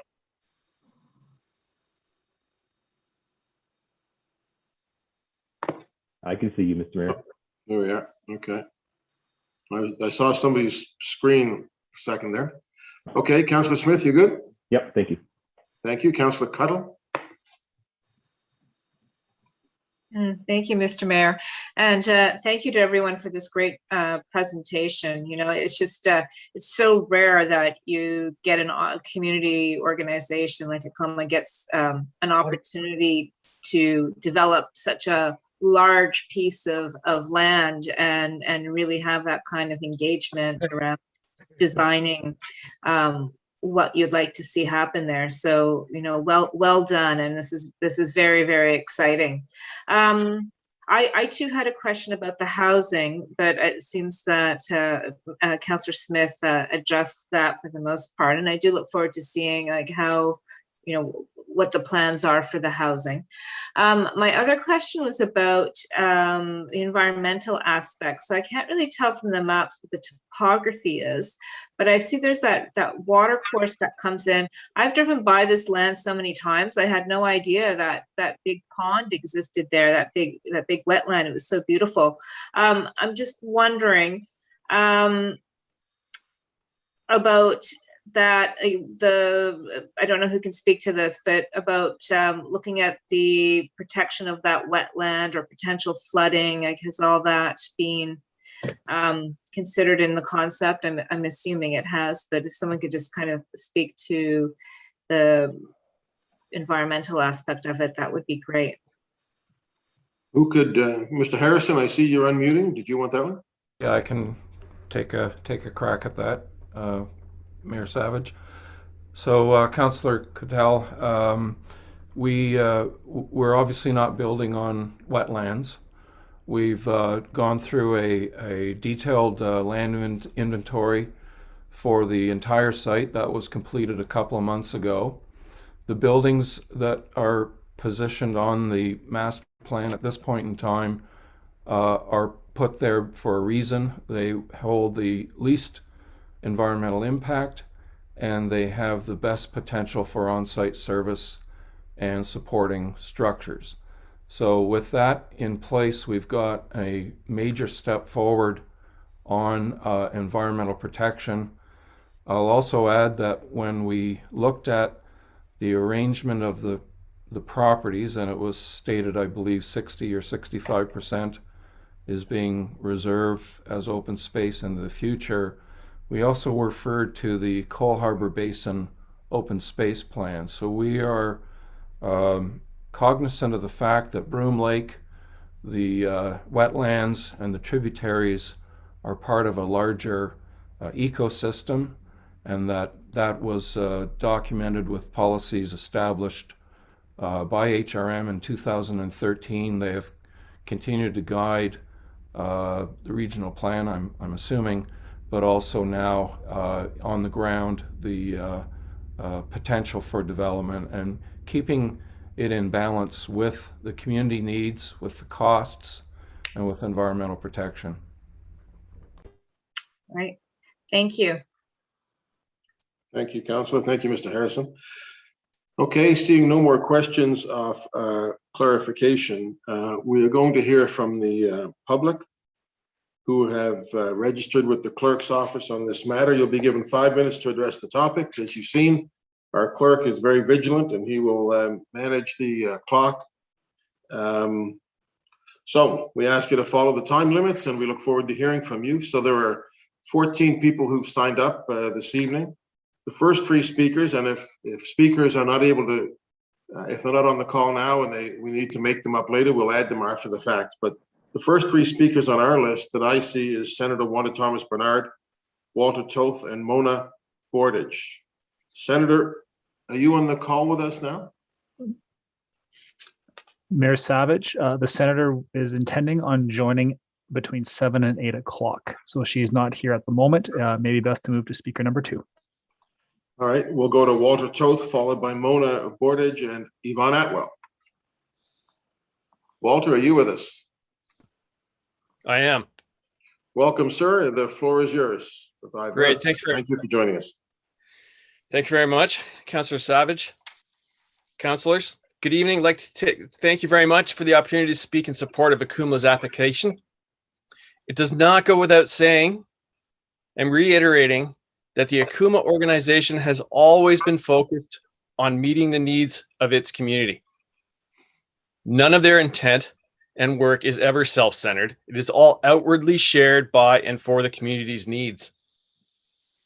Akuma established these needs through the comprehensive studies that you saw in these presentations, and it reflected the actual input from the community that is directly impacted by the proposed plans. These needs provided the direction, the thoughts, the ideas, and were integral in the eventual formal design of the development and the overall application before you. All aspects of this plan reflect and holistically meet the intent of the organization and the input from the community it will eventually serve. I implore that council move forward quickly and approve without delay the application before you so that the community can get exactly the housing it needs and exactly the economic benefits that are all the more vital to grow as we come out of this pandemic. The massive spin-offs from making this development a reality will have positive impacts on the community for generations to come. Not acting to support this proposal will exacerbate the struggle that has to date been unkind to the African Nova Scotian community. This is your opportunity to elicit speedy change. I appreciate your time. Thank you for allowing me to speak. Thank you very much, Walter. Mona Bordage, followed by Yvonne Atwell, and then Rustum Southwell. Mona, are you with us? I see you there. Good. Welcome. Thank you. My name is Mona Bordage. I reside in East Lawrencetown and worked with the Department of Community Services in child welfare. I also worked as a social worker and a nurse on the child abuse team at the IWK. In that capacity, I've worked extensively with the African Nova Scotian community and with the Nova Scotia Colored Home. And I wish to advocate quite simply for the approval of Regional Council to adopt the proposed amendments. Quite simply put, lifting the urban reserve designation and supplying water, new roads, allowing for the development as per what is required, will reduce a carbon footprint and promote an ecological community that could be a model for Nova Scotia in many ways. I love the fact that it serves the vulnerable in our community and it honors the African-centric principles. We have long overlooked and forgotten the people of East Preston, and our relationship could be advocated by supporting this project. I think it's key to have a bus service and have water integration. And in the long term, it will promote a great deal of opportunity, a middle ground, so to speak, for communities to come together in a rich and vital, thriving way. As you know, community is about belonging. It's a place of security and refuge, and I think it would provide that for all people in HRM. I appreciate the time that you gave me. Thank you. Thank you, Ms. Bordage. We appreciate that. I have Yvonne Atwell, Rustum Southwell, and Tony Smith. Yvonne, are you with us? I'm here. There you are. I think I see you. Hi, how you doing? Welcome. Thanks for joining us. The floor Thank is you yours. very, very much. Thank you. First, I'd like to say thank you for the opportunity to speak this evening for a few moments. The reason I wanted to add my voice to others, I have read most of the information. I have been to many meetings during this process and fully support this proposal. It's been very difficult for all communities as part of the Preston Township, which involves these three large communities, East Preston, North Preston, Sherbrooke, Lake Milne, with the struggle and fighting for some kind of development. My background is in development. I also develop programs and services that help people with the idea around development. This is something that we have not had, development in our communities. We have not had this. We have had pieces, the glimpses of possibilities, but this is a big deal. This is a big deal.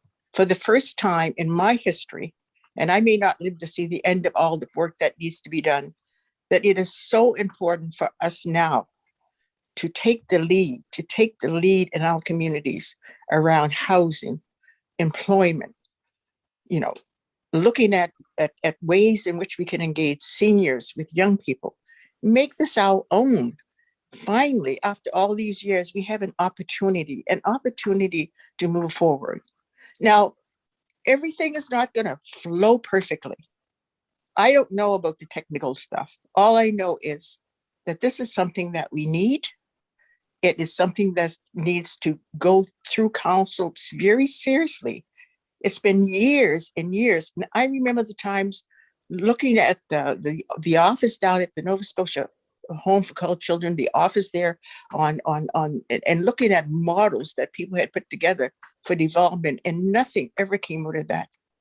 It is time for us to stop the nonsense and provide our communities with ways in which we can work with everybody in the area.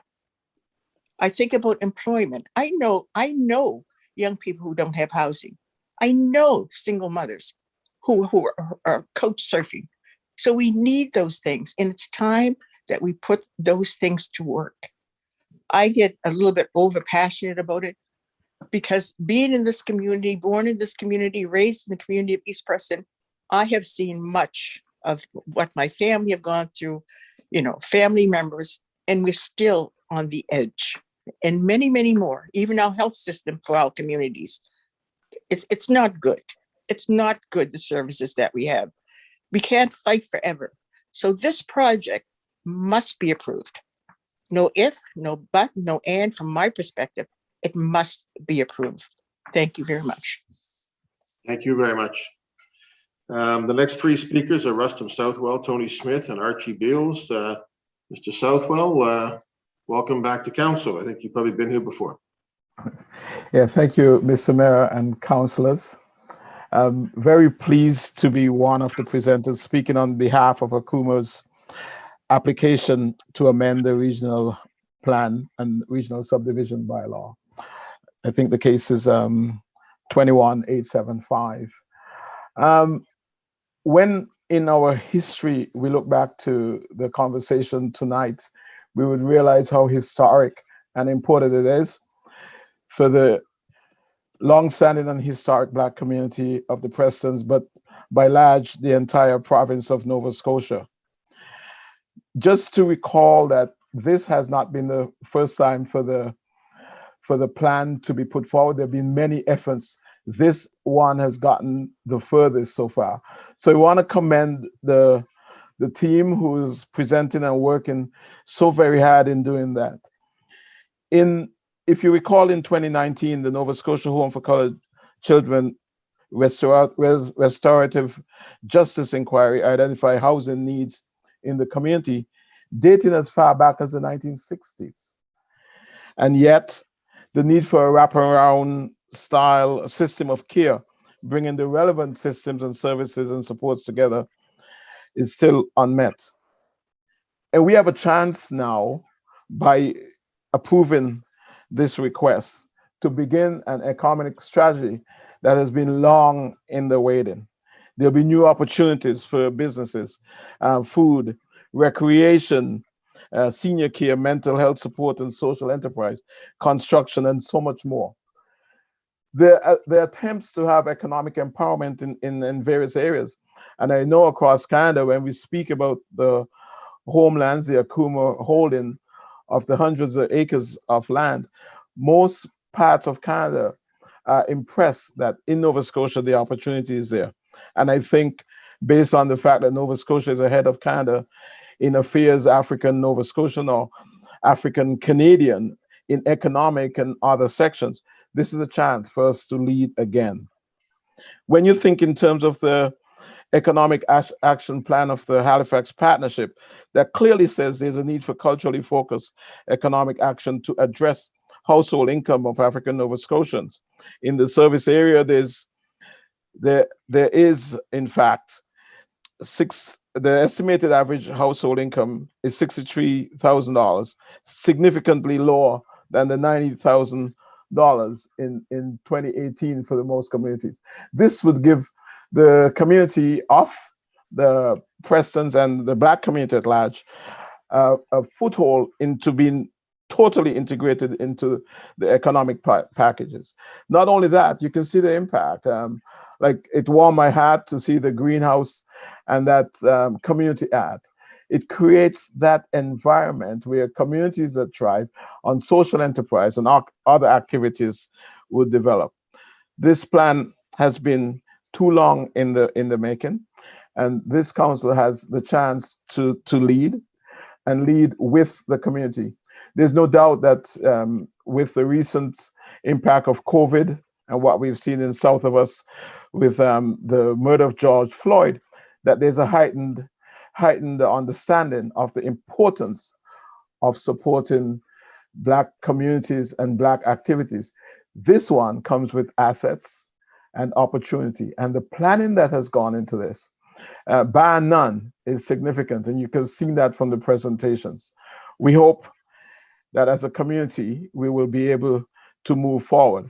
And tonight, Mr. Mayor, you and the councillors will say, we too have tried, and we too have supported a significant economic movement that would enhance the Black community in Nova Scotia and set an example of how community economic development can be done when the right folks with the right tools are given the chance. So I want to thank you for having us present, and I certainly hope that the vote would go in favor of this request. Thank you, Mr. Southwell. So Senator Bernard is with us. I've announced Tony. I'm going to go to Tony Smith, and then Senator Wanda Thomas Bernard, and then Archie Beals. Tony Smith, the president of Voices. Tony, you're with us. Thank you, Mayor Savage. I just, due to the time restraints, I got a note line here of some information I'd like to share with you. But first and foremost, Councillor Smith's question about Castle Hill Incorporated wasn't answered as far as any kind of investment, because I personally spoke with this gentleman. But anyhow, I just want to let you know that we were first approached by HRM at the closing ceremony of the Restorative Inquiry Nova Scotia Home for Colored Children. And HRM requested Voices to participate and assist in the planning regarding the Coma Holdings application and rezone the former property of the Nova Scotia Home for Colored Children. Stated that the HRM is aware of the historical and cultural significance of the property of the African Nova Scotia Black communities. We agreed to participate. January 13th, further the voicemail planning, staff would like to meet with Voices, which we did.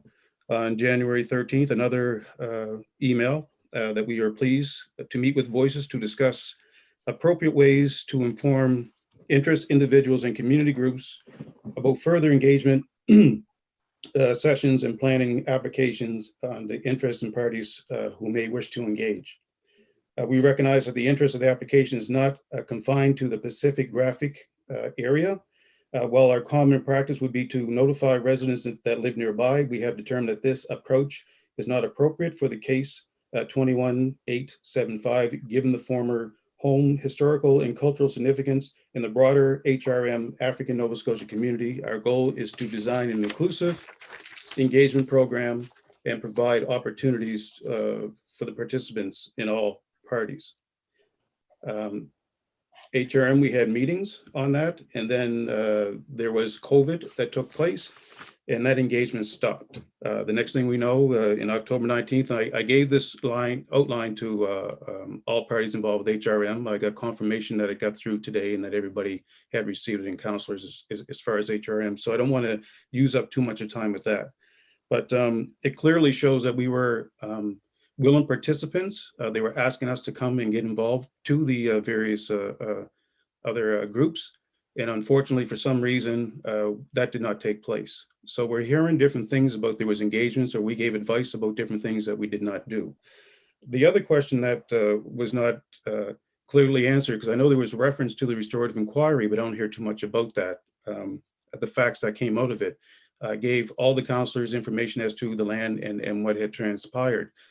Technically, that land was taken by the last board of Nova Scotia Home for Colored Children's members, Veronica Marsman, signed it over and deeded to Acoma Holdings, where Veronica Marsman is the person receiving and the property manager. They actually changed the bylaw of the Act of 1915, and where it would go to the AUBA and or any other non-for-profit organizations within the Black community, but also the bylaw was changed and taken away in regards to meet the needs of the various Black communities, because this land was given to all of the Black communities throughout Nova Scotia. So there is some questions around the legality of that, because now that land does not belong to the various Black communities. And I have not seen, and I kept on asking for, what documentations do they have that they were consulting with these various organizations before they put the proposal in October 2nd of 2018. And I can tell you that there is none. And when it came to us informing the AUBA, and you have all this here information on public record, so I don't want to really get into too much, but I just want the general population listen to this here event and let them know that there's another side to this here story, and that the Black communities are not aware that this land does no longer belong to them. I even spoke with people just recently in the Preston area who were completely shocked that this land was taken away from them, as well as they had no input in the design of this here application. So I just want to make it known for the record, because there's too much information, there's too much knowledge that we know, and especially through the restorative inquiry. In the package that I have here of documentations of this institution, how they did not come up in honor in their apologies. There was lies, deception all the way through, and they try to manipulate our name, voices, so that it makes it look like that they were part of a healing process that never took place. So we as voices are really offended, not only by the institution of ACOMA and the lies and the deceptions, and as I said, this is well documented in the restorative inquiry, but also with HRM as to why did they even approach us in the first place to take part in this area, knowing full well when we started speaking the truth, then we were put to the side. So we had this time to speak, and we had the other time we couldn't even really speak too much because of the first public hearing. And this is all that we got to do when we were approached by your staff to say, will you help us to build to come up with a process that we're going to engage the other people, so we can actually sit down and talk about our differences within the Black community and educate the Black community as to the land and the situation that it is at right now, and then what we can This do. is Ian McLean. This is Ian McLean. This is your 30-second heads up that your time is ending. Yeah. So I just basically say that we feel we're being rushed to this area, and COVID is being the excuse as to why the engagement didn't continue. And so, here you are looking at another modern day Africville. And the only difference is with the information documentation that we have is people within our Black community that are selling us out, and other people that are in support that doesn't know the background and truth about the land, because we had recent conversation with people and members of the AUBA that weren't aware that supported this proposal, but did not know that the land does not belong to the Black communities. And that's vitally important. And that is your 5 minutes. Thank you. Thank you, Tony. Thank you, Mr. Smith. Question or clarification from Councillor Smith for Tony? Thank you. Yep. Thank you, Mr. Mayor, and thank you, Mr. Smith, for sharing information. Just really quickly on the proposal today, do you support or not support what we're voting on today? Is that directed to me? Yes. Yes. I support the opportunity for the community, the Black communities, to know that the land has been changed, the bylaw has been changed. And when I looked at the staff saying that the former act in Nova Scotia, no, it's still in the books.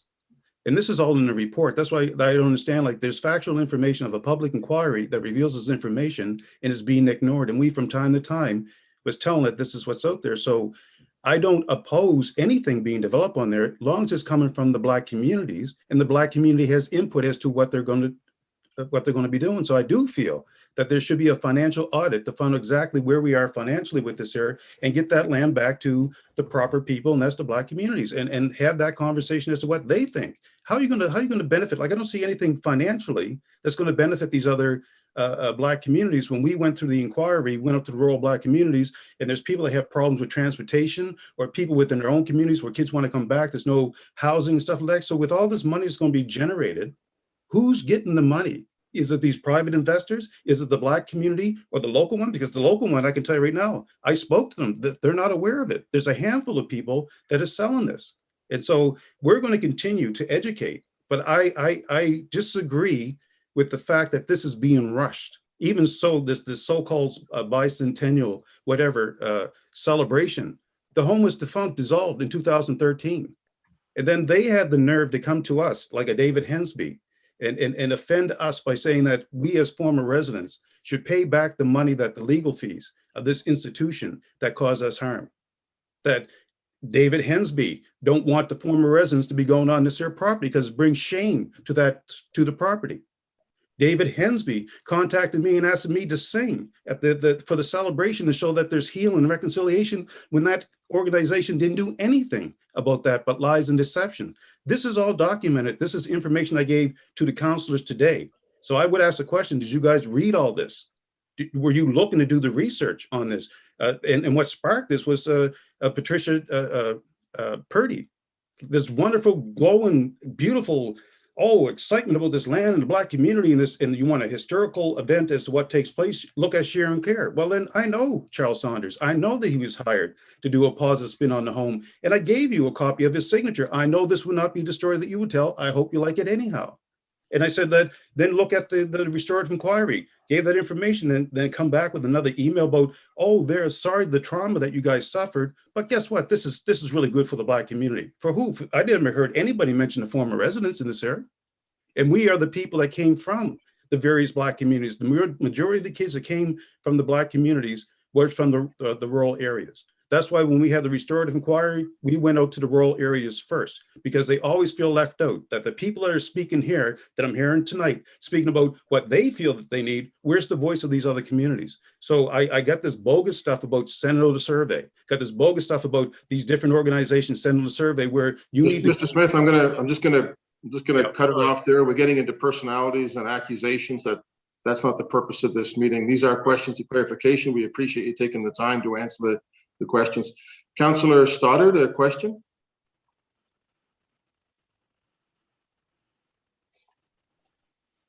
Thank you, Mr. Mayor. Just a quick question for Mr. Smith.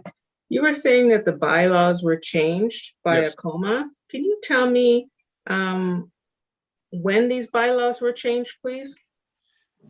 The bylaws, I believe, at the top of my head, everything went back to 2013, that they were working on it in 2014, the change. And like we put this information out of the act itself in 1915, and they started reading a little bit about that. There was an amendment to the act in 1978 because the Black community and the AUBA was concerned that if the colored home was dissolved, who would get the assets? So it was put in place that the AUBA would. If not, then any non-for-profit organization that will meet the bylaw to meet the Afro-American race needs around education, training, and childcare. And so when they, instead of going and getting the act dissolved, they didn't go, which would have been public, they then took all the assets out and put it over and transferred to ACOMA Holdings and left the name as a shell. So on the books today, like when I get that remark about the former act, it is still legislated as the Nova Scotia Home for Colored Children's Act. And the bylaw means that you meet the needs of the various Black communities. And that has been taken away from when the home transferred all the deeds over to ACOMA. So the Black community doesn't get anything, and that bylaw has been taken out. So there's something really unethical about it, number one, but something really illegal about it. And I know that eventually when the Black communities are aware of all this building and everything's going on, they're going to say, well, isn't it our land? How come we're not benefiting? And I'm just saying that we need to put a halt on that to ensure that we involve these various Black communities to ensure that things are on the up and up and that they actually have a say. So whatever's being developed is not me saying you shouldn't do. It's just that needs to take place because it's a modern day Africville. I'm also from Africville. And I see this here happening, and it's, with the information I know and being a commissioner on this inquiry and having all this information, I'm trying to show my respect back to the Black community who show respect us and supporting us in getting this inquiry in the first place. If ACOMA didn't own the lands, or how would they be able to change the bylaws? That's the question. Okay. That's the question, because that's in the report in and of itself. And I as I say, I'm not going to drop any names or whatnot as to who is involved in change and all that kind of stuff. But the bottom line is that there's something that's questionable, the legalities of it, but ethically, there's a big problem. And then to put on this facade, knowing full well what we know, this false narrative about how inclusive this was and how all the Black communities are in support of, they don't know this. And okay, I just said. Another question, Mr. Smith. Are there other members of the Voices here with you to make presentations? Yes, it is. The Vice President of Voices, yes. Are there also members of the community that you said weren't weren't aware of this situation? I don't know if they called in tonight or anything of that nature. I'm just saying that we had a meeting, Voices with in East Preston with the group there, and they were not aware. And I also had conversations with some members of the AUBA who supports this move, but did not know that the land was not, it's not the Black community's land anymore. And as Stephanie had mentioned, it belongs to Acoma. Who is Acoma? That's the board. So the board was in trust to sell land and do different things like I heard, but in keeping with the bylaw of the Nova Scotia Home for Colored Children's Act. Right. Okay, it's interesting. I hope that there are members from the community at this meeting so they can voice their concerns if they have such. I gave you guys the documentation, the package. It came today. I got confirmation that it came. So I know you probably didn't all read it right now. But okay, thank you. Appreciate it. Okay, we're going to move to Councillor Kent. You got a question? Yes, thank you, Mr. Mayor. I just want to ask you, just reference this package that we received. How did you convey that package? Because I'm not aware of it. I hand delivered it, and I got an email at today at 4:31. Hello, Tony Smith. Thank you for the email. Your correspondence has been distributed to Mayor, Council, and relevant staff with the form part of the official public record. So I just wanted that information to be on record and for you guys' attention. So I don't think that you guys have read that information, but I did send letters to the councils as to the situation with the land and the act. And as I said, it's in the restorativeInquiry.ca. The report is right there. That's why I couldn't understand. They mentioned in the report, but they don't mention the facts of the report, and that's stated in there about the land and taking out of the Black communities. It's a fact. Thank you, Mr. Smith. Senator Bernard, are you? Councillor Cleary? Good evening. Good evening, Mr. Sorry, Mayor. Senator? Yes, Senator, I am here. Yeah, I'm going to ask you just to hold on for 1 sec. Okay. Councillor, okay, there is, yeah, the chat, they've got a delay in the chat here. Councillor Cleary has a question for Mr. Smith, I think.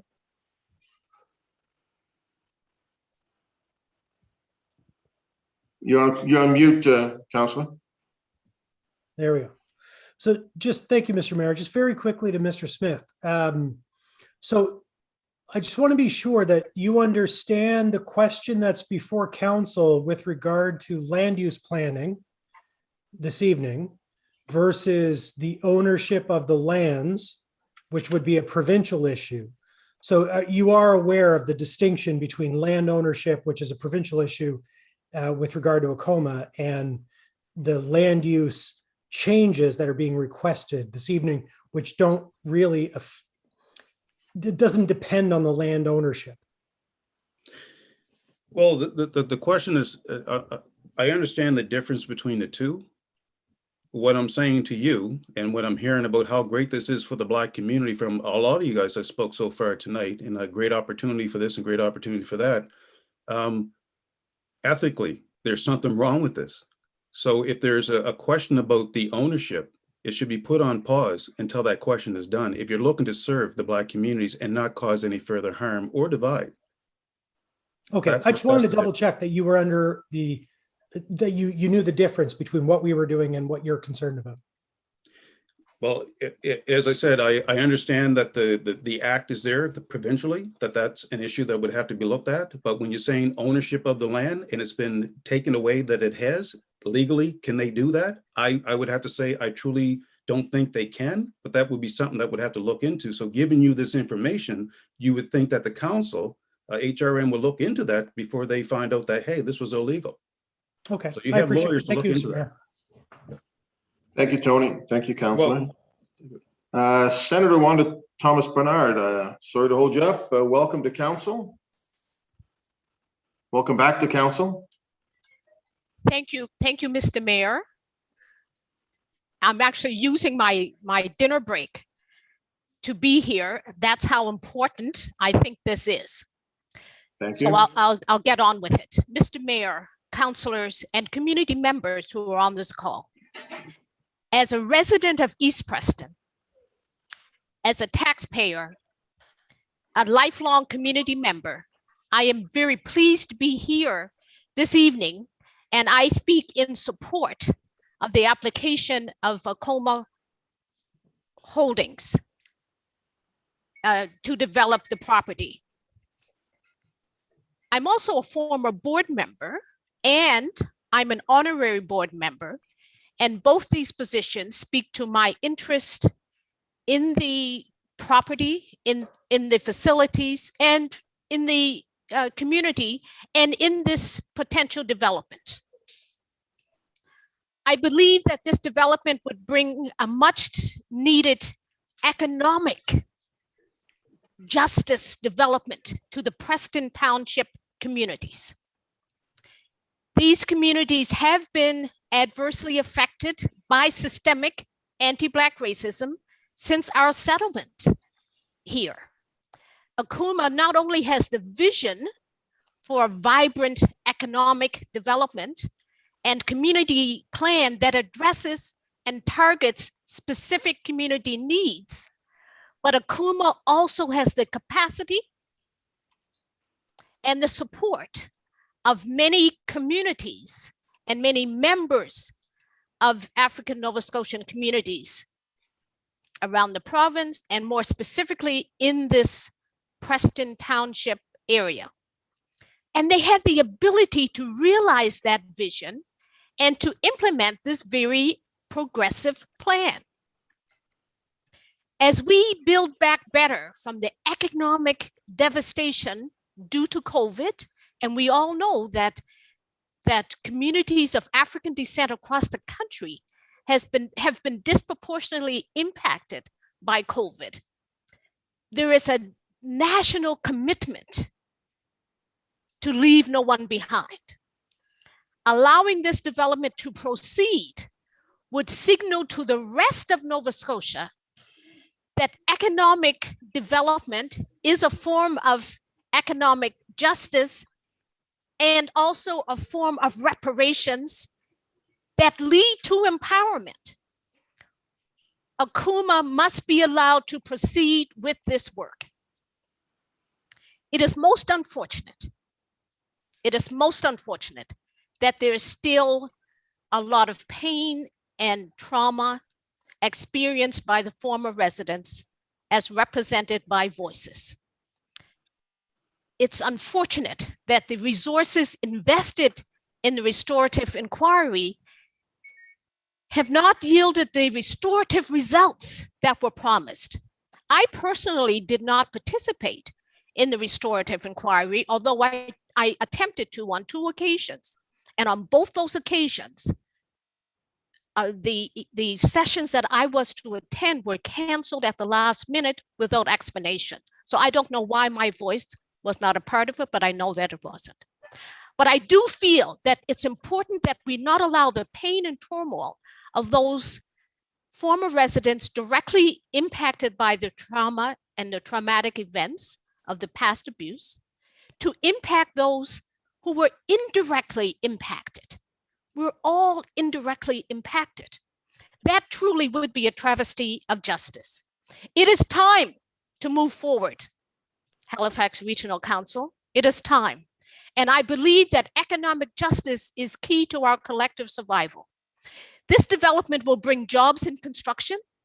It will bring training opportunities for young African Nova Scotians who are trying to enter those fields. These will be the next generation of construction workers, and with the proper opportunities, they will become Red Seal certified. This development will bring services and programs with those services. And as a result of those, they'll bring more permanent jobs as well. This will have a tremendous impact on the economic, social, and political economy of this region. This development will bring pride. This development will bring empowerment. This development, as I said, will bring economic justice. This development must be allowed to proceed. To block this development would be blocking our collective progress. To conclude, as I stated at the beginning, I am a lifelong resident of this community. And as a former board member, I'm very aware of previous attempts to develop this property. And for one reason or another, that's not been able to move forward. It is, if there was ever a time for economic development in African Nova Scotian communities, that time is now, as we collectively prepare for a post-pandemic society with a national commitment to address anti-Black racism. We are owed economic justice, and this project would help move us towards such justice. Thank you for Senator- the opportunity to share my views with you this evening, and I'm sure I am out of time. Thank you very much.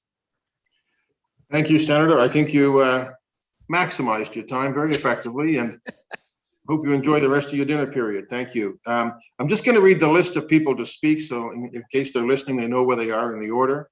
Archie Beals, Abigail Mariah, David Nantes, Gerald Morrison, Lynn Jones, Irvin Carvery, Daryl Sampson, and Roger Smith. Archie Beals, followed by Abigail Mariah. Archie, are you with us? I am. Good evening, sir. Thank you for joining us. Thank you. Mr. Mayor, councilors, good evening. My name is Archie Beals from the Township of Preston, North Preston, and I'm a former member of the board of the Nova Scotia Home for Colored Children. I want to speak with you tonight to lend my support to the board of Acoma Holding and Acoma Family Center and members of the property committee on the proposed plan to develop the property owned by Acoma Holding. This development will be the largest development in the history of the African Nova Scotian community. It allows the African Nova Scotia community through Acoma Holding the opportunity to develop and provide much needed resources and support to the community, not just the African Nova Scotian community, but the community in general. It will be a great way for the community to develop the property in return, creating much needed jobs in the community, creating economic wealth and prosperity and community development in the township.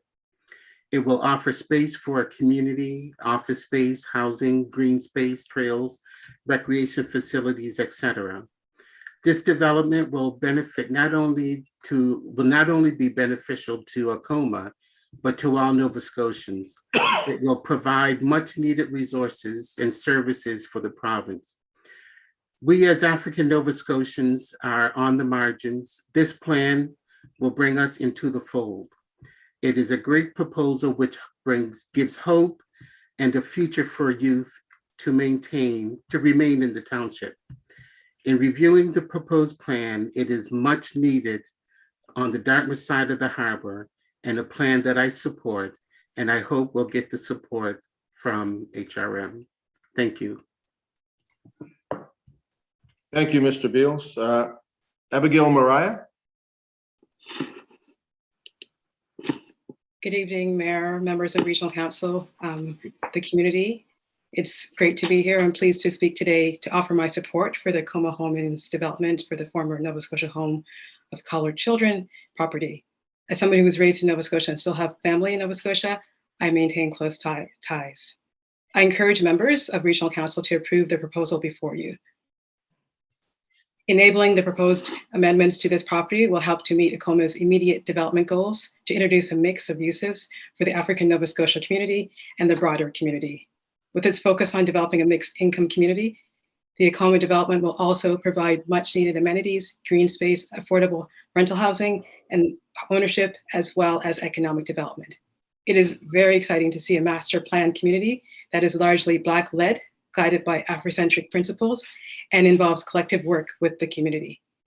Acoma's project is one of the only examples of large-scale development with significant engagement and leadership from the Black community, and focused on meeting the housing and economic development needs of the Black community in the Canadian context.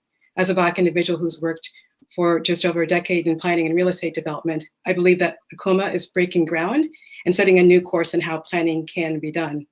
Our planning systems and development processes in Canada are urgently in need of new perspectives and approaches that right the historic and present wrongs of anti-Black racism and systemic racism. The Acoma development provides a fresh and timely approach. I commend Acoma for the work they have done to date. I urge Regional Council to work with Acoma to approve the planning project before you, and to direct staff to expedite the planning approvals and to facilitate the development of Acoma lands.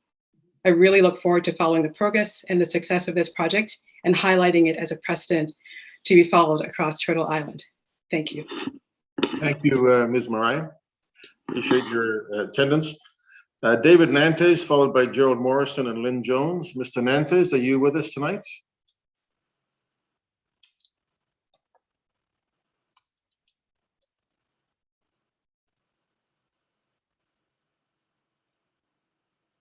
Do we know, Ian, if he's Mr. Nantes is with us? I believe he was. We're just reaching out to him right now.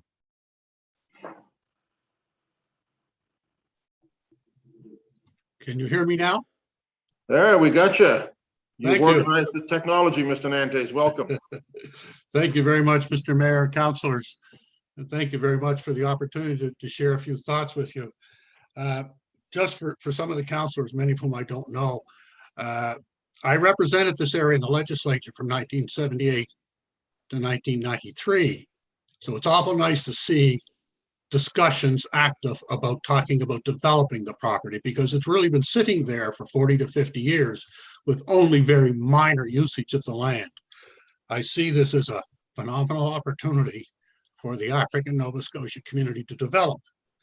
I guess what caught my attention, and I'm going to spend most of my time talking about the longer term, the larger scale development rather than the one today, because the one today is really a small scale development in the things important, but still small scale. So I would hope council could move it ahead. It's been 7 months since the last public meeting, and I was struck, and what prompted me to participate today was when I saw the newspaper ad a few weeks ago. It said, after this is done, it's going to require certain technical studies before proceeding with development on the site, and require site plan approval for certain uses and a development agreement process for a larger scale development prior to issuing a development permit. It's a pretty complicated approach for community groups to try and follow. So I would hope council might think about finding ways to expedite this process, because I think it's fair to say to date, it has not been a very quick process for those involved. But on the larger scale project I'd like to speak about, right now, we're seeing development move outside of HRM to Enfield, Elmsdale, and Lance. They're going to create 2 projects. I live in Colby Village in Cole Harbour. I've lived here for many years. They're going to create 2 Colby villages over the next 4 or 5 years outside this municipality. So when we talk about suburban development, that's even outside suburban development. This land with over 300 acres fits right in with the next area that could be developed on the Dartmouth side of the harbor, over and above the Clayton project out on the Waverly Road, which I understand from public discussion, reading publicly from the president of Clayton, that it's 4 to 5 years behind schedule. So there's a real need for serviced land in the Dartmouth side of the harbor. You have the Bedford West project, and you have the areas out in the Spryfield area that the Armco people are developing. But on the Halifax side, there is literally no service land available other than the upcoming Clayton project whenever that is approved. I'd like to see you take a special effort, not just through the development planning process, but really let's look at engineering. I permitted the Bedford West project from 2002 to 2006. How did we do it? It was when Annapolis Group owned it, you may recall, for some people may recall, it was then sold after it was approved to Cresco and Clayton. We focused on how could we get central sewer and water to the project. We did that first, then we sorted out the planning, because we could plan knowing we had central water and sewer. I think this project needs the same thing. I know there's a fairly readily available solution to get central sewer by running trunk systems into the Dartmouth trunk systems. I'm sure you could get federal funding, particularly for this community. For this particular land, it's over 300 acres. I have no interest in terms of special interest about this. I'm certainly a community resident who wants to see development for the African Nova Scotia community. This is probably the absolute best opportunity that's ever existed. Some of your previous speakers spoke about the fact that nothing has happened, and I must admit I have to share their agreement, and frankly, maybe I'm somewhat responsible for it not happening years ago. But now's a chance. But I think you have to step outside not just the normal regional development process. agree that you're going to find a way to get this land serviced, get the engineering studies done in quick order, fit them into your regional plan review, get to Ottawa for federal funding. I'm sure people like Senator Bernard could be a phenomenal help, plus your area MPs. And let's find a way to get this land to have central sewer. It fits right in with what the next phase of the Cole Harbour Westfall community. We have existing high school capacity. We have existing junior high capacity. We have existing elementary school capacity. We're not going to need any of them. If this entire land was developed, the existing capacities are there with all the schools from elementary through to high school. We have Cole Harbour Place also as a central community facility on the large scale regional side. I'm sure there'll be local ones. But what I would like to see is council take a special effort to find a way to get the studies in place quickly to see how this land can be provided with central sewer systems. And if that happens, then you're going to be a boom to the African Nova Scotia community because they can truly develop what will be a fabulous community. Thank you very much for your consideration. Thank you very much. Gerald Morrison, followed by Lynn Jones and Irvin Carvery. Mr. Morrison. Can anybody hear me? We got you. Yeah, the floor is yours. Okay, first of all, I say thank you, Mr. Mayor and members of council for allowing me to speak today. As a former resident of the Nova Scotia Home for Colored Children in the 50s and the early 60s, I saw and experienced many things that should never have taken place. The home was just that, a home for a lot of us. As a child from Middleton, I was put into the care of the home at 2 years of age and remained there during my childhood. Years later, when the opportunity came, I decided to become part of a group called Voices, which is Victims of Institutional Child Exploitation Society, along with other former residents. We Voices decided to represent over 330 former residents which were spread all over the country. I was also a member of the Restorative Inquiry and sat on the Council of Parties as a Voices representative. I am speaking here today as a representative of those less fortunate. I want to make it clear that we, Voices, have only the interests of the Black communities of Nova Scotia at heart. Throughout the Restorative Inquiry, our mandate was to assure that there was public recognition and acknowledgement of historic and current systemic and institutionalized anti-Black racism in Nova Scotia through the lens of the Nova Scotia Home for Colored Children experience. The purpose of the inquiry was not to assign blame for past harms, but to understand what has happened in the past to ensure a better future for African Nova Scotia children, their families, and their communities. A key emphasis of the Restorative Inquiry was to engage the public by communication and sharing its work throughout the process and share knowledge in a way that is accessible and can be used and mobilized for action by government and community. During the inquiry, the former residents took up the mantra of do no further harm and leave no one behind. These ideals were reflected at all meetings held with engaged parties. Ironically, we were received well at all our community meetings, except on one occasion where a councillor and board member of the home suggested that we, the abused former residents, give some of our awarded financial settlement back to the home to help pay its legal bills and to restore the property. My answer to this statement was, I lost my childhood at the home. The home took that away from me. I can never get that back. I would also like to state in relation to Senator Bernard's concern that the former residents did not get to the healing through the RI as she suggested is false. What did not happen is the home did not acknowledge the harm and abuses to the former residents, and it does not reflect an organization that has the interest of the community at heart. Today, we are here to decide the proposal submitted by Akuma to the city referred to as case 21875 and whether or not it would be given the green light to move forward with development. At the last virtual meeting, I believe that Senator Bernard asked, was there any further funding for the home? Ms. Veronica Marsman stated that there was only the $250,000 received from the government. Mr. Smith had mentioned that he had a conversation with the developer, Mr. Landro of Castle Developments, who stated that he had given Ms. Marsman $250,000 for the building of a subdivision on the property. Ms. Marsman at that time only acknowledged that she knew Mr. Langell. Another question regarding this land proposal is the city has stated that Akuma, ANSA, DPAD, the AUBA, along with other organizations, approached the various communities about the land development proposal being put forward to the city.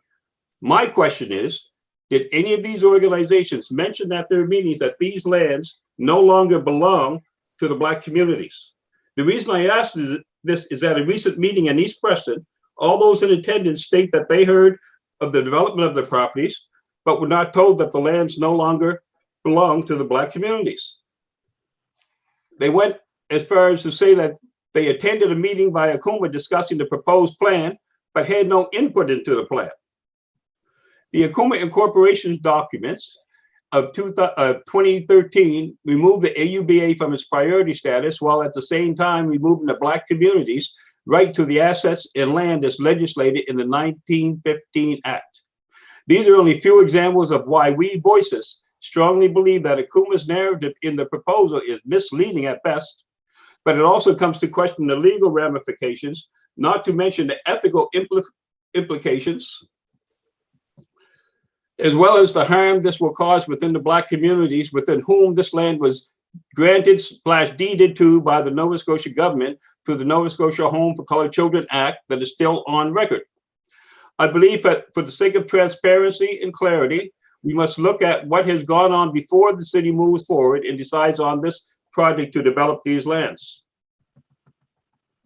These lands belong to all members of the Black communities of Nova Scotia, and to be taken from the Black communities and given to Akuma Holdings seems highly irregular. When I heard about this rezoning proposal by Akuma, I was told it was for the good of the Black community.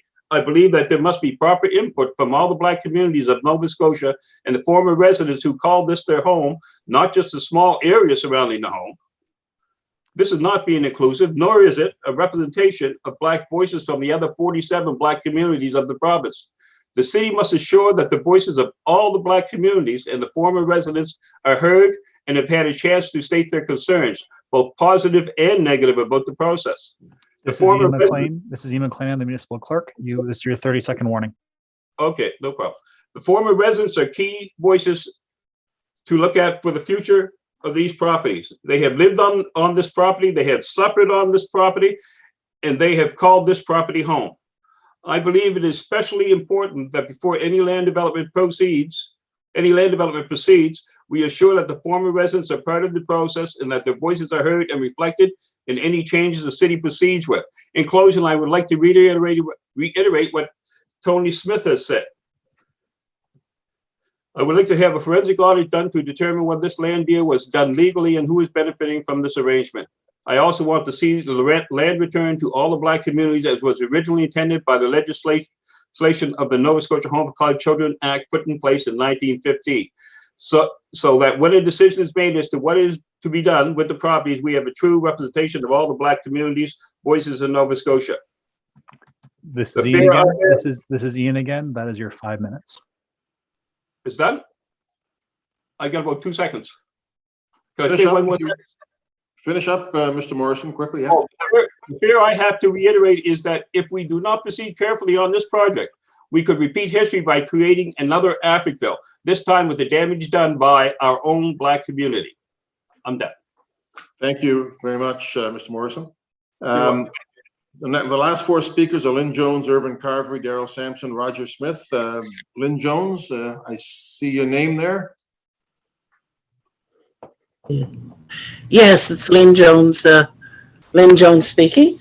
I just had a message that's come in on my phone that from Delvina Bernard saying, alert the mayor that she's on the speaker Zoom, but you didn't mention her name. Delvina Bernard. I just got a text from her. Okay. She's not on the list to speak, but I'll recognize that she's listening. So, Mr. Mayor and councilors and all the people, the African Nova Scotians who are on the line, as well as the general community, I feel very privileged to be at council today to speak on an issue, meaning what happens with the land at the Nova Scotia Home for Colored Children, or COMA as we say. Unlike many of your previous speakers, I have not been engaged with the discussions as they've been rolling out in the community meetings. Not because I haven't been informed, because I was, but because of other commitments, I haven't been able to attend. Also, for those on council that might not know me, much of my time is spent in activism, often with issues within the Black community. Mr. Mayor, am I permitted to ask you a question? Because I wanted to ask a question before I spoke. Is that okay? Well, we don't, that's not the process, but you can try. Well, I'm not quite understanding, pardon my ignorance, on what the decision of council is today. What informs your ability to change the zoning bylaws? I don't understand that. Can you just tell me what informs your decision? Well, the work that our staff have done in consultation with the community and the people who are speaking tonight. Right. So are you making a decision on the actual plan for the community, or are you making the decision on changing the urban reserve designation? That's what I'm trying to figure out. Yeah. Do you have a presentation to make, Ms. Jones? You want to? Yeah, that's part of my presentation to just understand that, because there's two things that we keep raising is the changes to the urban reserve designation, but I'm also interested in the self-determination of the Black community. And a lot of what I'm hearing is things that, for me, are decisions within the Black community, as some people from Voices too had mentioned, that decisions around the home be made within the community, which I'm very supportive of. So that's was just my confusion. Is the council making decisions that should be done within the community, or are they strictly making decisions that relate to the urban reserve designation? Well, in terms of whether we're making decisions from the community, I guess that would depend on your perspective. Certainly, we think that we are. Okay, so you're making decisions in terms of the housing. So what I would like to say is, I too, as some people have mentioned before, have a long-term history with the Colored Home, including being a board member. But I think that my activity within the board has been a little bit different than some of the people that have spoken in the past, because unlike what some have had, there has been proposals brought forward to city council, even during my time on the board, for ideas about how that land could be utilized. And during my time, it was actually the city that had an interest in the land, and it was around developing a soccer field, because it was prime land and related to that. And the board of the home, some members of the board of the home, were looking at selling the land for $1 to the city to develop that football field. But I was a person that opposed that, and I still have the documentation around that, because the community at that time was not sufficiently informed, once again, of this decision, and I felt that that was not acceptable. So it has come to City Council before, and City Council at that time was prepared to look at rezoning and doing the football field. I'm not going to take up a lot of the time. I think that Akuna has done a lot of work from what I could see, what I've read, in terms of developing use and engaging community around what should happen. I just will leave it, so I'm not going to stay long, that I believe in the self-determination of the community, and I think it should be the community that makes the decision about whether or not there be housing or anything else that's a part of the land, and that the city actually makes the determination on whether or not they're going to rezone or not rezone that area. So that's all I want to say as part of the process. Thank you very much, Ms. Jones. Appreciate that. Last three speakers, Irvin Carvery, Daryl Sampson, Roger Smith. Mr. Carvery, I see your resplendent face there. Welcome. Thank you very much, Mr. Mayor. Mr. Mayor and members of council, my name is Irvin Carvery. I am co-chair of the Road to Prosperity Committee, a committee that was struck coming out of the African Nova Scotian Economic Action Plan on HRM, developed by the Greater Halifax Partnership. One of the pillars of responsibility that we have in the areas, and before I go there, let me say that our committee comprises of representatives from all of the Black communities within HRM. We have representatives that sit on the board. One of the pillars of our work is around economic development. Historically, people of African descent in this province have not had the opportunity to fully participate in economic development. And I've always been a strong advocate that if we are truly going to make a difference in terms of the lives of the people of African descent, it has to be through in the area of economic development. The planning departments within HRM, when it comes time for development, and historically have not been kind to the African Nova Scotian community. Land and the ownership of land is the basis on which intergenerational wealth is accumulated, and that has been well recognized and documented. And without economic development, and because of that's why it's so important that the decisions of planning in terms of bylaws and zonings can impact our ability to actually generate that intergenerational wealth. And we have seen, given the land titles issues, that has not been kind to us. The proposal from Akuma for the rezoning of those lands is absolutely required. I would like to compliment Mr. David Nantes in his suggestion and recommendation that we go even further in terms of servicing all of the lands so that we're not caught up in these time frames that it takes. It takes so long to get from the actual beginning of a project to the end of a project. So I strongly support what David said there in regards to looking at the bigger picture. The Road to Prosperity Committee supports this economic activity.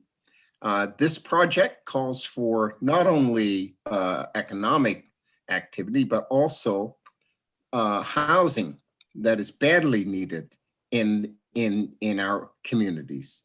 We have a lot of, believe it or not, we do have a lot of homelessness within the African Nova Scotian community. The difference is that these folks are sofa,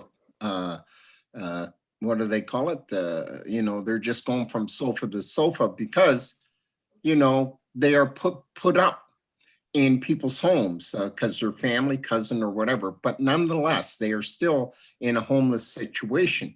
And this development will go a long way in providing that good type of housing. And we are particularly happy because it calls for a mixed use type of housing. So that means that we can have a homogeneous kind of community developed on the property. the question of land ownership as raised by Tony and Gerald from Voices, I believe that should not impact on the decision of council tonight. The question of ownership is a question that can be answered down the road, and I encourage all the parties to come to the table to have that discussion. You know, I know that the Board of Trustees of the Nova Scotia Home for Colored Children was empowered with all the powers to manage up to the point of buying and selling and leasing the properties. They were given complete charge after the act that was passed in 1915. And This is Ian McLean here. You have Yes, 30 Ian. seconds to complete your presentation. Thank you very much. 30 seconds to go. And, you know, when the trustees shifted from the Board of Trustees to the Board of Directors, all powers were still invested in the new Board of Directors. And they have the power to manage it. So I think the question of ownership is a question that can be dealt with after the council has made the decision to change the zoning. The zoning can go ahead without impacting that. Thank you very much for your time. I appreciate the opportunity. Thank you, Mr. Carvey, and thanks for your work as the co-chair of the Road to African Nova Scotia Road to Prosperity, along with Dolly Williams. Okay, we have our member of Parliament, Daryl Sampson, is next, followed by Roger Smith. And after that, folks, I recognize people may need to take a break. So we'll hear from the public and then we'll evaluate where we are. Mr. Sampson, welcome to council. Bonsoir, good evening, Mayor Savage. It's nice to see you again, of course. All councillors, and many of which I know very well, and everyone here tonight. I want to welcome you, and I want to thank all the speakers. It's very important that we hear all voices for this important project and decision. As the Member of Parliament for Sackville Preston Chesapeake, and of course, I'm privileged to represent the Prestons and surrounding areas as well. And I'm in full support of this Black-led community building opportunity. It's a site that is, in my estimation, the largest acreage of Black-owned land located in the boundaries, of course, historically Black communities. And I believe the community should have the opportunity to shape its future. Since I became Member of Parliament in 2015, I've worked very closely with the Acoma Association organization and its members. And I'm very, very confident that their organizational skills and their capacity to fulfill this vision is of the utmost. I know that our federal government has worked closely with them and has been able to invest in the Nova Scotia School for Colored Children. This project will also include affordable housing, which is so important in HRM and so important in the Prestons and surrounding area, so that people from those communities can stay at home. The benefits, of course, are numerous. Bring Black-owned businesses to our area, senior residents, create gathering places for the community, and also give the people in the Preston and surrounding area a chance to shape their community. Businesses on site will be community-centered, based Black-owned and operated, responding to the specific cultural and health needs of the Black community while supporting Black entrepreneurs and creating employment. The Acoma holding is governed, of course, by a board that is representative of the Black community and is Black-led. Acoma has been and will continue to be a trusted partner. Finally, this initiative will allow the Preston and surrounding areas to stay in their region and stay engaged in their growth and their prosperity for the future. Acoma, their plan is ready. Their volunteers are ready. For those reasons, I give my full support to Acoma and the development proposal And I encourage council members to take advantage of the potential and the opportunities that this very important project will bring to their communities. Thank you and have a great evening. Thank you, Mr. Sampson. Roger Smith is our last speaker. Roger, you with us?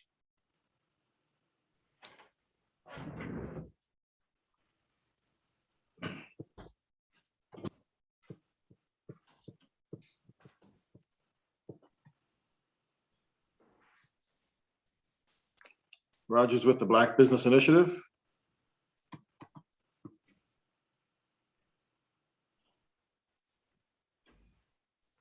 I see our clerk furiously trying to reach him. Roger, this is Ian. You are unmuted on our screen. Can you hear us?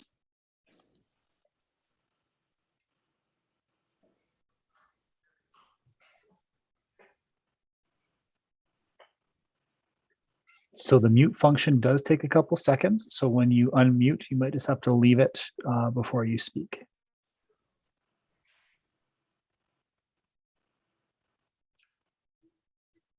I think if it's maybe what we'll do is take a break. I wanted to get through all the speakers, but if it's going to take a moment, I know that we've been at this for a couple of hours and we do need to just take 5 minutes, give people a chance to go to the bathroom or get a glass of water. So Ian, maybe we'll take 5 minutes. I'll just remind everybody, we're in a public hearing. We keep an open mind. We can't be talking, accepting any advice on this while the meeting is underway. So how is 5 minutes enough, folks? Yeah, let's just do 5 minutes. According to my watch, it's 8:10. We'll come back at 8:15. And if we can connect with Roger Smith, we'll do that then, Ian. Just as a reminder, we will be blanking off your microphones and your videos during the break, and we will turn them back on right at 8:15. And please, colleagues, just 5 minutes. And if you're not back, then it inhibits our ability to continue with the meeting. So 5 minutes.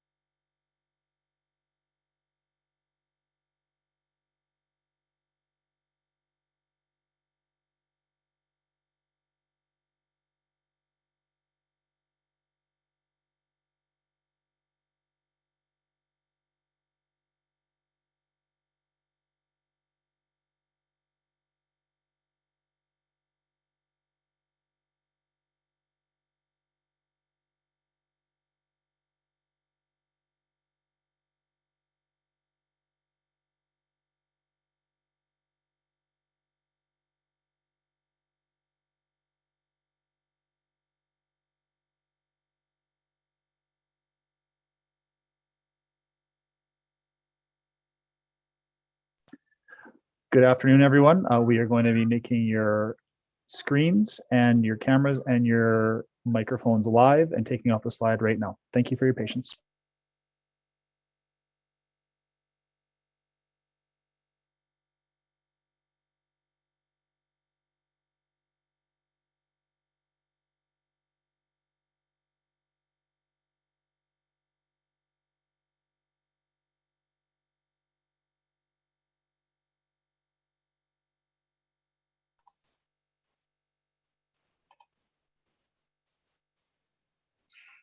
Okay.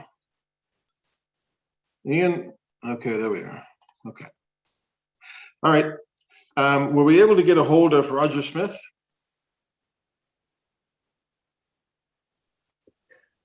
We are just working to try to have him unmute one more time, and he will also try dialing in if that doesn't work. We're just working with him as we speak still.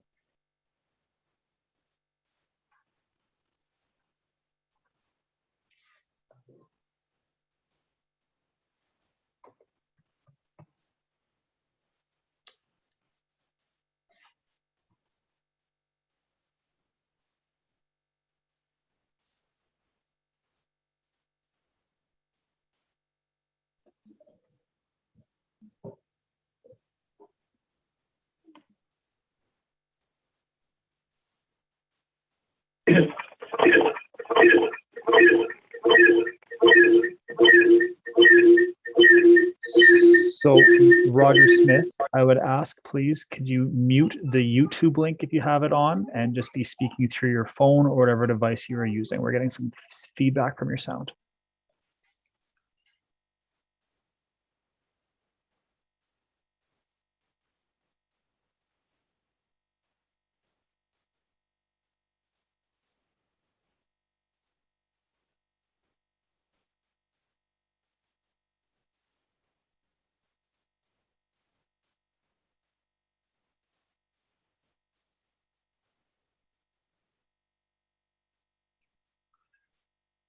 Okay, Roger, are you with us?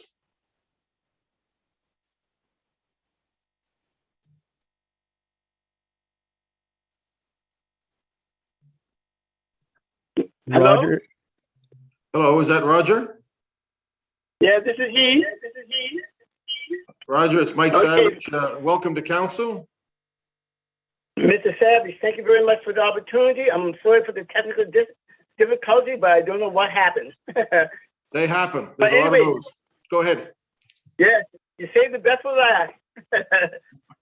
Well, Mr. Mayor, thank you very much for allowing me to speak this evening, and everyone on the council, and also those that are out there in virtual land.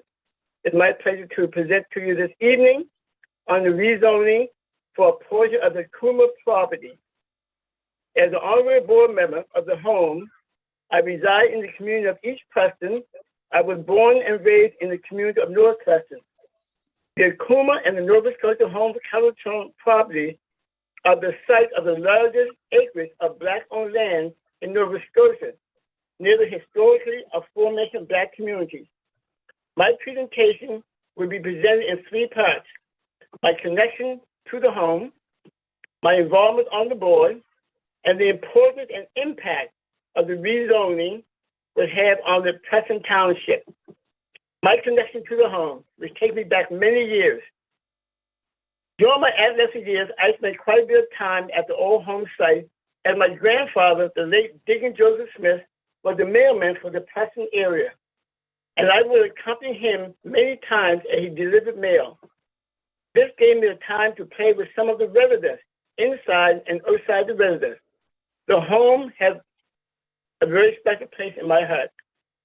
My board involvement: in June 1985, at the AGM, I became a member of the board of directors, a term for which I served for 10 years, holding many positions, even that of the chairperson of the board. I had and still have a great appreciation for the work of the staff and the board as they provide a much needed service to the residents. During my term on the board, we had engaged some students from Dalhousie University to see what could be done with sub-area A of your proposed plan. Only at that time, They provide a scale model of various buildings for senior care, housing, and amphitheater, etc. This was a vision some 25 to 30 years ago, and it is still a vision today. My question is, when will this vision become a reality? During my term on the board, and even after, there were individuals from the communities who would ask me, what are the plans for the land of the home? My response was, we do have plans, however, there are restraints preventing us from carrying them out at this time. I participated many times over the years in the annual broadcast of funds, which were held every December until it ended a few years ago, to raise money to buy some of the items that the Department of Community Service would not fund. The importance and impact for this meeting this evening. As a board, we were faced with many challenges, such as how the property was registered. Under the leadership and determination from Veronica Marsman, board, and others, the land had been appropriately registered, given the reason for this public hearing today for rezoning, so that that vision can someday become a reality. With this rezoning, as detailed in subsection A, B, and C, this will allow for much needed senior care facility in Nova Scotia, especially for the residents of the Preston Township and the Eastern Shore areas. With an Asian population and many seniors that will be requiring care, it would decrease travel time for families visiting their loved ones. The other uses will address a much needed housing shortage within HLM. There are many Prestonians and others who pay rent, and I'm certain if there were opportunities available for affordable housing, they would take advantage of them for two reasons. Number one, they will become proud property owners. And number two, it will put them close to their communities where they grew up, thus leaving a legacy for their families. Also providing facilities for services such as mental, physical, therapy health, as well as recreation opportunities, which is also much needed service in these communities. The home was incorporated in 1915, and this year will be celebrating the 100th anniversary of the opening of the home facility. I would like to see something productive come from these sessions, whereby the home will start to benefit from all of their past and current efforts. With the rezoning and then with the potential development, will have economic spin-off for not only the residents of the Presses, but the community at large, supporting Black-owned entrepreneurs and creating much-needed employment for these disenfranchised communities.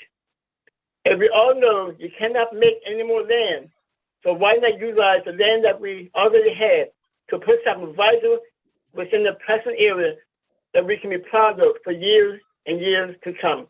Thank you again for this opportunity. Thank you, Mr. Smith. We appreciate it. Colleagues, that brings us to the end of the list of speakers who have registered to speak. Just as a recap, we have, for those following, we have heard from staff and had questions of clarification. We've heard from the applicant, questions of clarification. We've heard from 14 community members, and there have been a couple of questions. The applicant at this point has an opportunity, has 5 minutes to respond to any points raised by the speaker. If the applicant is still with us and if they wish to take advantage of that time, they have this opportunity. So I'll ask the applicants if they wish to say anything at this point.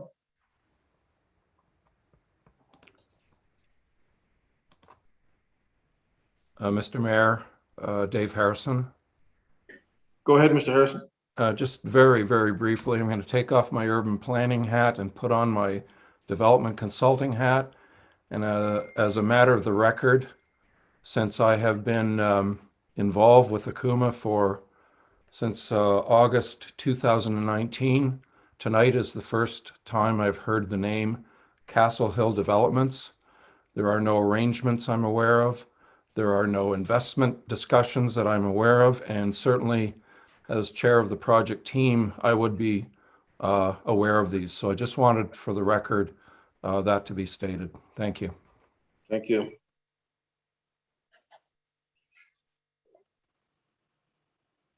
Okay. I will then ask if council